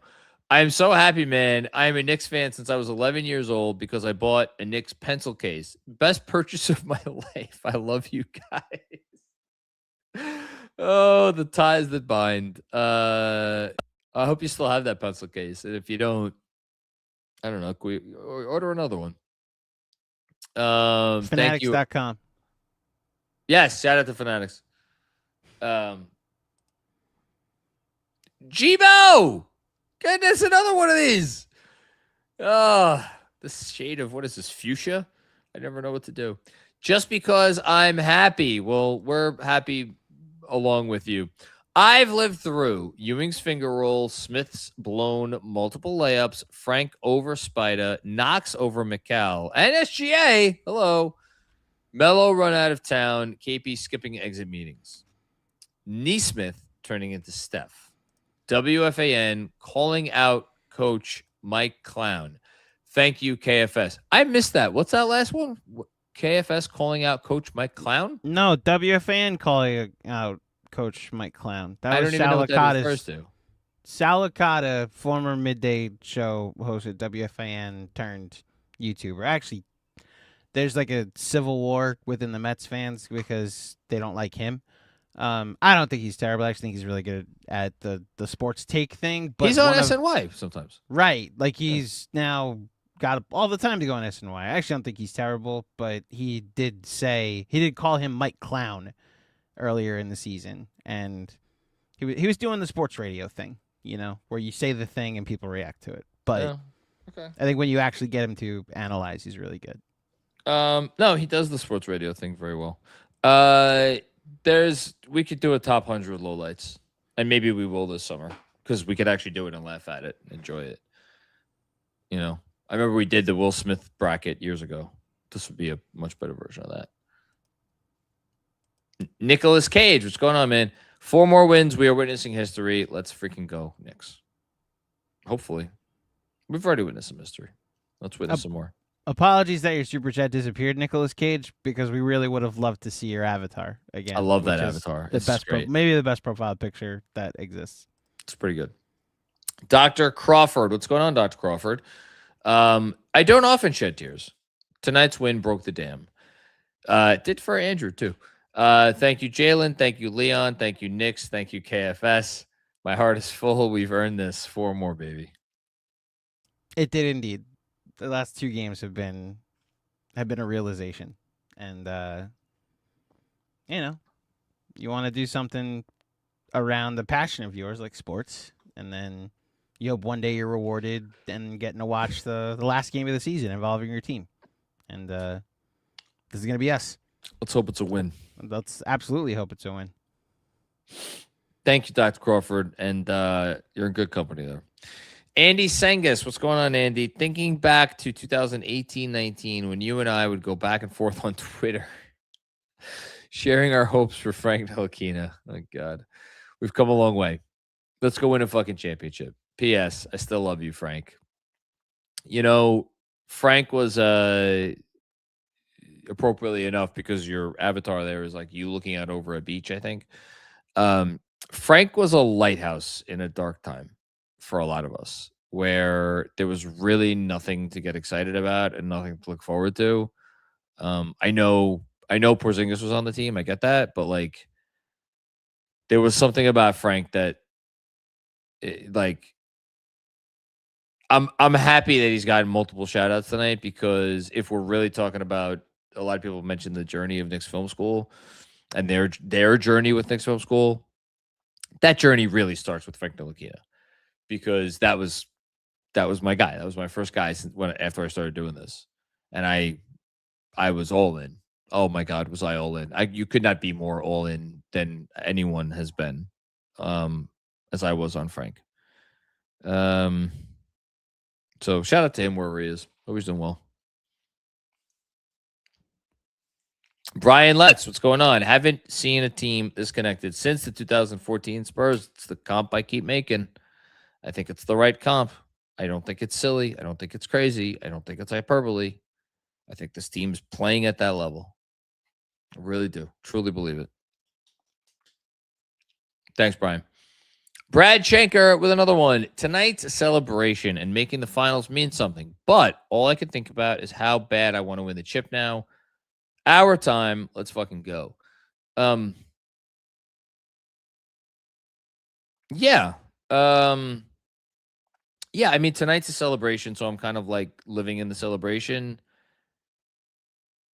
I really want to win it, and I really want them to win it. That may sound like I want this for this team almost as much as I want it for us.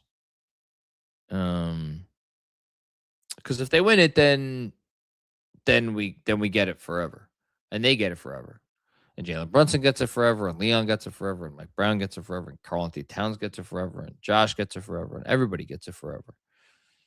And then you don't have to worry about anything else. You did it. You did the thing. You did the thing. Let's see if they could do the thing. Thanks, Brad. Hint Rich with another one. Thank you again, Ant. In the words of Christopher Williams, don't wake me, I'm dreaming somewhere above. Fife Dog, Mr. C, Biggie, James Gandolfini, Prince Marky D, Heavy D, and generations of Knicks faithful are smiling. This one's for every believer. Well, there is one name that resonates from that list more than the others, and that is James Gandolfini. And we know James Gandolfini was a Knicks fan because he did that memorable video. Shout out to Pablo Torre, my buddy from high school, who uncovered the recruitment video featuring James Gandolfini and friend of the pod, Edie Falco. Video didn't work out, but it's nice to know that James Gandolfini was a Knicks fan. And yeah, we've lost a lot of great Knicks fans over the years. But we've got some great ones still with us. And shout out to all them. Great celebrity fan base.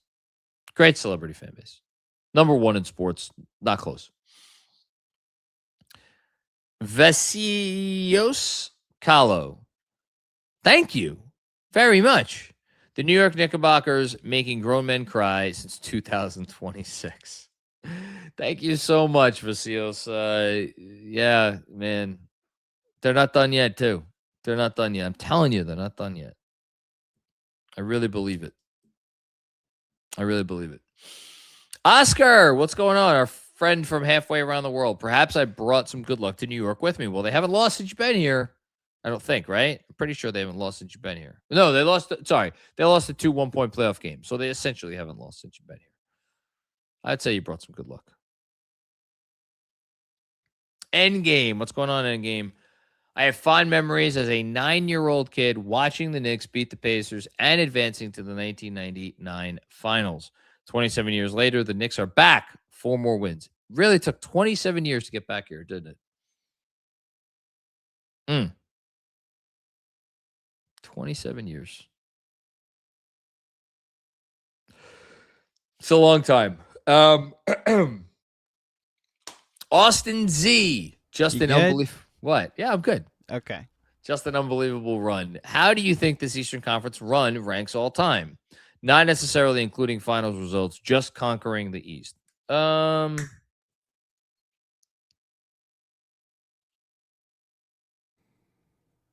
tell you right now. How is it not number one? Just in the East. Just in the East. Mm-hmm. I mean, shit, even last year's Indiana runs, the Indiana run, because they had one crazy win each series. But in terms of dominance, the keyword being conquering. I mean, how many more times do we need to say the point differential? I mean, like the 2017 Cavaliers were, and the 2016 and 17 Cavaliers were just like bored. The 2016 Cavaliers went 6 with the Raptors. That was the I've been in stressful situations before. This is not one of them series. Yeah. 2017 is more comparable because they were 12-1 against the East. And the one loss was an overtime loss against the Isaiah Thomas Cavs after they lost Isaiah Thomas. Wait, not the Isaiah Thomas Cavs, against the Isaiah Thomas. The Thomas Celtics. Celtics. The Isaiah Thomas Celtics. 2017. So maybe the 2017 Cavs is the answer. Oh, Austin. I should clarify. In Knicks history, although if you wanted to go all time, that's fun too. Greatest run in Knicks history. I mean, the net. Don't yell at me. The Nets in 2003 had they lose one game? They also had a 10-game winning streak that year. They won 49 games that season. I mean, the 96 Bulls lost one game to us. What was their point differential? Not this.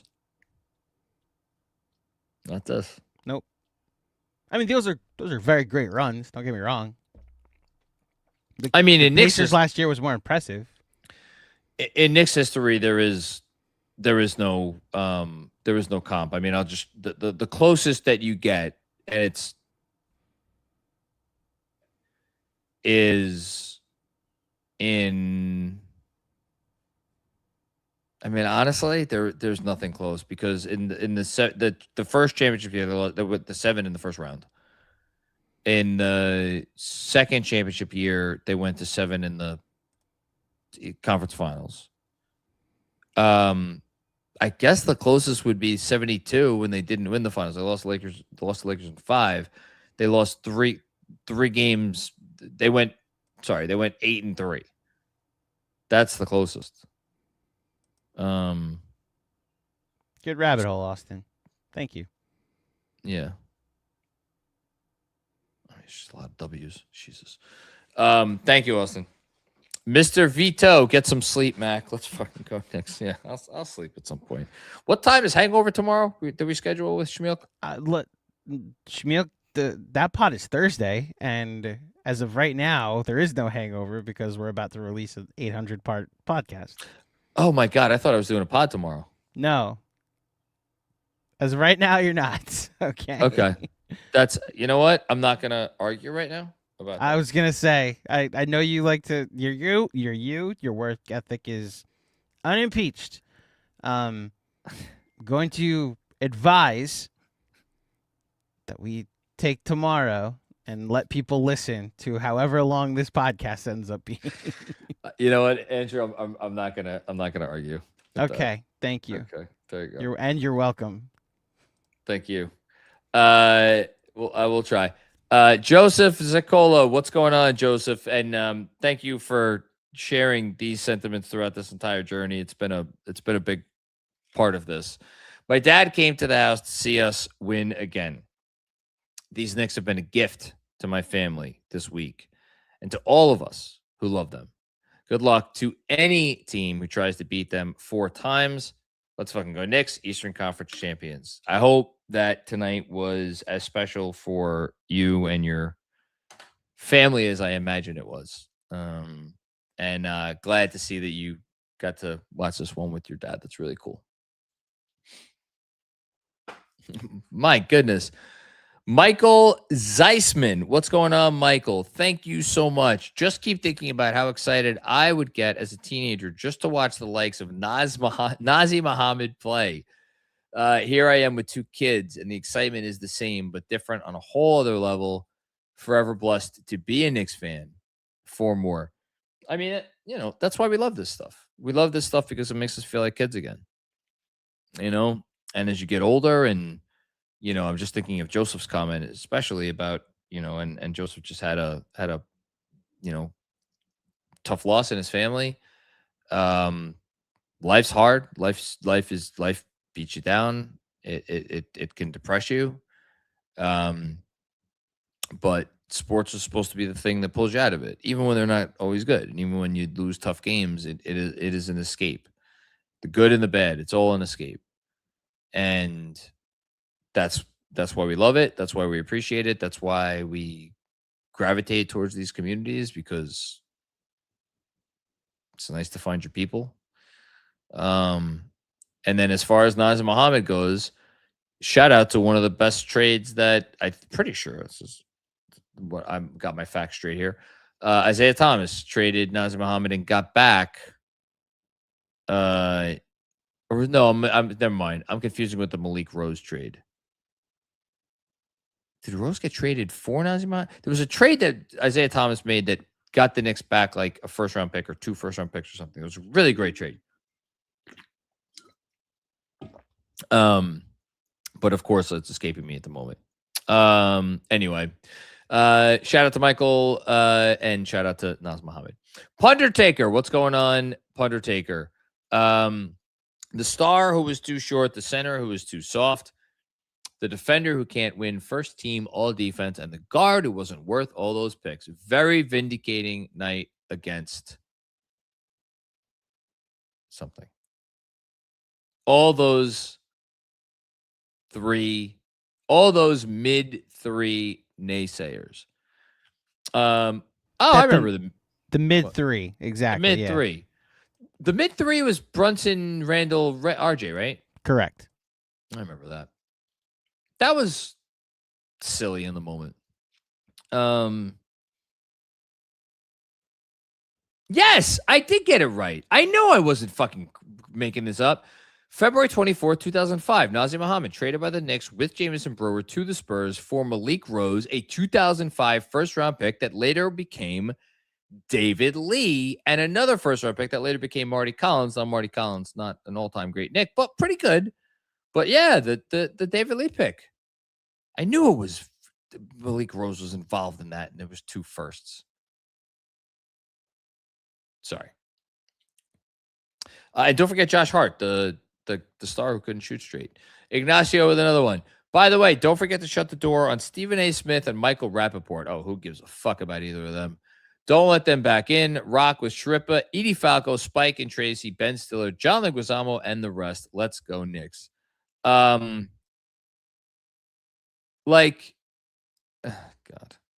Again, Stephen A., I have all the respect in the world for what he has built himself into. His grandkids will never have to worry about their financial anything because of him.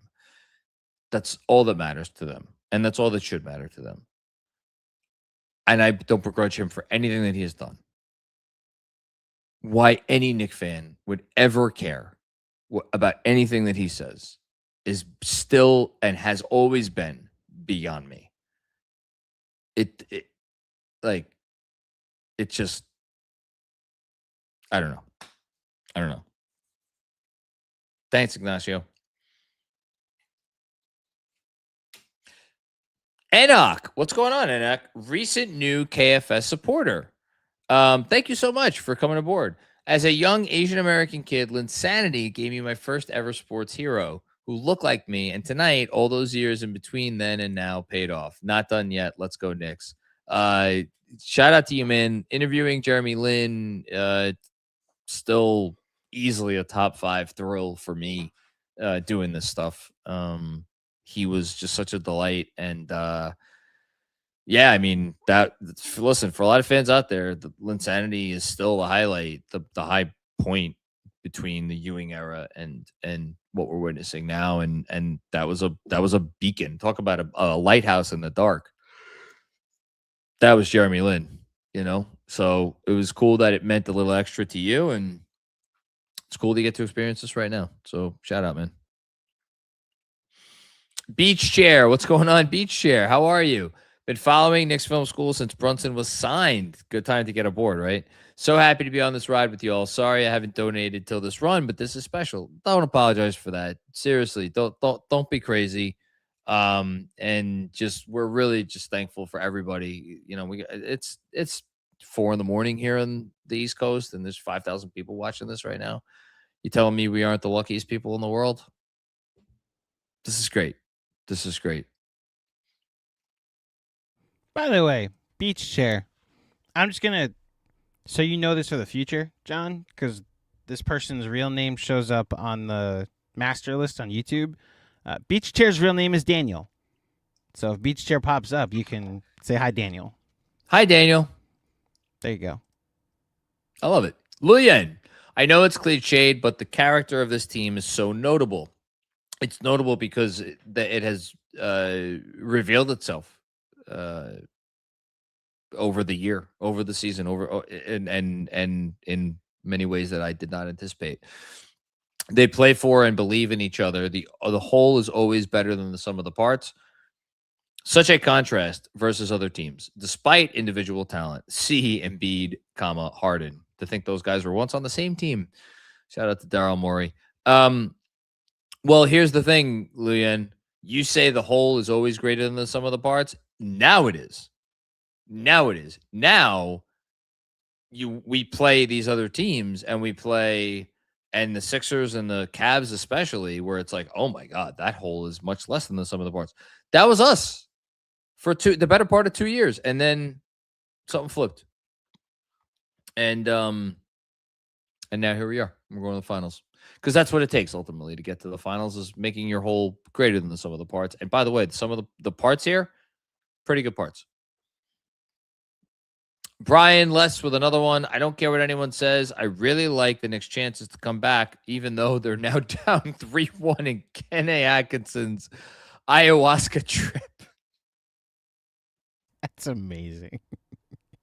That's a really good one. That's a really good one. That's right up there with this could have been an email. Thank you, Brian. I think we got another one from Brian. Yeah, here we go. Why is my mom calling me now? My mom just called me. Calling you? Calling Okay. me. FaceTime audio. I have no idea why. She's probably mistakenly called me. Mm-hmm. Brian with another one. A friend sat 2 rows behind the Knicks bench tonight. Posted a video to his Instagram of JB giving the team an impassioned rallying speech during a timeout, preaching focus and attention to detail. It was the 4th, up by 30. Serious? That's amazing. If that's true, that's amazing.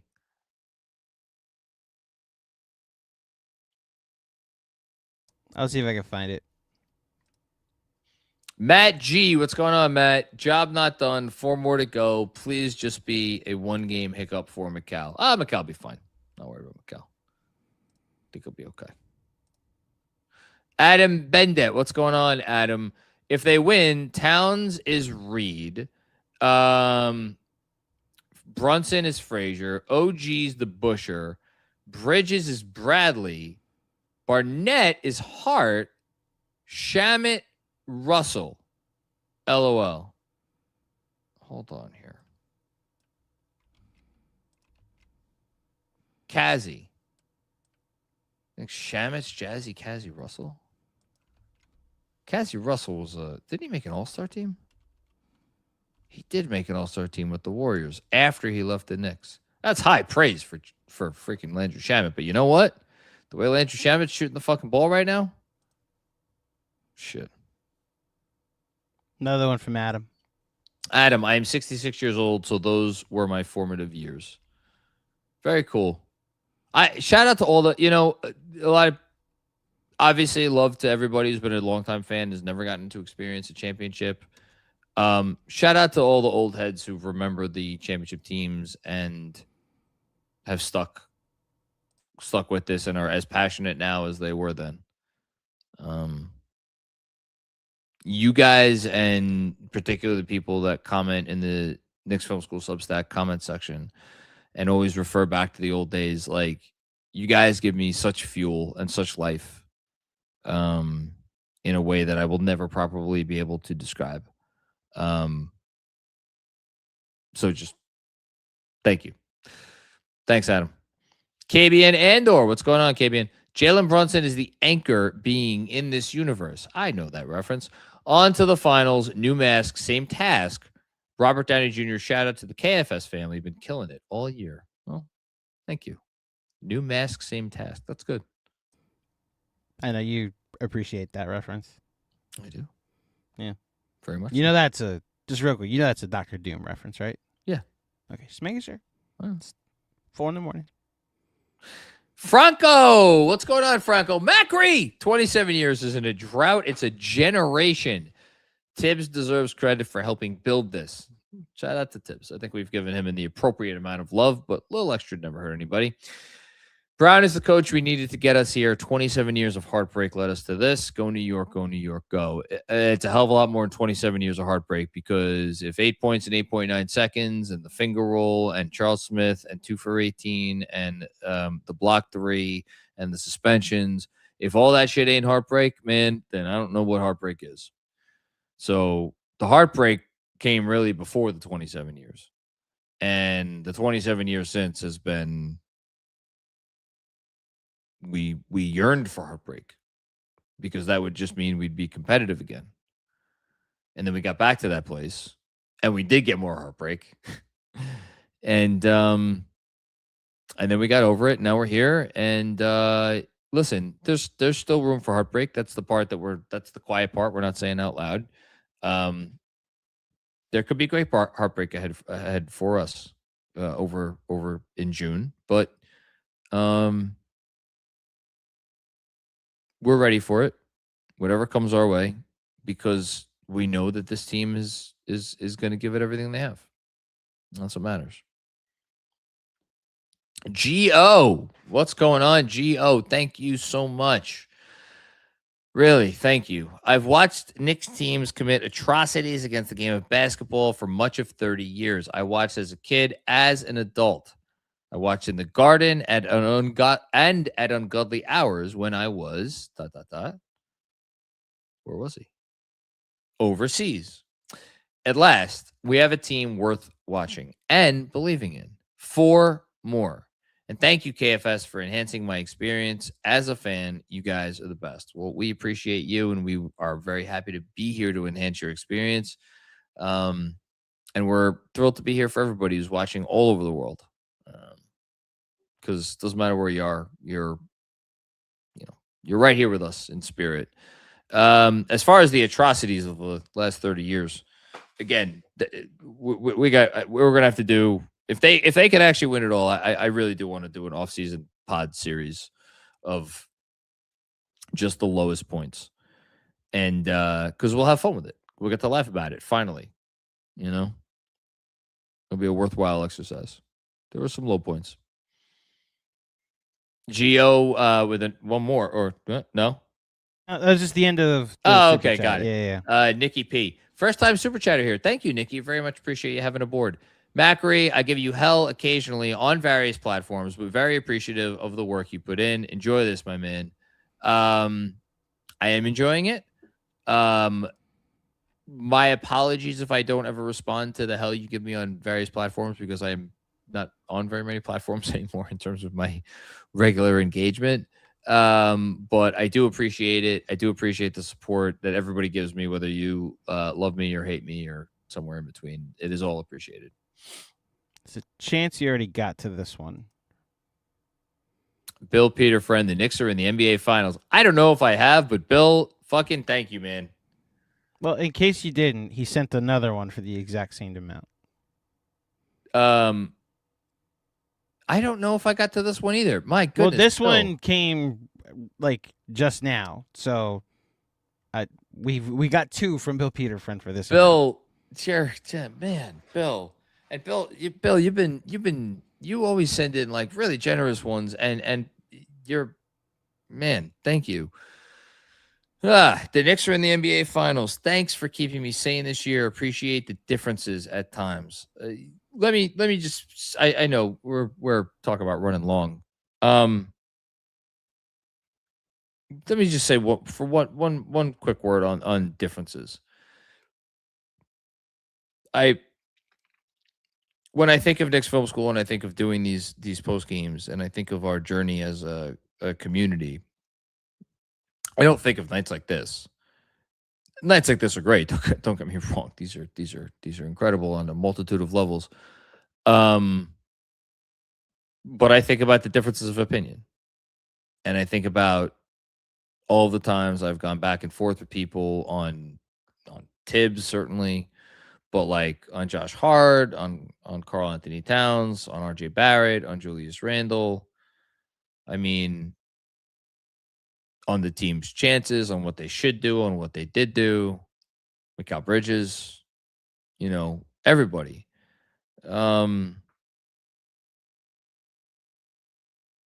We are arguing about laundry. People make the joke that you root for laundry. Yes, we root for laundry. Rooting for laundry, that's not that miraculous. That's not that notable. I mean, Andrew, cover your ears. But like, there are people who dedicate their lives to, praising and honoring, imaginary men in the sky that we have no proof exist. So the notion that we root for fabric is not that much sillier. That's not silly. Arguing with other grown adults, like getting into vociferous back and forth about the men and women who wear that laundry, that's the fucking ridiculous part. That we have all this other shit in the world to argue about. War, fucking famine, racism, heinous shit, up, down, left and right. Everywhere you look, you turn on the TV and some bullshit is like, oh my God, how's the world going to end today? And yet we argue about this shit. That's the stuff that, to me, That's the stuff that makes sports like you really can't write it, because that it elicits this level of passion. Again, laundry. But it just shows what it means to us. And I don't know. Is that silly? I guess. It's never felt silly to me. In all my years doing this, and in all the years before I started doing this, it has never felt silly to me. Because there's never been once where I'm like, where I'm like stopping myself and I'm like, man, am I really dedicating all my time to this? Because because there's never a choice. Because it's in the blood. It's as deep as my love for my children and my wife. You know, the passion. And connects us. Much ironically, much like organized religion. There, you saved it. Very funny. And maybe that's and you know what? Maybe that's all that matters is the connection. Maybe that's all that matters. And the connection, sometimes it's, just like organized religion has been responsible for more wars than anything, sports has been. It's true. You realize it's not just me, it's like Benji, who doesn't do content on Fridays, that you're making commentary about right now? Listen, I was Jesuit educated. They were always open and honest about the fact. Let me just save this. This is your religion. You believe in this, okay? This is your version of organized religion. It is. We don't need to take down anybody's organized It's not about system it's like not. that. I'm just saying. Or throw pot shots, since my dad will probably be getting up and being like, oh, well, let me check in on the post game and see how John and Andrew are doing. What? Thank you, Bill, for the very generous contribution. But last thing I'll say is the community and the thing that binds us all. The passion that is at the heart of it, whether the passion always comes out in productive ways or unproductive ways, it's immaterial. The passion is the key. The passion is the special stuff. The magic is in the work. The magic is in the work. Yes. Read the next super chat. I am. Benjamin Freed. What's going on, Benjamin? Hello from DC, home of MSG, Mid-Atlantic. I was 15 in 1999, and for most of that time, thought we'd never get back here. I went to Game 4 in Atlanta when it was a little bleak, but since that night, the vibes are immaculate. Let's fucking go. Well, I think you saved their season, Benjamin. Glad you got to go to a game here, Benjamin. I'm glad you got to be part of this run. Next up. Hush, back for more. I had some love for Atkinson because he's a former Knick and he grew up 10 minutes from me.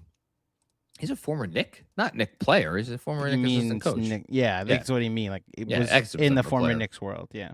But my lord, his quotes have been so absurd. Even tonight, shake my head. I didn't even see him in his quotes tonight. I would love to see some Atkinson quotes from tonight. We might see some when the sun comes up. Yeah, go. Yeah, I'm curious. Thanks, Hush. Gino. Another one of these. Hi, John. From a native New Yorker who started watching this team as a 9-year-old go up 3-2 and lose to the Rockets in the finals. I was 11. I had just turned 11 when they lost to the Rockets in the finals. So I'm right there with you. I just want to thank you and all of KFS for elevating my fan experiences from across the country.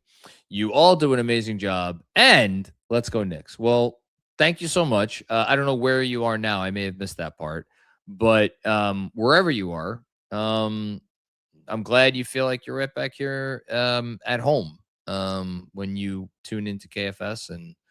And yeah, really appreciate that. Really appreciate the incredible generosity. And here's hoping that perhaps over another team from Texas, we can avenge that 1994 loss, because I don't know about you, I've never gotten over 1994. 99, I wasn't even upset about 99 because they were just never going to beat that team. Never gotten over 1994. Never gotten over it. Always. I don't talk about this ever. I always felt we got screwed over by the refs in that series. I always feel like the NBA wanted to teach Pat Riley a lesson, and like your brand of basketball is we're moving away from that. And I always thought that the refs jobbed the Knicks in that series, but they could have won that. Could have, didn't, and I would like to avenge that loss. Thanks, Gino. Sean Kelly, what's going on, Sean? I'm in Cleveland tonight. Shout out to you. MGK. What's MGK? Machine Gun Kelly.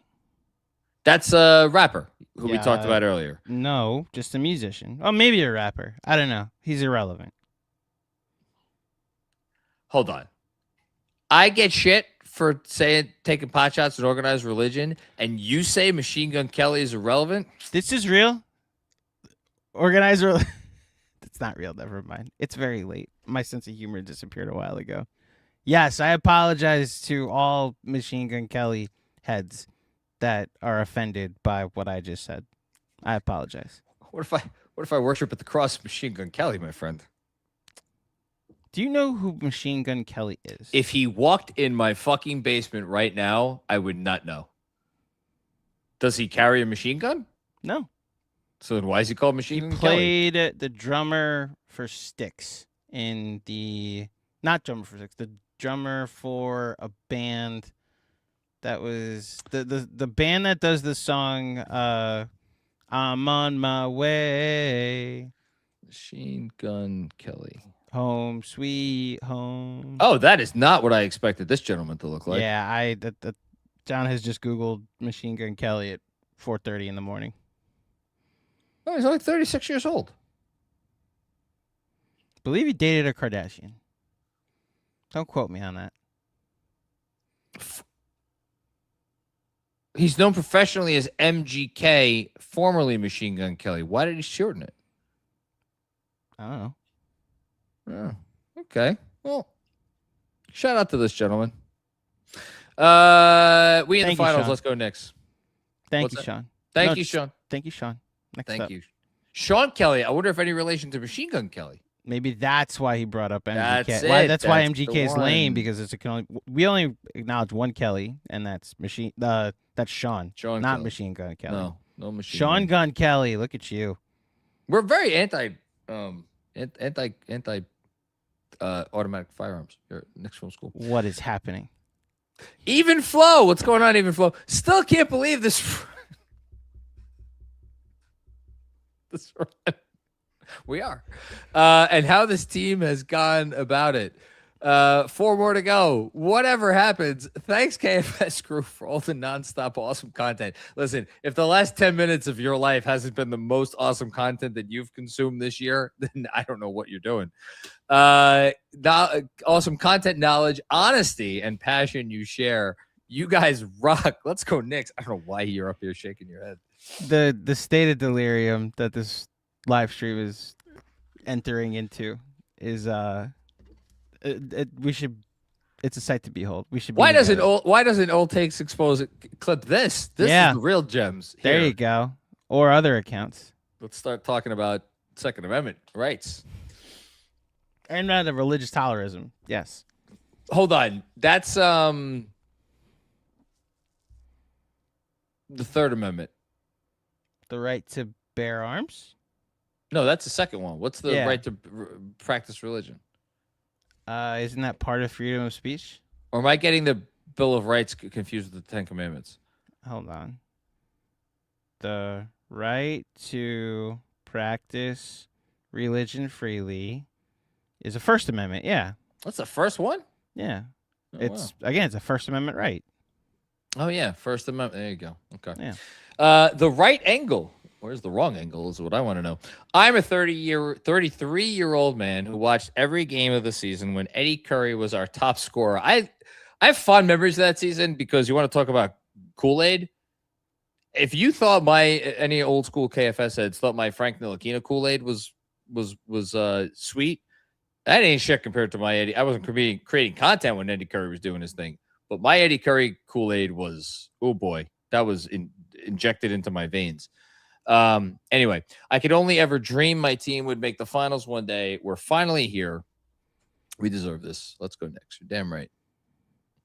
The Third Amendment means that the government cannot force you to house soldiers in your private home during times of speech. Not speech. Wow. Times of war. It's late. Times of peace. Oh. Yeah. Oh. Wartime, it can only be done if a specific law is passed. But it's basically a private property protection. Well, yeah, there you go. Next up. This is a general contribution. Thank you. Cyril Bernardo, thank you very much. 1973, I assume that references the second Knicks championship. Yeah. This next one is why I'm here. Henry Francis. Okay. Shout out to you, Henry. Let me also say to anyone in here, if you want to see living proof of believing in yourself and being consistent for years, that's my brother, Andrew Claudio. One day in his book, he will share his full story. #Nixon4. So this is one of my closest friends from high school. You met him at my wedding because you were also a groomsman. Henry, you've been a day one supporter of everything that I've ever worked on, ever done, even when others don't. So thank you for that. And to if I could just have a moment at 4:30 in the morning, to my day one support system, the entire group chat, Evan, Justin, Matt, Henry, Dan. Evan, Justin, Matt, Henry, Dan. There's one more I'm missing.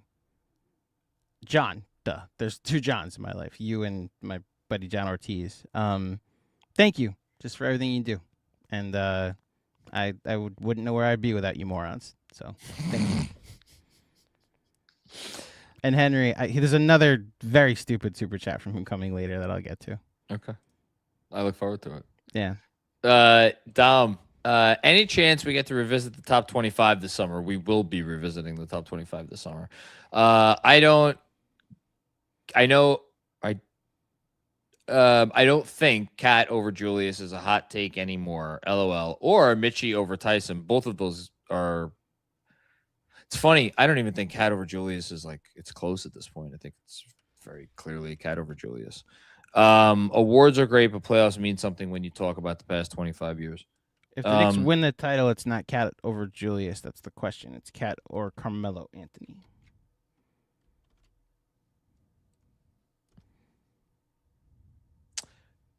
Let's see what happens in the next 3 weeks. Yes. I realized Henry's super chat his original super chat didn't. It was one of the ones that disappeared. So here you go, John. All caps. Andrew, a.k.a. Claudio, my brother for life. We going to the finals, bro. The greatest show on earth, and thank you in advance for my finals tickets, bro. You have finals tickets? No, I don't. He's just where'd you get them again? from? I told you he's a very. Sometimes Henry can be a very stupid person, and thank you, Henry. I love you. So are we gonna auction off those tickets, or are we just gonna give them to friends? I have told Henry because he's like, you're Andrew you're GMAC from Knicks Film School. You of course have comp tickets. Please comp me, your friend Henry. No lies tickets. detected. And what I have said to him is totally go to will call. Just say my name. See what happens. Why don't you just call Leon? Obviously, he talks to me. Doesn't talk to the media, but talks to me. You're right here. Thanks, Henry. Thanks, Henry. David Sanchirico. If Claudio struggled to find favorite artists from Cleveland, he has no shot when we win the NBA Finals games. I've already started trying. The closest I've got is that if they play OKC, it's just going to be free falling the entire time. Tom Petty's from OKC? Yeah, just SGA keeps falling. That's the only thing I got for one of the games that the Knicks win. Other than that, it's going to be the play Oklahoma every game. Jesus. Please don't. Or there's just a chance I come on and we just analyze the game. The NBA Finals. We'll see how much hijinks I come up with. I'll get creative. I have a week to think about it, thankfully. David Sanchirico with another one. We got this one already. Oh, we did get this one? Okay. I'm somewhat behind. Sitting Did someone say sitting in a, so Nolan and Aretano sitting in a parking lot in Cleveland about to drive back to Pittsburgh? Okay. I haven't read that yet. Then I will get this one up there. And then I don't know what you do behind the scenes, but I am thankful that you do it. Jason M with another one. I always thought I would be super emotional if we made the finals, but they have been so dominant that it just seems like they are supposed to win. I'm right there with you. I think part of the reason why I was not more emotional when this game was ending and when it ended is for that exact reason. I always was convinced that making the finals would be like exactly as you said, and it felt different because of the dominance and that it was so expected. And I know I was like nervous tonight, but like, I don't know. I just don't feel like this team's done yet. I just don't feel like they're done. Nolan Aretano sitting in a parking lot in Cleveland about to drive back to Pittsburgh and fighting back tears, 50-50 Knicks fans at worst. Oh, okay.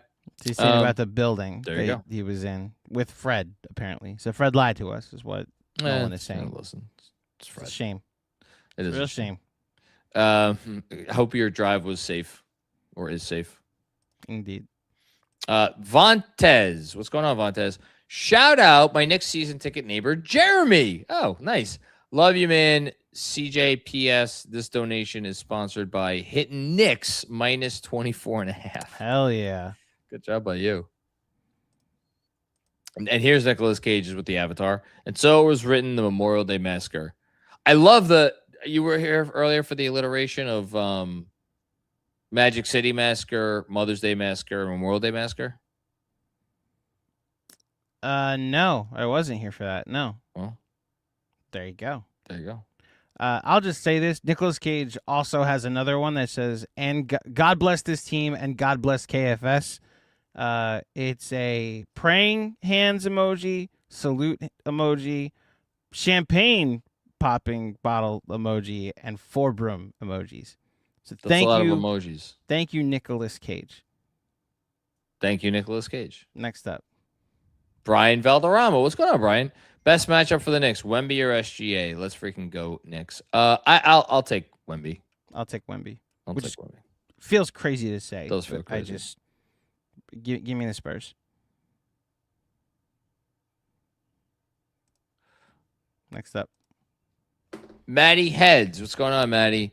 So happy right now, man. Indescribable, but job still not finished. 4 more wins, and it's Knicks in 4 till it's not. Well, that'd be nice. I'll take Knicks in anything. This is our buddy Matt Hederman. Watch party staple, Sure. Gigantic Mets fan. Thank you, Matt, for all your support. Yes, thank you. He's been a presence in these post games over the postseason, especially. Enoch with another one. To my earlier comment, 24 years old, first Knicks finals I'm ever experiencing. Absolutely cannot wait. I will enjoy the 9 days. I will need those 9 days probably to nap after tonight, but I am also very eagerly excited and anticipating. Cosign. Snow. First time, long time. Thank you for contributing, Snow. Just adding. This is Scott Olson, by the way. Hi, Scott Olson. Listening since we here and a fan since 97. I can't believe this team. So many people deserve a shout out, but as a fellow shooting guard in a point guard's body, I got to shout out Deuce for carving out a role. I think that's Deuce's first shout out tonight. I think so too. Unless you got a Chris Dayton super chat that I missed. I don't think we've gotten one. Deuce, second longest tenure Nick after Mitch. And he was really good tonight, and he's been really good in the postseason. And bargain contract, big reason why the Knicks have been able to build the roster that they have. Co-fraud. This is someone named Fausto. Hello, Fausto. I thought I'd cry by now, but I'm still in shock. I'm also there with you. I still can't believe how this team is rolling and playing perfect team basketball, still soaking it all in 4 more wins. Love it. Thank you, Fausto. Thank you very much, Fausto. I am AK Legend. What's going on, man? Shout out Shamit, Mikal, Josh, Cat, OG, and of course, our captain. I cannot fathom this team. They are unfathomable. This is such an amazing ride. Thanks, KFS, for making an outlet to this wild fandom. Let's go Knicks. You're very welcome, and ride's not over yet. Hell yeah. Can't believe they're in the fucking finals. Matty heads with another one. 4 wins from immortality. That's it. It's just 4 more. 4 more, and then we get it forever. And they get it forever. Man. Imagine. Crazy. Yeah. Thanks, Matty. Disappeared for a second. Bryce Biscus. What's going on, Bryce? My dad passed away in 2023. Oh. Very sorry to hear that, Bryce. My last conversation with him was about Jalen Brunson. He talked so glowingly about those 80s, 90s teams. He loved this team. That's really nice. I imagine if your dad was a longtime Knicks fan, I'm sure if he was especially an older Knicks fan, he loved Jalen Brunson. That's really cool. That's really cool.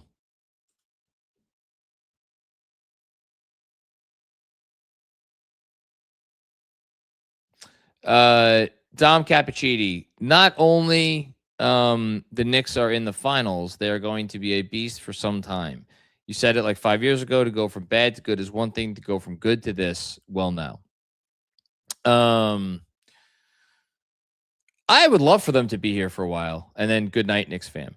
I would love for them to be here for a while. I know the NBA it's just such a crazy league.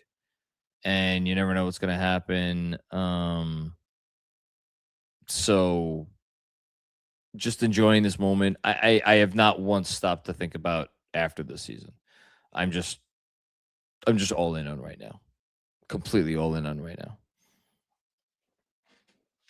Vinsanity the Great. Congrats from a Raptors fan. Oh, thank you very much. I hope to see OG win another ring with your Knicks. Yeah, OG's been it's funny, like, he doesn't really have a hive here in New York. Which isn't a bad thing, but probably because he's just kind of like a quiet guy. Other than Hakeem the Dream, we have one guy here who thinks OG is the best player on the team, which, hey, listen, it's not that insane. But it's just, it all work. It, like, without OG, none of this works, So, yeah. Thanks, Vinsanity. Sub Commandant Marcos. Thank you, KFS. 4 more wins. Thank you. Mark Sable. Shout out to my West Coaster, old school KFS podcast guest. Old enough to remember every Knicks playoff series since 92. Love the 94 and 99 teams, but this run is different.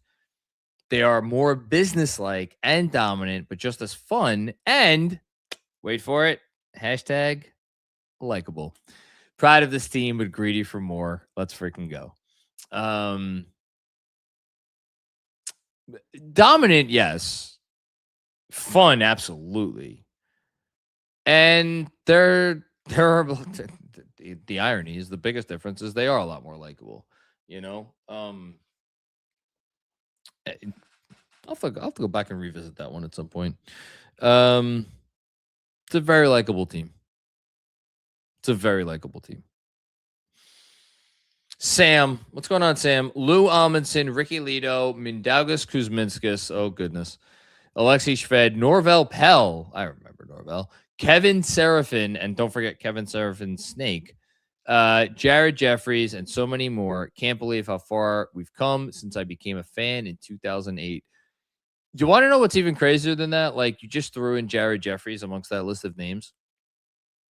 From like 2004 until Mitch, Jared Jeffries had more seasons with the Knicks over that span of like 20 years than anyone besides Carmelo Anthony.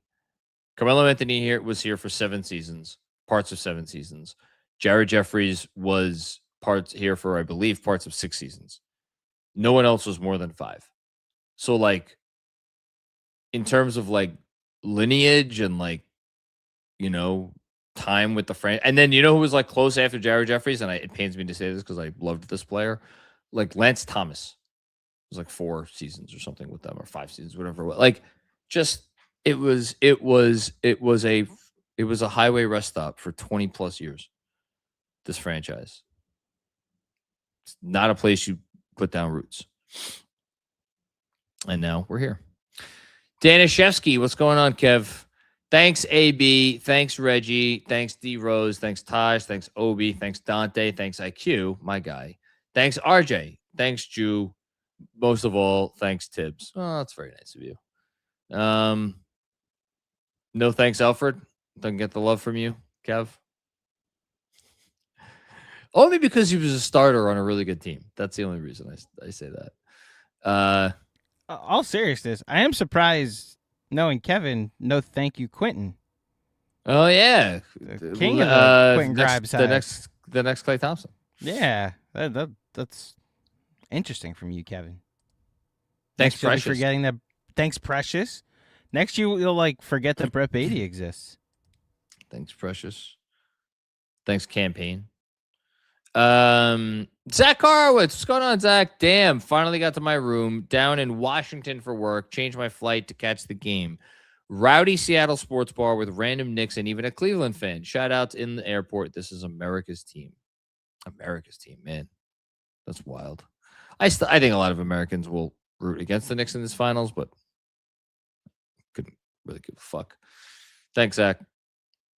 Zach with another one. Your opener was flawless. Oh, I tried. Thank you. We've been there for all of it. They would be fools to see them play this way and bet against us. Everything any wannabe ball knower could know should say 2006 New York title. I mean, I hope so, man. I hope so for all of us, and I hope so. You know why else I hope so? And maybe this is, I don't know if you qualify this as copium. The Thunder just got a title, and also their fan base or their franchise has been there for like 15 years. Like, come on. And they literally just got a title last year. And the Spurs have more titles than any NBA team this century.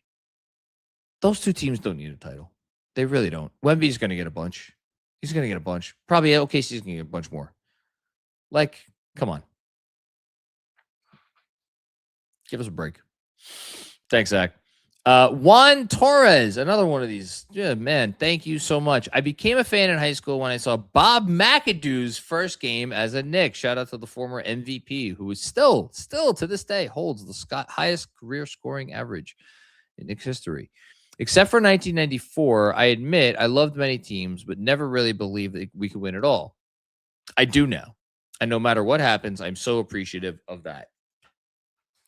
And not to point out the the unpleasant reality, but 1994, you and me both believed that they could win a title because the best player in the sport decided to go play a different sport. That was why we believed they could win a title in 1994. And then Hakeem Olajuwon had other ideas. That didn't happen this year. Like Nikola Jokic, like Wemby, SGA, Luka, they're all there. Now, we're going to have to beat one of those guys. We'll see. I think we can. But it's going to take a lot. So, yeah. Thanks, Juan. Appreciate you, man. That was really generous. Pundertaker, we survived the oh my God, I can't even say his name. Andrea Bargnani trade for this. We all survived that. And the pick that went out. It was a pick and a pick swap. Thank God for Leon Rose, man. Thank God for Brock Aller, Worldwide West. That was the most inexplicable trade in Knicks history. Look, as somebody who has always tried to defend the Melo era, like that was the moment I was like, oh, they're not winning anything. It wasn't the most detrimental trade in Knicks history. It was the most inexplicable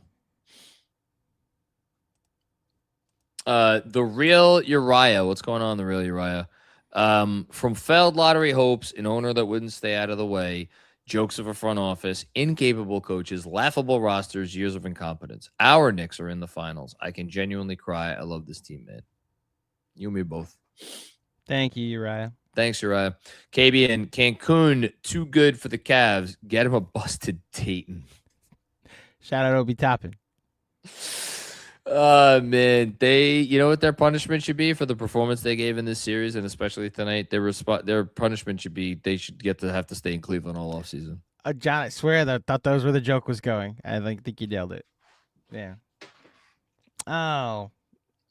Okay. Super Chat disappeared, and it's Haitian Ferg. I want to make sure I get his up there. So here, read this one first. T-Squared Social. Hey. Yeah. Love you, boys. Love the journey. Let's make history. From Daniel. Shout out to Daniel, who's is a manager at T-Squared Social. Who's very, obviously, incredibly instrumental in us having a partnership with them last year, which we loved and was a big part in our growth. Those are some great watch parties. Shout out to T-Squared Social, where everybody should go and watch some Knicks games in the finals next year. Next week. Next month. Sorry. There you go. Here we go. Haitian.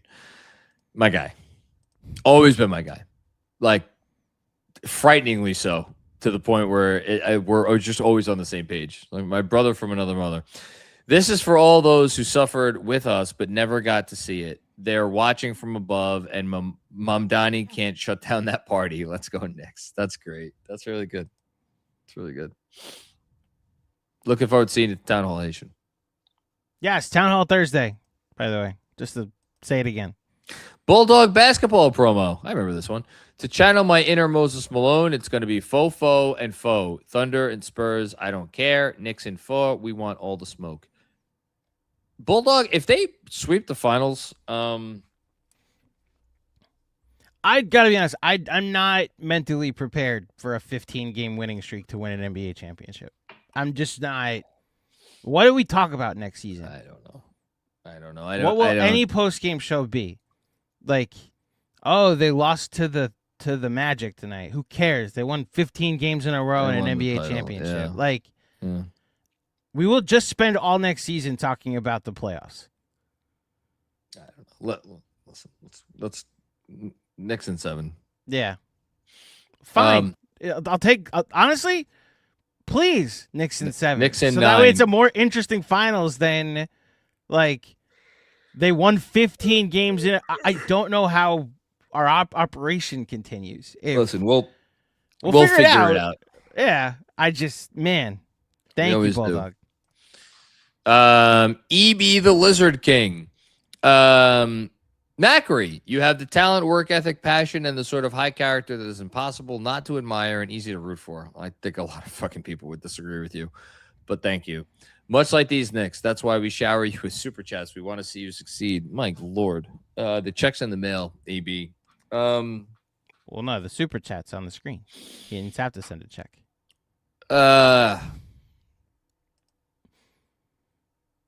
I try to have I try the work ethic, that's easy for me.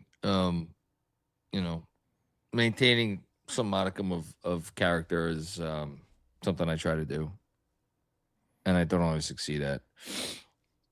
I do try though. You succeed. Look, more than I give you credit for. No, you succeed. Just trying to make my mom proud. That's really all I got going for me at this point. Now that I know your mom, I know you do. It's the only thing at this point, and give my daughters someone to ideally look up to and not be embarrassed about. But listen, that keeps me going. Will Oliver, what's going on, Will? About a decade ago, I had my Knicks hat on, and the guy said, "Aren't you embarrassed to be wearing that?" I told him, "No, they're my team. Someday it will be cool again to wear it. Is it cool to wear it now?" Ask Kevin Durant. I was going to say, Kevin Durant, are the Knicks cool now? Tell me a little something, KD. Yeah, man. That dude, he had multiple chances. Indeed. Brock. Is this Brock Aller? At this point, I'm not surprised if it is. 4 more wins, 4 more. All of my buddies who used to give me shit when I became a Knicks fan in 2011 during the Linsanity run. Most of them are fans of the Celtics and Sixers, 2 of my most hated teams. Look who's laughing for now. Well, if they chose to become Sixers fans, then you should. I feel that. I mean, I don't even know what to say. If why I would choose to be a Sixers fan, Celtics fan, you could understand that because a lot of track record of success. I gotta tell you, a lot better to be a Knicks fan than a Celtics fan over the last 6 years. And I understand the Celtics won the championship. I still think it's better to be a Knicks fan than a Celtics fan over the last 6 years. 2 from Cody. What's up, Cody? Cody Romano. It's amazing how much we care about something that should mean so little in the grand scheme of life. Yes, sports are a beautiful, crazy thing. I couldn't help but cry hearing that Breen call at the end. I got to go back and listen to it because I was like, I had my headphone half off, but I didn't really hear it, and I want to go back and hear it. Another one from Cody here. The word you used to describe this team in the first 3 games versus Atlanta was unfortunate, or what I called the unfortunate Knicks. What word would you use now? Oh, God. What word would I use to describe this team? I mean, I think Jeff said it perfectly. What? They're a juggernaut. They're the Juggernauts. So the word that came to my mind first is reflective of my own personal journey with this team over this year and the last 2 years. It's improbable. But that's so diminishing of their talent. Rewarding would be what, if I'm going to a different word, for me personally. Yeah, but that's describing them in the context of you. To just describe them. That go back to Juggernaut.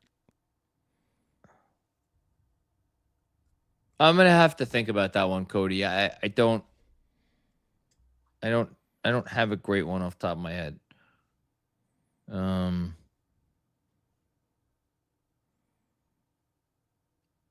Check back with me. I'll get you something. Cameron Levy, what's going on, Cameron? Sorry, guys, never sent a super chat. Don't apologize for that. I left a comment underneath my initial super chat if you want to read it. So Cameron sent a super chat with no comment earlier. It was really generous, and we had no idea what it was. And then he left a comment. Unfortunately, it has just been swallowed by YouTube. So thank you, Cameron, for the generous contribution. Yeah. Go Knicks. That is a very adorable dog. Kind of looks like Madison in the profile photo. Thank you for your contribution, and we hope you enjoy the NBA Finals. New Jump City, Josh. Does Macri still have Crow and Barrett? Yeah, it's right here. I didn't know you still had Crowan. Okay. Yeah. No Knicks pajamas tonight? No, I'm just wearing shorts. So here's Crowan. I didn't get him a Canadian passport. Maybe I should have. Next up.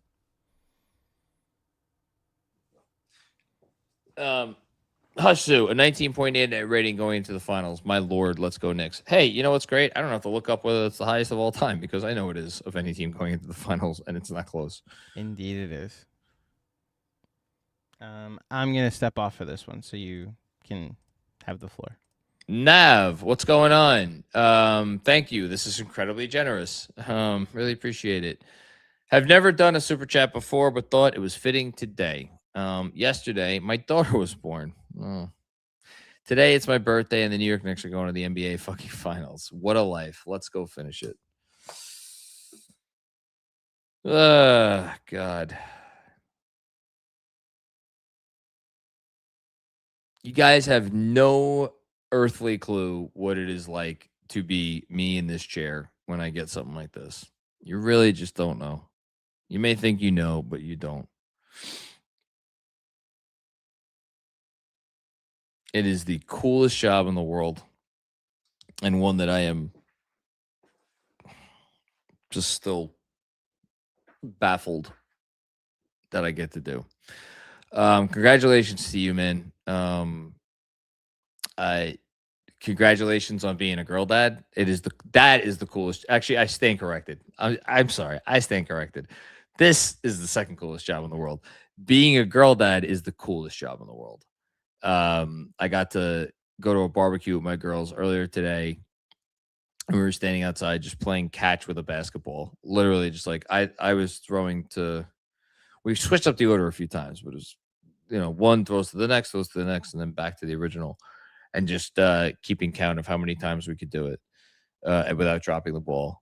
Then I took my younger daughter to our local park after we left the barbecue. And my daughter, for the first time ever since we've gone to that park, and she's been to that park literally dozens of times, walked over to the basketball court. And again, that was the other shit. You know what? I should hold on. I'll get this as I'm telling this story. I'll do this. She walked over to the basketball court, and there was a basketball there. And I immediately, because I'm like a psychopath, I'm like, no, don't pick out that somebody's basketball. And somebody else who was there was like, no, that ball was here or it was here. And so I'm like, okay. And then she just like picks it up and she like throws it towards the rim, and then we're dribbling a little bit. And she'd never done this before. Never done this. And today was the day where she decided that she wanted to do this. And I was like, okay. And we were standing out there on the basketball court for like, I don't know, 15 minutes, shooting a little bit and dribbling. And it's just, it's the most amazing experience of your life. Like, look, boys are awesome. I love boys. I am a boy. But being a girl dad is just the absolute greatest thing in the world. And as proof of that, and I have officially filibustered for long enough that I can now get this picture up there, because when my daughter went into her closet this morning and decided what she was going to wear, she has never picked this outfit out before in her life. This was not at the prompting of myself or her mother, but she decided to wear this today. Again, don't know why. Like, been watching the games with us the whole time, this playoffs, and like having this thing with Jalen Brunson. I don't know why she has taken to liking Jalen Brunson. Because we scream about Jalen Brunson. But she decided to put on a Knicks shirt and a Knicks skirt that I had bought for my older daughter when she was a kid. And my Scarlett, God love her, never wanted to wear this. But Isabel today was like, this is what I want to wear. I don't know why, but she did. So this is something that you have to look forward to with your daughter, I hope. And shout out to you. Thanks for the generosity. And let's go Knicks. Al Diddy, what's going on, Al Diddy? Oh my God, Macri, you still going? Again, something my wife has never said to me. What a soldier. Y'all enjoy this night. It's been fun. Declan Irving, longtime KFS listener from Sydney. Shout out to Sydney. I want to go there. What a privilege it is to support this team. I have full faith in them. I fucking love Jalen Brunson. Well, you and my younger daughter both. OG team. Hey, what's up, OG team? Pretty wild how New York's greatest sports stars, Brunson, Ewing, Jeter, Eli, Rivera, Judge, are all humble, even-keeled leaders. Am I missing anyone?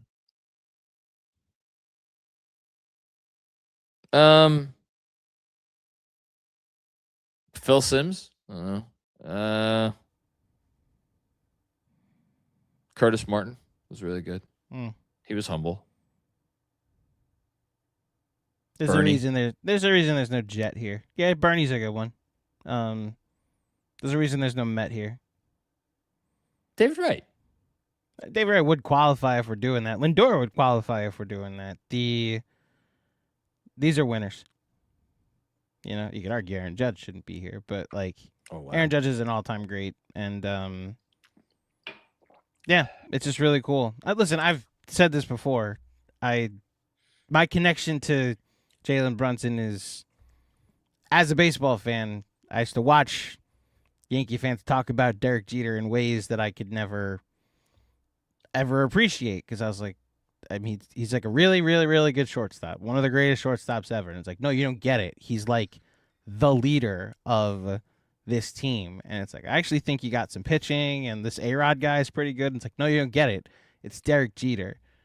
And yeah, he was front and center. And I feel like as an adult, I've been allowed to root for Derek Jeter now in the spirit of Jalen Brunson.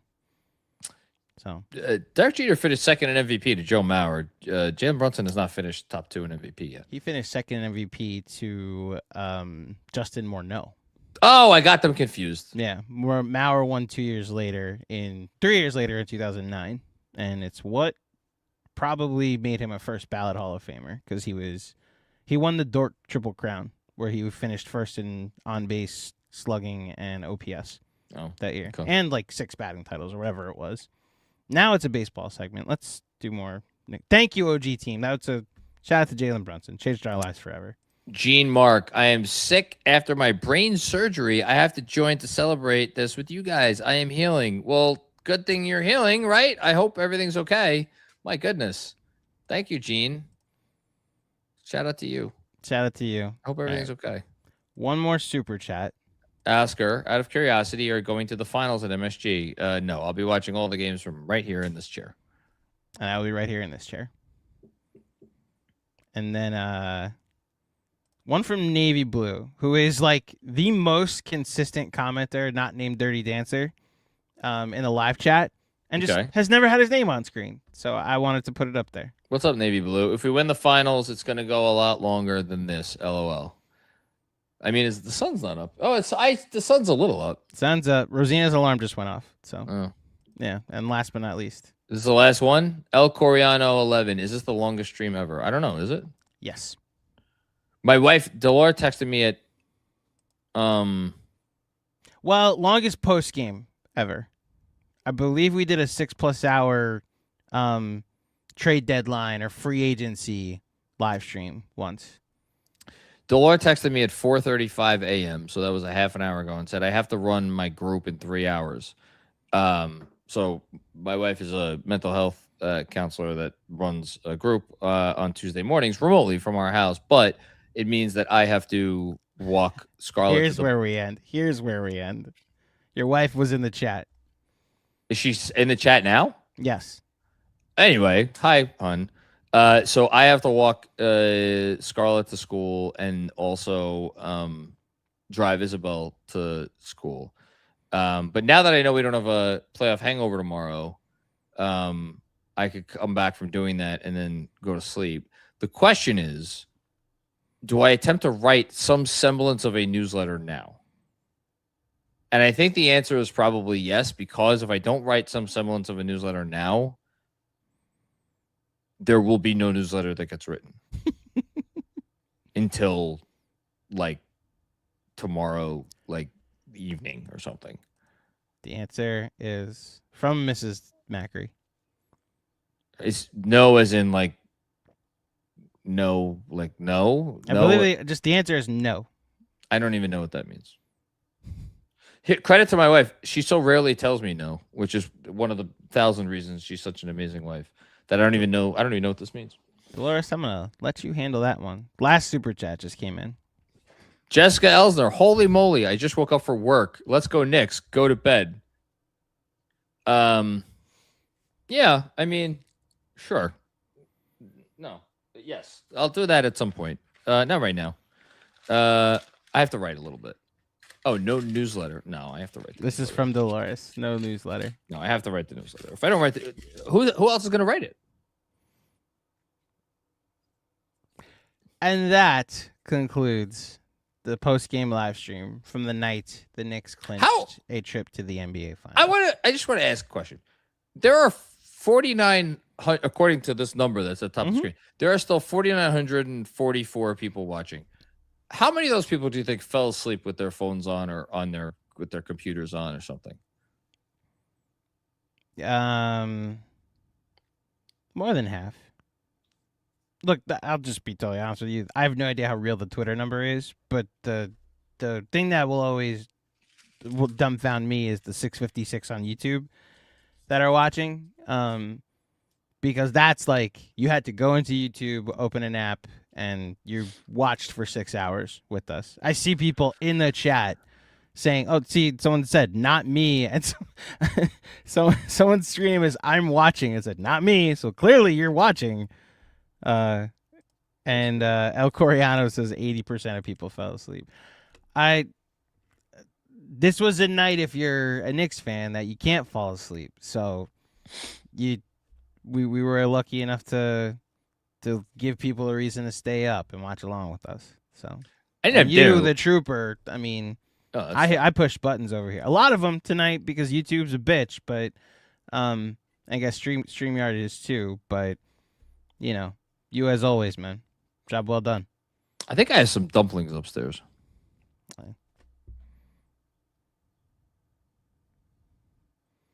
I'm gonna have some dumplings and write the newsletter. Enjoy your dumplings. Yes, I will enjoy the dumplings. So thank yous are in order to my wife, because she probably didn't hear the last thank you. So thanks, honey. I love you. She just said we do, as in we do have dumplings upstairs. Yes, we do. I will be eating those. Thank you to my wife for allowing me to do this craziness and having faith in me when I was like, hey, I'm going to do this thing. And just take my word for it. It's all going to work out great. Thanks to Angel Claudio for calling me up 7 years ago and be like, hey, you know what you need? You need a producer. And thank you for answering, John. That's my pleasure. The entire Knicks Film School family, all of whom made appearances tonight. Oh my God, my mother just texted me. Talk about insane people. So I am still up watching. You need to sleep and not drive the girls being too tired. That's great. Make it a very short letter. Thanks to my mom. And if you want to know why I'm staying up until whatever fucking time this is, it's because of my mom, because my work ethic comes from her and purely from her. So thank you to her. Thanks friend of the pod. That's right. She's now a friend of the pod. Friend of the pod. She was on the pod. On here. She said words on the pod. Thanks to the whole Knicks Film School team. You saw all of them tonight. Best team other than the Knicks themselves. Best team out there, and all of us were excited to be able to create content over the next 9 days, and then obviously throughout the finals. Yeah, and just thanks to all of you. It's been a hell of a run. It's not over yet. One more series to go. 4 more wins. And thanks to the Knicks. Jalen Brunson, Leon Rose, Mike Brown, Karl-Anthony Towns, the whole crew, because they gave us a night that we'll never forget and a run that we'll never forget. And man, just wild that we're here talking about a team that's about to go compete for a championship. So everybody enjoy it. I will see you. I don't know when I'm going to. I'll see you soon. Thursday, probably, right? Yeah, Schmilk is still booked. Yeah. You got anything left to drink? Oh, yeah. Of course. I have a little bit of one little sip left right here. Cheers, buddy. Cheers. The Knicks are going to the NBA Finals. Giddy up. So you tell me I'm not going to do it until Thursday? I got to do something before Thursday. I have an exit interview that. Oh, okay. If you have an exit interview, then that's fine. That's booked. Shout out to the Chase Down guys who apparently wished us specifically well, not both on Twitter and on their show tonight. Fair. And I'm lucky enough that I don't have to drive anybody to school, so I'm just going to sit here and turn this into the longest part podcast that's maybe ever existed in Knicks Film School history. And people can listen to that over the next 24 hours will be my suggestion. Thank you. If you got to this part in the pod, you listened to the longest podcast in Knicks Film School history, the longest part podcast. It's been a great ride to do this with you. Absolutely. Wouldn't want to do it with anybody else. Oh, that's very kind of you. All right. More to come. Not done yet. And everybody have a Have a great day. A great week. We'll talk to you soon. Peace out.